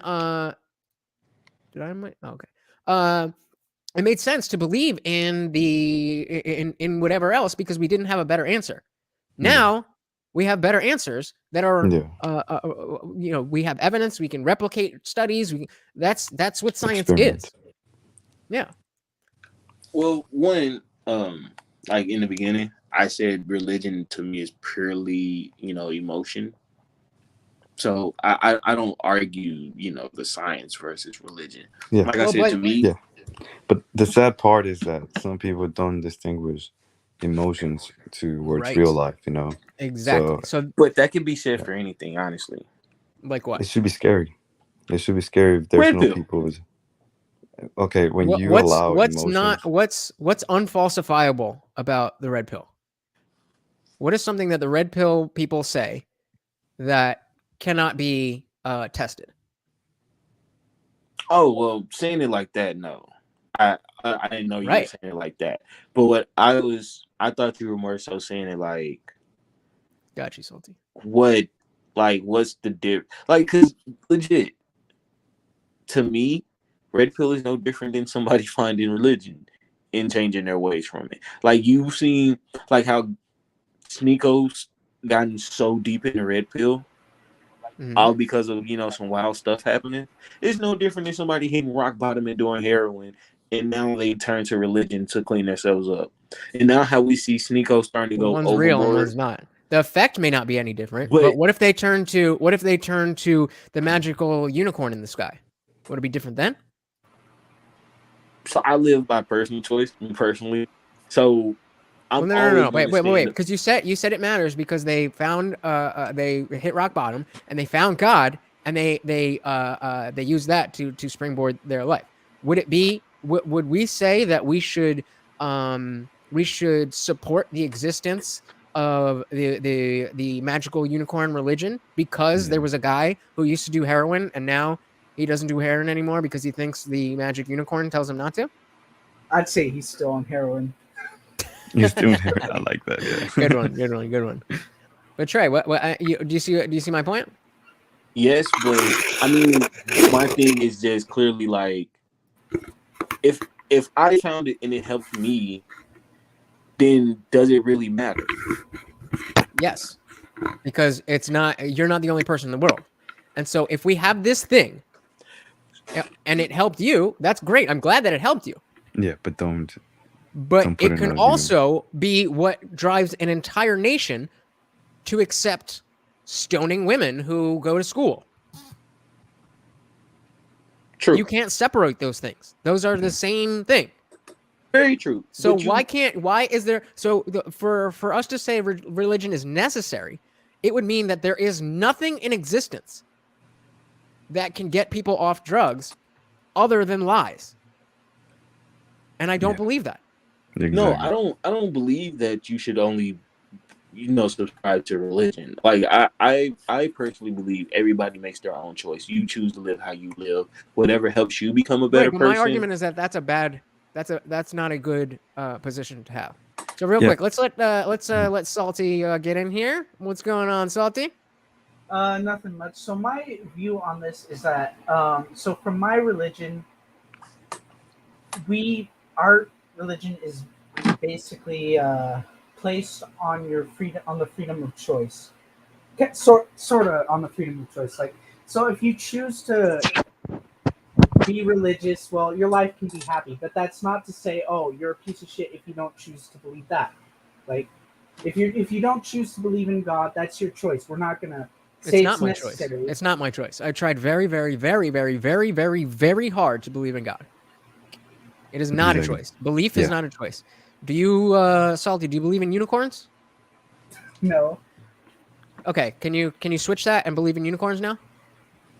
Can you choose to believe in unicorns now? Nope. Exactly. Yeah, exactly. So wrong. It's not. If you're saying, to each their own, and if you believe, you believe. If you don't believe, you don't believe. Fair. That's fine. But it is absolutely not a choice. Faith is not a choice. Oh my God. Jesus. But I'm sorry, I interrupted you. What were you saying? Beyond that, Salty? My bad. So as far as religion goes, it is not a necessity in life. I don't think. I personally have stopped going to church in general because I've seen people who go there just to virtue signal. Yes. And that is the main reason why I just cannot make myself go there. Facts. Yeah. And there's absolutely people who go to church who believe every aspect of what they claim to believe, and they get a lot out of going to church and especially all the things that we've talked about that go beyond religion, the rituals, the community, the charity, all of those good things that we should want as American values for everybody, regardless of what you believe in. Those things are good. But the issue comes in when you are allowed to just kind of, do whatever. The Bible says you're not supposed to do this, that. But I don't really believe that part. I do this, and my pastor's fine with it, and my whole parish is fine with it, and nobody really cares. So none of us really actually believe in Christianity. We just come to a place every week, call ourselves Christians, and feel better about ourselves all week, without actually having anything to do with God or anything like that. Is that along the lines of what you were saying? Yep. basically. that's a big part of why I think my message of not using religious language like that is so hard to get across, because so many people passively just associate Christianity or religion with morality. Yeah. And my point is, we need to break that association so that people who don't believe in things that are not true can be a part of jihad over here. So that people who don't believe in things that aren't true can also be a part of a moral and just community that is America.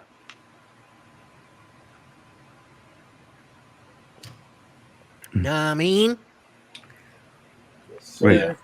Yeah, I understand what you mean. I just think that, you know, because I've seen both sides. I've seen the bullshitters in religion, and then I see someone like, you know, my great grandmother who, you know, she's never lied about who she was and the things that she did.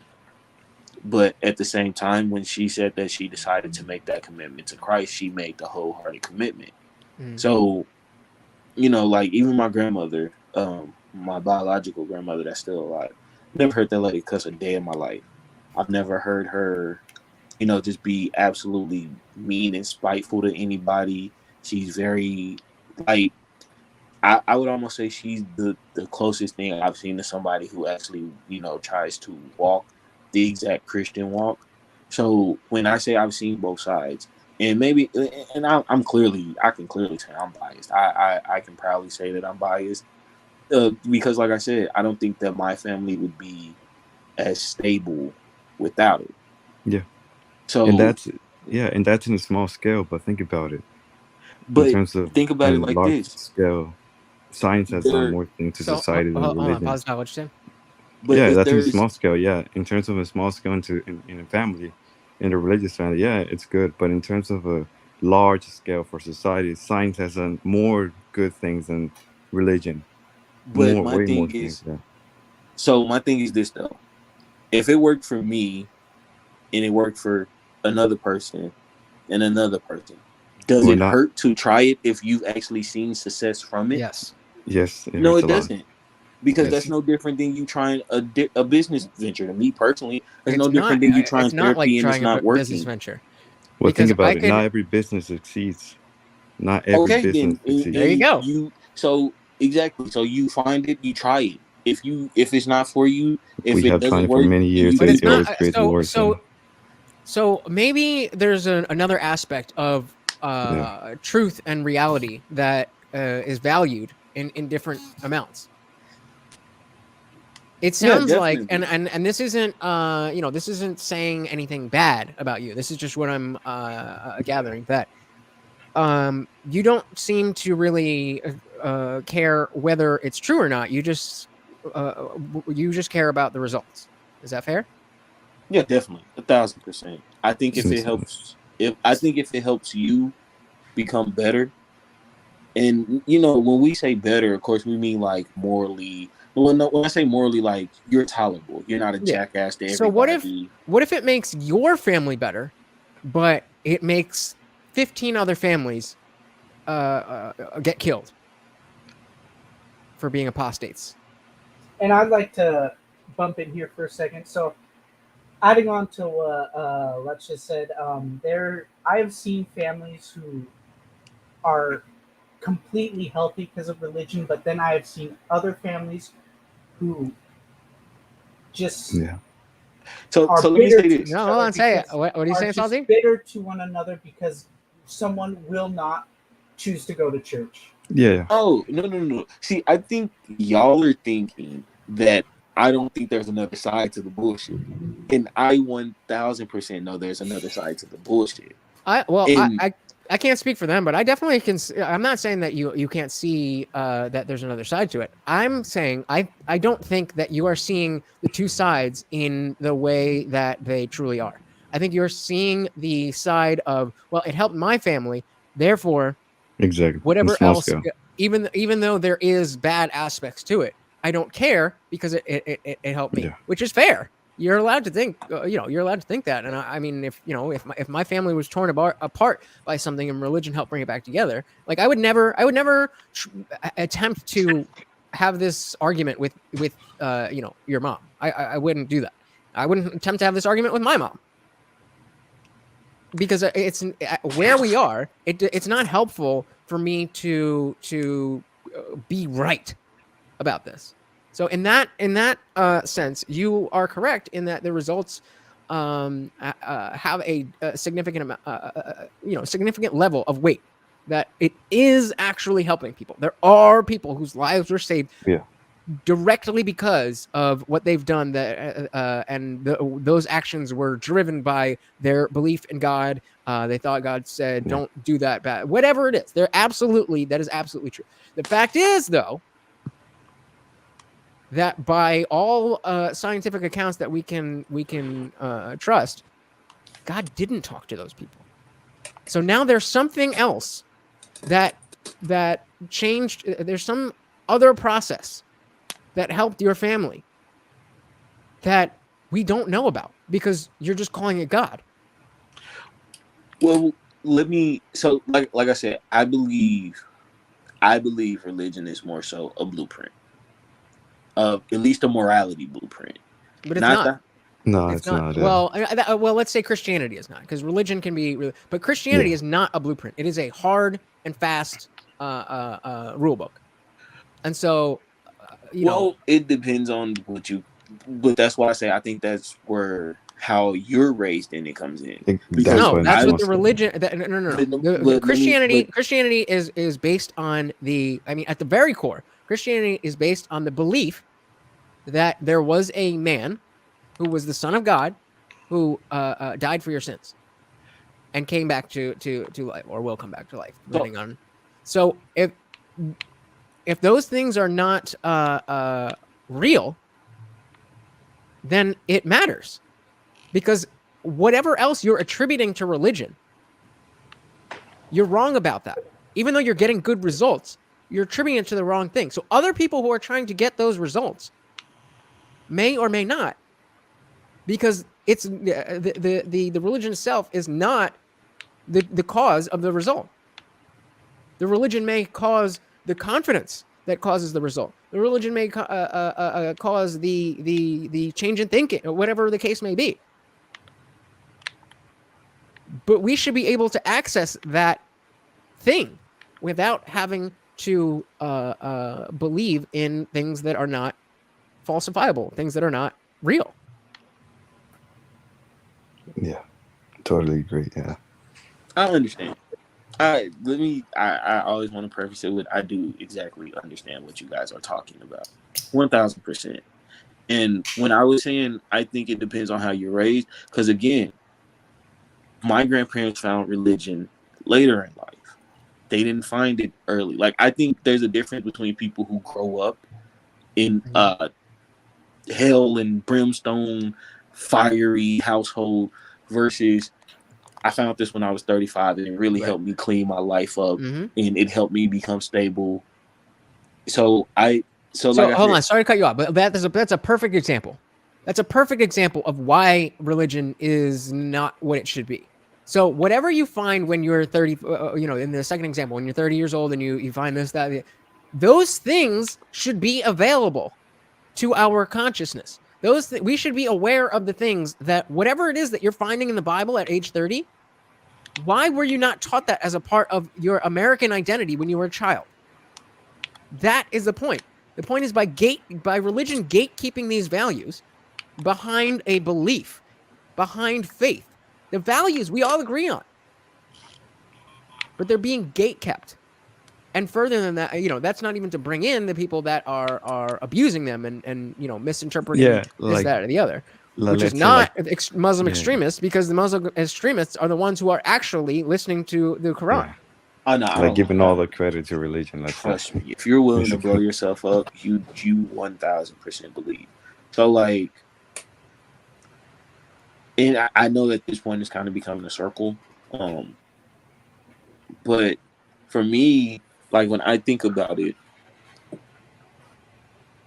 I've seen people change their minds. Like I believe that people can change their minds. I think they're allowed to change their mind. That's why I said it doesn't hurt to try. Like when y'all was like, oh no, you either have to do it or don't. Like when I said it doesn't hurt to try it, because you have the free will to do what you want as a human. So if you're right.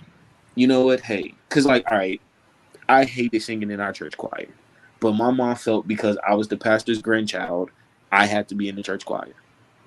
So the moment I got to be able to make my own decision about going to church and, you know, being and doing and had to do all the extracurricular stuff that comes with it. I said, fuck that. Exactly. Exactly. And then I can personally say I was fine. And then, I don't know, I started hitting rough patches. But it was something about just speaking with my granddad, because, like, at that point, he talks to me more like Pastor Granddad. So it would be some granddad life lesson along with a little bit of church God in it. So we would talk, and he would tell me about, like, I think the difference is my granddad would tell me about his personal experiences and how him being a Christian and what he would do as a Christian man, how that would help him get through those situations. So it made it more relatable, because it was like, oh, you was tempted by Sister Johnson when she came up here one day in that short ass dress, and you just decided to go in your office and lock the office and pray. Like, all right, cool. Like, but it made it more realistic to me than just, oh, I've never had a temptation. So I think it's just a society thing where, like, the older people get, or like the higher status people get, they feel like they can white out their sins. So I think if more so people taught Christianity with the vantage point of I fucked up, and this is how I got through, or I was fucked up, and this is how it got me through, would resonate a lot more than how people use it today. If that makes sense. Yeah, definitely. You guys got anything to add to that in particular? I totally agree with him, but the thing is, like I said, that only works on a small scale at the end of the day. And what matters is at a large scale, just because, let's say I can say the same thing. I can say that I believe in unicorns, and it has helped me a lot throughout my life believing in unicorns. Now I can tell all my, let's say, friends and kids about this and teach them that unicorns can actually help you, through life.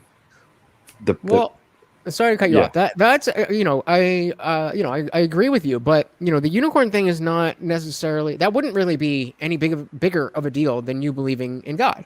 Exactly. But what would be a bigger deal is that theoretically, by us accepting that faith is a real thing and that God exists, there's nothing stopping somebody from interpreting the Bible to say that every third child born must have their eyes plucked out.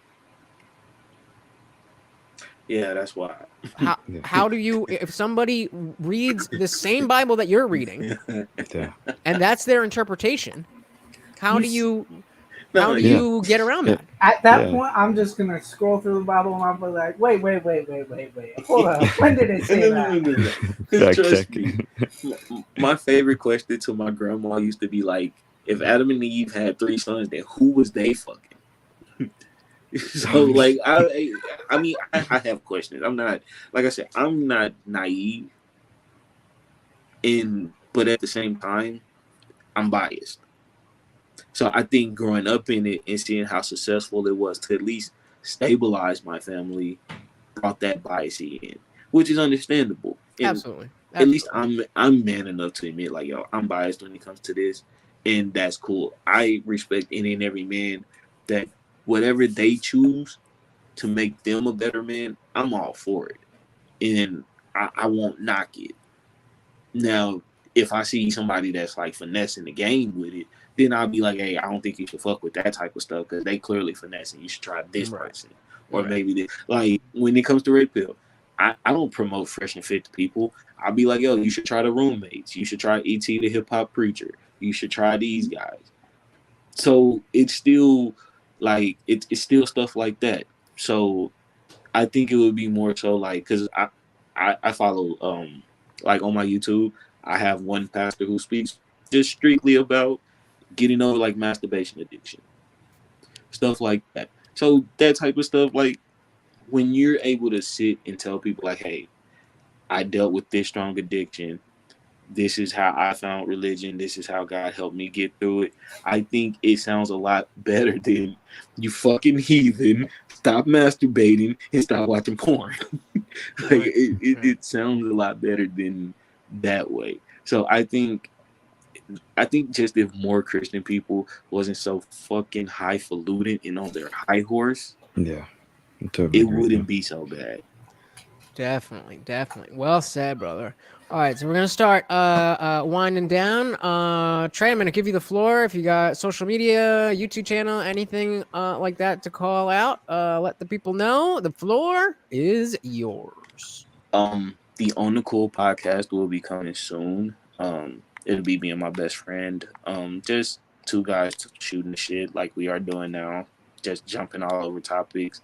And then, like we spoke before, I plan on doing my personal segments on there on how to co-parent and, deal with the child support system.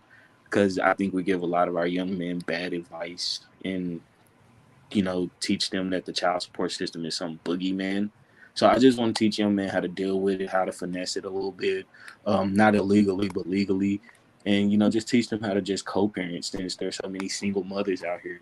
Let's at least teach them how to co-parent so that there won't be such a father neglect, as such people like to say. Beautiful.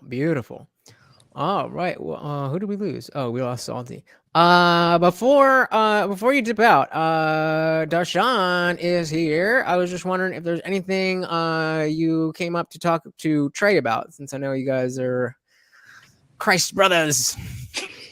No, man. Can you hear me? Can you hear me clear? Yep. Yes. Okay, cool. No, nothing to debate anybody or even to really agree. It's more so, how can I say this? I think it's more so important for everybody to kind of just be happy and not for anyone to sway you to believe or to make you feel some sort of way in the direction you're going with your life. I'm not. It's been like that for quite a few years. I noticed with a lot of people, and it's kind of hard to say what you should believe in because we believe in so many different things. But one thing I know for sure is like whatever makes you happy, as long as you're not hurting anybody, you're probably going in the right direction. Facts. Well said. All right. Trey, I'm gonna drop you down, and then Positive, you are up. Trey, thank you so much for coming to hang out. Quick question.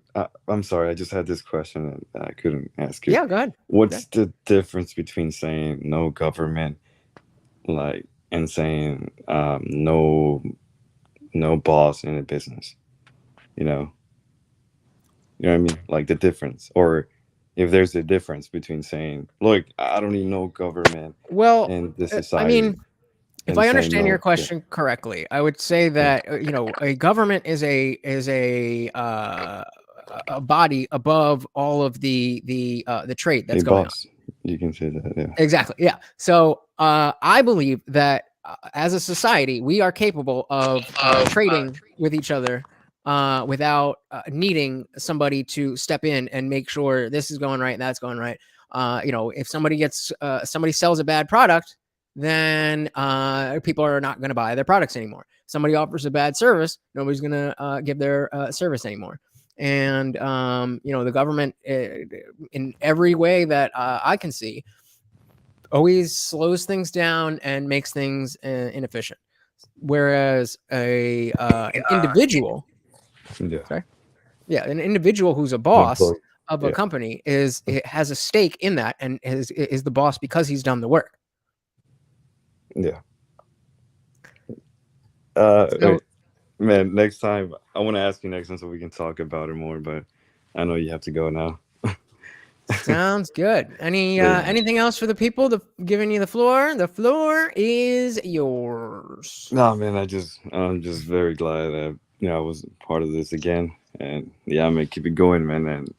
And dude, every time you stream, man, I just get happy. I'm not gonna lie. Yeah, that means a lot, brother. Thank you for saying that. That really does mean a lot. Yo, hit the go join the Discord so that you're in there with us. All of us are hanging out, you know, when I'm on stream. Yeah, thank you. So the link's right in the description. Thank you so much for coming up, brother, and you're gone. Darshan, my friend. Yes, sir. Yes, sir. What's going on? So, feel free to pass on this whole thing. But I was just curious if you would be willing to open up a little bit more about a mutual acquaintance that we had that doesn't like me. Yeah, I mean, go ahead. You want yeah, I you want mean, me to involuntary spill the beans? Well, I mean, you know, you had him on your show, and Yeah. I came up, and then I felt like I wasn't being treated very fairly. I tried to have an adult conversation, and he big brothered me, and you know, kind of brushed me off simply because of my atheism. Not anything I'm not used to. But I thought it was at least, if not entertaining, at least respectful. And I wanted to, you know, talk to him further and see what exactly, you know, like I told him on that panel, I think there's a lot that we agree on. I think there's a lot that we would, you know, agree on. Yeah. So he will talk to you, but he will only talk to you on my show. The only disdain that he has for you is just using the name of Jesus Christ in vain. Other than that, he really doesn't know you as a person. And these are things that he said to me, but he won't speak to you on his platform. He'll speak to you on my platform. He doesn't not like you as a person. He just doesn't like when people uses, you know, God or Jesus' name in vain to make money. So that's his only issue with you from what we talked about. Yeah, he comes off as a, you know, big brother, uncle type. And of course, when anyone's up in age, there is always going to be ageism. You know, people are going to say things like that because they've been through quite a bit. You got to remember too, well, just kind of keep this in context that he is a veteran. So he comes from a very decorated past, and they see us as just little children, regardless to what, you know, so that's his whole thing. Fair enough. Fair enough. Well, you've been doing your thing over there on your channel. Yeah. Yeah, I've been trying to stay busy, man. I'm trying to catch up with you guys, but I can't do no 3-4 hour streams. Yeah, it's easy when you your job won't call you and you don't have a family. No, I do have 3 clients tomorrow though. Shit, I gotta be up at 9 a.m. But what tell us a little bit about what, you know, you have your books and some other companies. What exactly are you looking to do specifically with the YouTube platform? Okay, so this is what I'm going to do, and thanks for asking. What I'm going to end up doing is I'm going to open up myself a little bit more on a personal level via YouTube to let people know that I have all these different businesses, but I'm just, in my eyes, I'm just like a regular person. I just so happen to be making residual money. And I look at what people complain about. I look at what people materialize over, and I go, okay, I get what you guys are trying to go after, but do you know how much it costs to maintain it? So I'm going to be showing people a little bit more of my life, not necessarily my home. I'm going to keep that off the record, but just more so like what I do in business, maybe some of the business conversations that are kind of privy to the public.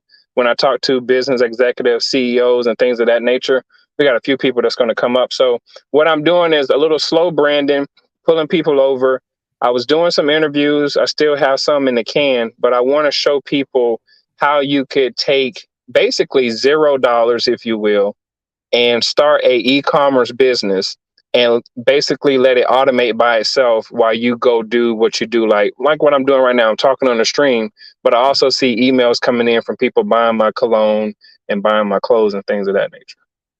Nice. That's that vertical integration, huh? Yeah. Get it all in there.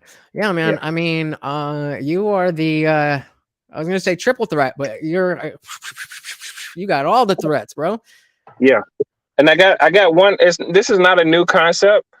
I've seen somebody do it, but what I'm also going to do with the YouTube platform, since it's monetized, I'm going to let other people speak on my platform and basically like kind of have their own show, maybe for like an hour or two, and just kind of help them get some money in their pocket. So if you have a stream that you want to do and somebody sends in a super chat, we'll split the super chat down the middle. So that's the only way. Right. That's the only way I know that I could break bread with somebody if they come, on my platform type of deal. So that's what I'm working on. Cool. Awesome, man. I know you jumped in rather late. I don't know how much you did or didn't see, but any thoughts on any of the rest of the stream? More so when I watch your streams, I'm really kind of critiquing you. I'm watching your performance on camera. I'm watching what you say. I'm, watching your mannerisms and things like that. You're doing a great job. I understand what you're trying to do. You have my full support. If there's anything I can do to help you out, feel free to just let me know, man. But the conversations are good. It's good conversations to have. There's going to be out there in history and your archives. So I have no complaints and no questions about anything that was discussed on the stream. Awesome. That means a lot to me, man. That really does. I don't know what to say. I'm blushing. All right, well, I'm going to go ahead and close us down. So I'm going to give you the floor to do your spiel, and then we're going to get out of here. So the floor is yours. Yo, this your boy D-Mac. Come check me out on wildpodcast.me. We also have a YouTube channel. Just search my name, D-Mac. You'll see it pop up. We love what you guys are doing, The Indian Jesus. I really do appreciate you guys. And I want to thank you guys for giving me a lot of support through his platform as well. You guys take care and you be safe out there. Beautiful. All right. Thank you so much, brother. You have a good night, and I'm sure I'll be talking to you soon. All right, man. Be easy. Have a good one. All right, guys. So, as usual, we went left. We watched the Jordan Peterson video, but I'm thinking that I've got to start trying to incorporate all of what I want to do in the titles and the thumbnails, because that Jordan Peterson video was 55 minutes. This stream is going on 4 hours and 45 minutes. So I don't want to mislead people. And I always wanted to do a little bit more than just like watch one video. So, I started adding in just like a video here or there. I'm gonna figure out how best to represent what the stream is going to be in the thumbnail and title. But I feel like there is more value for you guys if we kind of bounce around a little bit, particularly if it's, a stream like this or whatever, a stream that you're not particularly interested in the topic. I want you guys to feel welcome. I want you guys to feel like you're having fun and getting value out of the stream either way. So, I'm not changing shit up completely. The same Indian Jesus you love ain't going nowhere. But I'm always, I'll wake up at 2, 3, 4, 5 in the morning and be like, oh, I should do this for the channel. I should do that. I'm constantly thinking about you guys and constantly thinking about what I can do to be my best self for you guys. And because I really appreciate the fact that you spend all this time with me, that you like and you comment and you do all that stuff. Really means a lot to me. We're only just getting started, guys. We're only just getting started. So our the main topic today was about being a better person, specifically being a better man. And I don't think that even though we went on a bunch of different tangents, I think at the end of the day, all of the things that I try to bring to you guys is somewhat focused around continuing to improve yourself. Or starting to improve yourself if you haven't started. That might be a little bit more for me, but improving yourself, being a better person, making society better, making whatever we can do, whatever it is that we can do, whether it's having a conversation, whether it's connecting people who can make shit happen, whatever it is, that's what I'm looking to do here. So things might change, but they definitely won't get worse, and they most likely will get a lot better. As always, you guys know that the party rages on. Discord is a great place. If you're not familiar with Discord, it's super easy to use. It's basically just like a chat room with extra features. All you need is a phone number to sign up, and it's free, of course. For now, once we get like 100 members, I'm gonna start doing subscriptions for everybody who's not in there yet. So if you want to be a free member of the Indian Jesus Discord, sign up while it's free because you'll be grandfathered in. Also in the description is some support links, guys. I am not monetized yet, and work's not going so well. And I'm hoping to make this my full-time job, but I'm a little bit in between right now, not making money. So if you could hit the Cash App, that would be amazing. I would really, really, really, really appreciate that. But you don't have to do that. You don't have to spend your money. You've already spent so much time with me, and that is super, super valuable. And it's completely free to come here, to like, to comment, to subscribe, to ring the bell, to share it with your friends. All that stuff is completely free. So if you don't have a dime to your name and you want to help me out, that is how you do it. It really, really does make a difference in the algorithm. We got to get more people in here. You guys are awesome, but we need a flowing chat. I want you guys to meet each other, hang out with each other. And there's only one way to make that happen. So let's do it. I'm doing the best I can, and all I'm asking is a little bit of help from you guys, and I think you can do it. But even if you don't want to do that, that's cool too. You don't owe me shit. As long as you're having fun, you can just sit at home, think about how great I am and how awesome this channel is. And with that, guys, I am your host, Lutch, aka the Indian Jesus, here to resurrect the second coming of common sense. Until next time, guys, I am out of here. Peace.